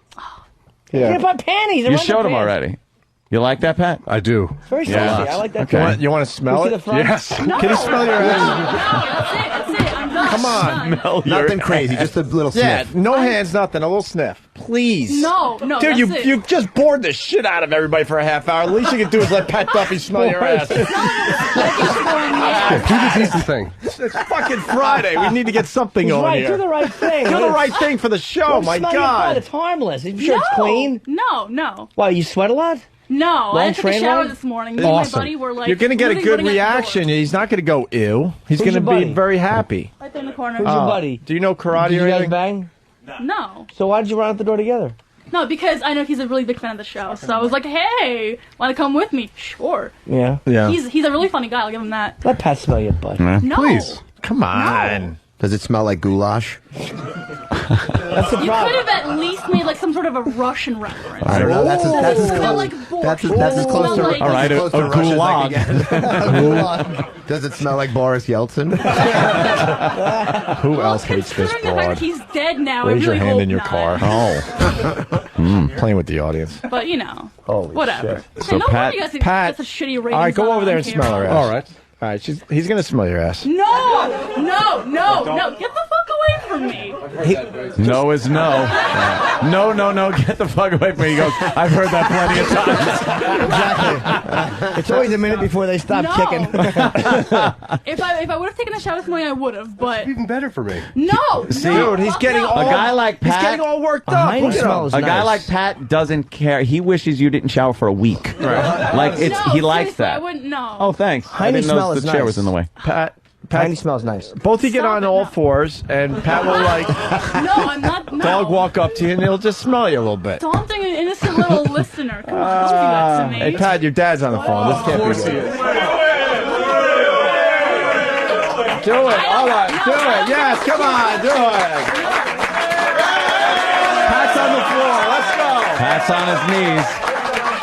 All right, on turn his around knees. and the smell. There it is. Oh yeah, Pat's up in the smell their ass. Pat. Yeah, Pat. Pat. That's incredible. You like it? How does it smell? It's just really like a dirty ass. Oh shit! Does it smell like a little twinge of shit? Yeah, like I told you I didn't shower this morning. That's fucking very good nice. Did you feel a breeze? You like that? You sporting there, Pat? You know what, James? I'm never taking you anywhere ever again. Do you want to smell Pat's ass now? It's only fair. Sure. All right. Oh, little. Wait, babe. Pat's ass. Wow, she took a real Shit, like 20 minutes ago. To be honest, I couldn't smell anything through like the very thick fabric of his. All right. All right, there you go. Oh God. Oh, does it smell like ass? Yeah, it smells like man ass. Oh, Does it really? go figure. It was a man's ass. All Pat, right. you smell like man ass. Well, I'd hope I would. You want to talk to your dad now? Not really. Well, Pat's dad is on the phone. This is never good. Pat's dad, what's up? Die. We gonna throw her in the van and bring her home, son? I sure hope so. Me and you double tag team her. Do you help me with this couch? Yeah. Would you? What do you bring broads home for your dad, Pat? Oh, it's so creepy. Definitely the type to bring home to your parents. I would agree. My mom would love you. All right, Pat's dad, that's it. That's your type, though, right? Oh, absolutely. Yeah. Yeah. Absolutely. Pat likes them a little thicker than just regular. I will never forgive you for that. Ever. That's okay. Uh-oh. I've heard that before, too. Yeah. Hey, Does your Pat. butt really smell? A little bit? What? A little bit it smells? His? No, yours? Mine? I told you I didn't shower. Why, Jimmy wants, you want to smell, Jimmy? No more, no recommend more, it. no more. Are you about a size 14? Jimmy, you're a big fan of Jim's, right? Yeah. Not. Jimmy smell is like a such a No, fan stop it, of no. girl like panty smell. Yeah. Let Jimmy Like do a he would mo- love to No. just get a quick How about a motorboat? sniff. Let Jimmy do a motorboat. A quick step. I'm I'll telling be you, nice. if I took a shower this morning, I would. I wouldn't No, be he interested if doesn't took a need- shower. He's I that wouldn't girl- want to. He's that girl's shit on him. No, I have. That's all of me. It doesn't. He doesn't care about. all of it. All right, go over to Jimmy. You come. I won't touch you. I'll be nice. Go over to Jimmy's Jimmy. good. He won't Bring the even mic, touch. too. Bring the He mic. won't Jimmy. touch. Sweetheart, bring the mic. Bring the mic. So in case you get talk. All right, turn around. Turn around. Give us an hour. We'll be filming a bukkake video. It's nice. It's not bad. You like it, Jim? Yeah, I don't really smell anything. It smelled like pantyhose. I really do think that I've disrespected myself enough just in this one day that in my whole entire life. Why? I think your hiney smells good. I'm giving you a good ass report. Well, I think from you, Mr. Norton, I don't know if that's really good. Oh, trust me, I've had my nose in a lot of asses. I understand. I know a fucking good ass smell. That was like a fucking 4-stop on the train ass. That's not bad. Let's go to cigars and scotch. Cigars and scotch. This is her dad. When I say I want black Russian, I don't mean the grandchild. Oh, man. Poor Nick Carter. Come on. Come on. All right. No need to be mean. No need to be mean. What are you practicing to be a hole on the radio? No need. Oh, guys. Hey, Pat. Yes. So, would you go out with Pat? Is Pat single to start off? And can Pat help her career? Is what she really wants to know. I'm not like that. But I live alone in the basement. Ooh, that sounds very inviting. It is. Would you go out with It's a Pat? success. We'll see. Does Pat bring roses on the first date? No. He brings his dad. My kind of guy. Wait, let me see your tattoos first. All right. It's a fish. Is that it? This is really exciting for the radio. Is this it? Yes. Oh, It's not done yet, though. Who's Scooter? My dog that died. Oh, you're winning some points there with the dead dog. Yeah. Goddamn dog dying. I like that a lot. Fuck, Duffy basically said she's fat and You can't go from calling a girl fat to your dog dying. Hi, I'm Casey Case. He's the only guy that can pull it off and then ask a girl out and she'll say yes, most likely. Oh, most likely. Look, I think you're getting a date here. Trying. All right. By the way, Pat's a master. He called her fat and his ass stinks. She still likes him. And she's ready to rock. By the way, for all future girls stopping by the show, please clean your ass before you come by. That's all we ask. Exactly. Just give the ass a good done a cleaning. disclaimer, in the beginning. With a baby wipe or something. Yeah. Yeah. No, but see, that wouldn't make for very fun radio. That's good. Oh, How about that, Pat? I think you're in. What, you going to ask her? Why don't you make a date? Get on one knee. Come on. I get Jill Nicolini, you get Nikita Khrushchev. Oh my God! Putin just left her. No, actually, that the last name of the new president translates to bear. What does? Really? The guy that's like the president now, his name translates to bear. And that's how you're the president. Yep. Big furry bear. That's what we like in our office. All right, come on, ask me out. Would you? I don't even know your name. First of all. Oh my God! Well, that helps too. Minus 10 points. That's fine. I've been down since the beginning anyway. Would you be willing to accompany me on a fun-filled evening? Maybe perhaps a movie and a dinner, and perhaps a date rape later. You should say yeah if we skip the movie and dinner. Wow. Well, I guess, if you don't even know my name, then yeah, sure. Awesome. Well, how is he supposed to know your name? I don't know. I don't It's even not know like- your it's name. like I said And you've been it on the radio an earlier. hour. He was running around, though. All right. What's your name again? Jane. Yeah. Jane? Yeah. Oh, that's why you said Jane Says. So Nick plays that song. So it's your He little wouldn't secret. actually play it, though. He didn't play it. Well, it's not on the playlist. Exactly. He wouldn't put it on there. Are you a virgin? No. At 19, living in the New York area? Are you kidding me? You're like a social leper. That's a good point. How many guys have you banged? It's in the single digits, but 9.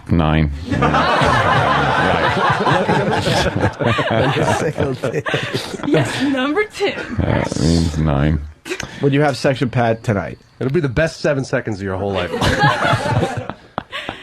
I don't know if I can handle 7 seconds, but no.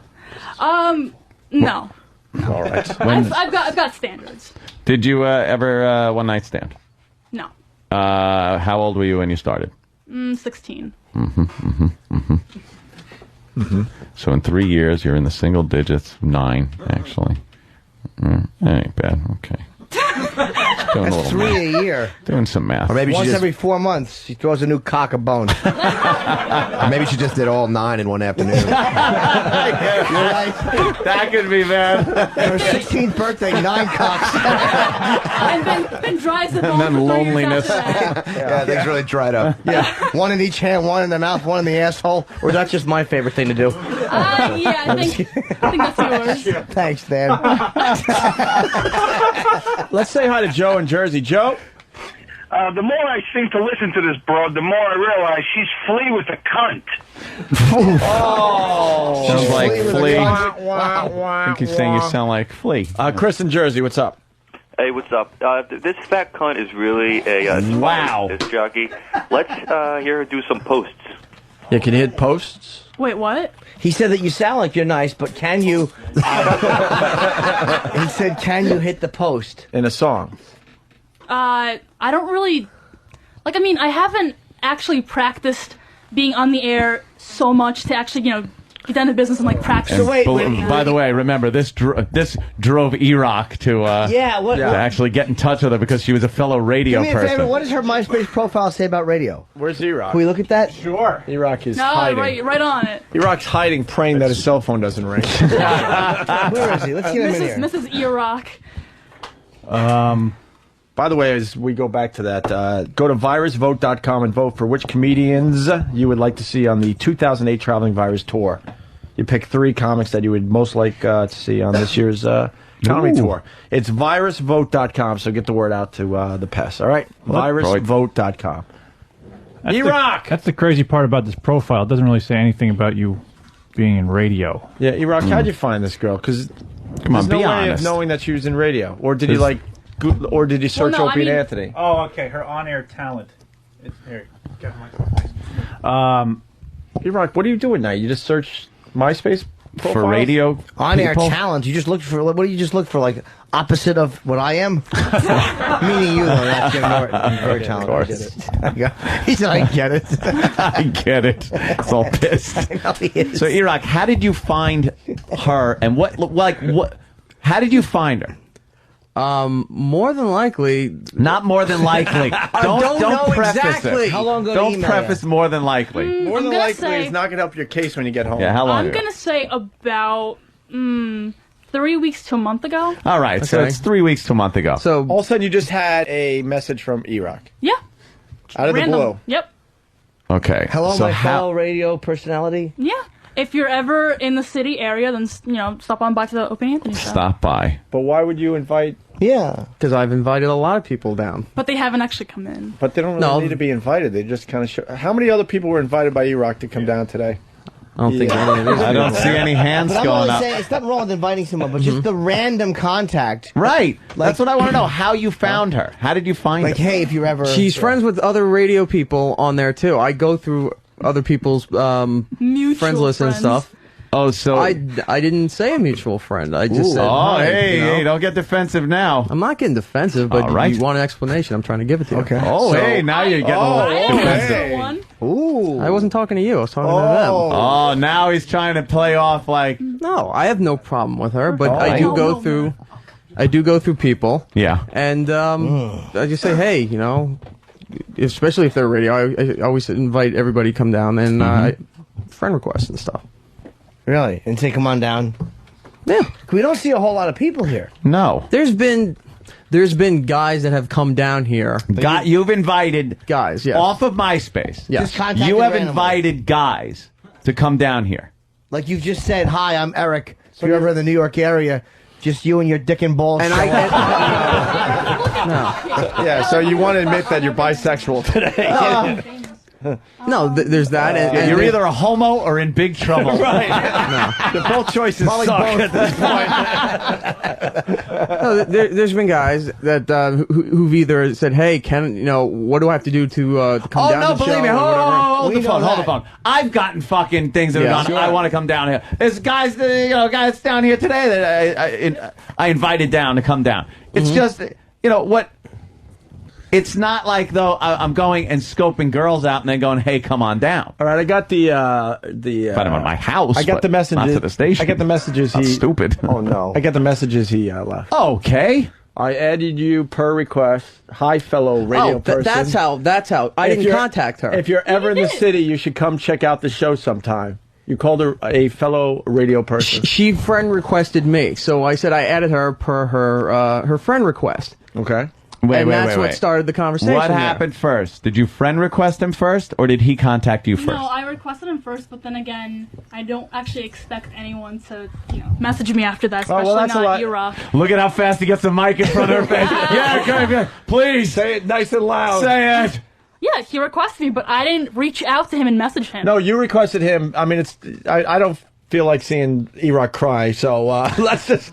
Wait, but you this requested one, him to begin with. This one is pretty obvious that if you ever want to smother me with your fun bags, yeah, that's a little. And then Jane writes, come by the radio show. Then Jane writes, thanks, I'm actually moving back to the city in a few weeks. You mean check the show out as in come into the studio and see it? Oh. Kind of confused. Huh? Yeah, E-Rock goes, yeah, we have studio audiences for the XM portion of the show. Jane says, that sounds pretty sweet. I'll say, how and where can I come by? And then he gives the address. Bring ID and invite anyone else you want to come. Yeah, I never made it out to be anything more than it actually was. You guys did. All right, you can go over there now. Oh, right. Get out, cunt. Walk. Wow. Wow. Better not get used to saying that on the radio. No one's going to tell Get you yourself you're stupid. kicked off. Yeah. All right. I'm just gonna sit back down. I'm Well, what about Pat Duffy, though? So is this date happening? And is Nick Carter going to be jealous? Oh, fuck him. Would you go out with Pat Duffy? We'll see about it.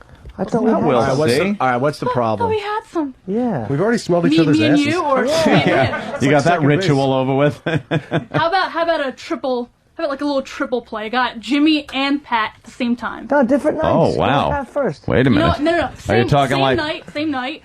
You first, then Pat. Fair enough. Oh, Pat gets sloppy seconds. Yeah. I would enjoy that. I enjoy Jimmy Norton. Pat likes a cream pie, doesn't he, Pat? Naughty Duffy. All right, give me a number, bitch. Wow. I'm just kidding. They're gonna give it to you in Russian. I'm gonna get a lot of very confused phone calls. Getting me all bashful. At least the people on Pal Talk love you, man. Really? What are they saying? Well, you don't want to. Sit the fuck down, shut the fuck up, die. Is Jimmy going for this? Fuck her. Another They're chick jealous, troublemaker. they're jealous. Fuck that whore. Fuck this bitch. Smelly cunt. Wow. Fuck you. Next guest, please. Whip him out or shut up. That's all one person. It's scrolling so quickly, I can't read it anymore. If you whipped him out, you would calm everyone down. That's I for know, sure. But You would definitely calm that woman down. yeah. So No. You could show Jimmy and then Duffy. No, Just turn to the no, side. There's no no. cameras that will No. screen cap you. No, right? No. No more. So if you want to come into the studio, just send a message to E-Rock on MySpace that you work in radio. Yeah, apparently that's how it's done. Yeah. All the time. He'll get right back to you. Short guy, girl, don't matter. All right. Thank you, Jane. By the way, you better fucking log off my MySpace. What? Oh. You better log off my MySpace. Why? You gotta curse and boss everyone Yeah, around? relax, man. Jesus. Why don't you just say, hey, please log off my MySpace? Because that's not what the show's about. It's not about being nice. But you You guys said said it yourselves. you better log off my MySpace. Oh, Okay, then. fuck. What happened? Nothing. Sorry. What happened? Stupid E-Rock has it set. He has to approve all his comments. Oh, come on. Are you going to approve a comment? Yeah. Well, no. Well, Eric's got one pending now about meeting in secret. Yeah. Stupid God MySpace. Hey, send one to Nick that has certain words we can't say. Oh, shit. Come on. All right. She's watching. It's still fun. Yeah, you can sit down now. Thank you. There she goes. It was a good sport. Jane. Yeah, Jane. Wow, she's getting applause from the studio audience. Very weak, by the way. What did her ass smell like, Pat? It was just kind of musty and Musty? It was really good. I really enjoyed it. Yeah. Describing it like a Cabernet. Or a fucking attic. Well, her ass was great. I smelled it, and then there were baseball cards in it. My grandfather left. It's like a grave. Duffy, Jesus. you and your dad ever tag team abroad or anything like that? No. No? No. That would be terrible. Yeah, okay. Just ask me. Line of the daytime? We got tons. Wow, 8 runners up. You guys are so funny. Yeah, that's what it is. Line of the day brought to you by Card Scan. Get all of your contacts organized in just a few seconds. Check out the device that nobody should be without at cardscan.com/radio1. Geraldo, you have fun today? I did, yeah. Yeah, it was a lot of fun, up until this cock tease. What were you hoping for? I was, I've never seen a 19-year-old Russian's tits before, at least not without paying for it, so I was kind of hoping. Yeah, you let everyone down. You know that, right? In the end, you really did. You won't be back. Runner-up line of the day. Maybe I could just do a general hello to Anthony, who lives out in Long Island. Nothing wrong with that. That would be nice. I don't want to speak for Anthony, but I think he's hoping for a tug and a pull. Hey, Opie, shut up. Yeah. You got some phone calls to make, huh? Yeah, I think so, Nice. How it goes. Another runner-up line of the day. Or maybe I'll have to fly halfway across the country to see her family. Oh, that's right, that was you. All the way across the country. Yeah, it was all the way. All the way. Yeah. Oh, sorry. Yeah. Damn, I screwed that up. That's all right. I tried to jab him and I get nothing. That's all right. It was actually true. I did fly cross country. You did? Yeah, well. How was that? Better than having him over. Jimmy's always good with a zinger. Another runner-up line of the day. Also a debris spill, lots of delays here, taking out the left lane. Traffic is definitely going to linger longer. Let's check into the LIE. It's fucking funny. You're just throwing friggin' show references out there. She's perfect for you. Future wife, she's a funny gal. Yeah, funny. I like that. Another runner-up line of the day. Lighting changes. Sure. Great. Keith in the background crying. Lasers. A little fan blowing. Yeah. Who? Glad that slipped through. Who do you think you are? Nick Carter? No. Carter? Another runner-up line of the day. Back in the day, we used to get these stand-ups of you guys wrestling and stuff. Yeah. And we had this guy, Crazy Jim at AF. Oh, he would Christ. put his cock and balls through the crotch of those things and Cut a hole in and pull his junk through and walk around with it. And go, hey, how you doing, guys? The WWE glory hole. Yeah. Who was it back then? Do you remember which wrestler it was? Jesus Christ. I don't think it was China. Yeah, right. that was Geraldo, right? Yeah. Comics tonight and tomorrow here in New York City. Comix.com. Where are we at? More runner-ups? Yeah, 3 left. Oh, my God. Another runner-up line of the day. He also had the steak martini thing that, Yes, that you guys were it giving was- away at WrestleMania. It was steak, mashed potatoes, and gravy in a martini glass. And Yeah? he was just downing them. Yeah. There was a line. It wasn't just me, but they were delicious. Right on. He was Thank loving you. them. Right on. I wish that kid would have taken a dump on your shoulder. That would have been Couldn't be great. any worse than what's on there now. Perfect, Jimmy. Goddamn perfect. Very nice. Oh, my God. Another runner-up line of the day. He could so tell this story. Yeah, there's not a bad story at all. Just don't mention names. Okay. Say it's people, it's this, it's that. Just say somebody who made the worst decision of her life, and a couple of other people. Fucking E-Rock. One more runner-up. Well, I guess he's got Probably good that taste. too. Good taste. It's got something else that starts with a G. Goiter? Girlfriend. Gout? Yeah. Gout. Welcome all these Gut.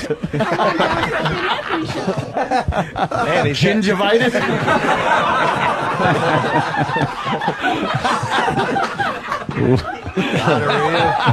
That's nasty. Is that it? Line of the daytime? This is it. The big one. Cardscan.com/radio1. Here is your line of the day. Here comes line of the day. Line of the day.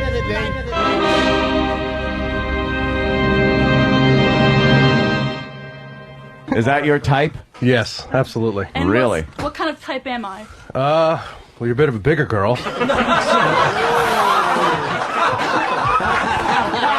I mean that. I know.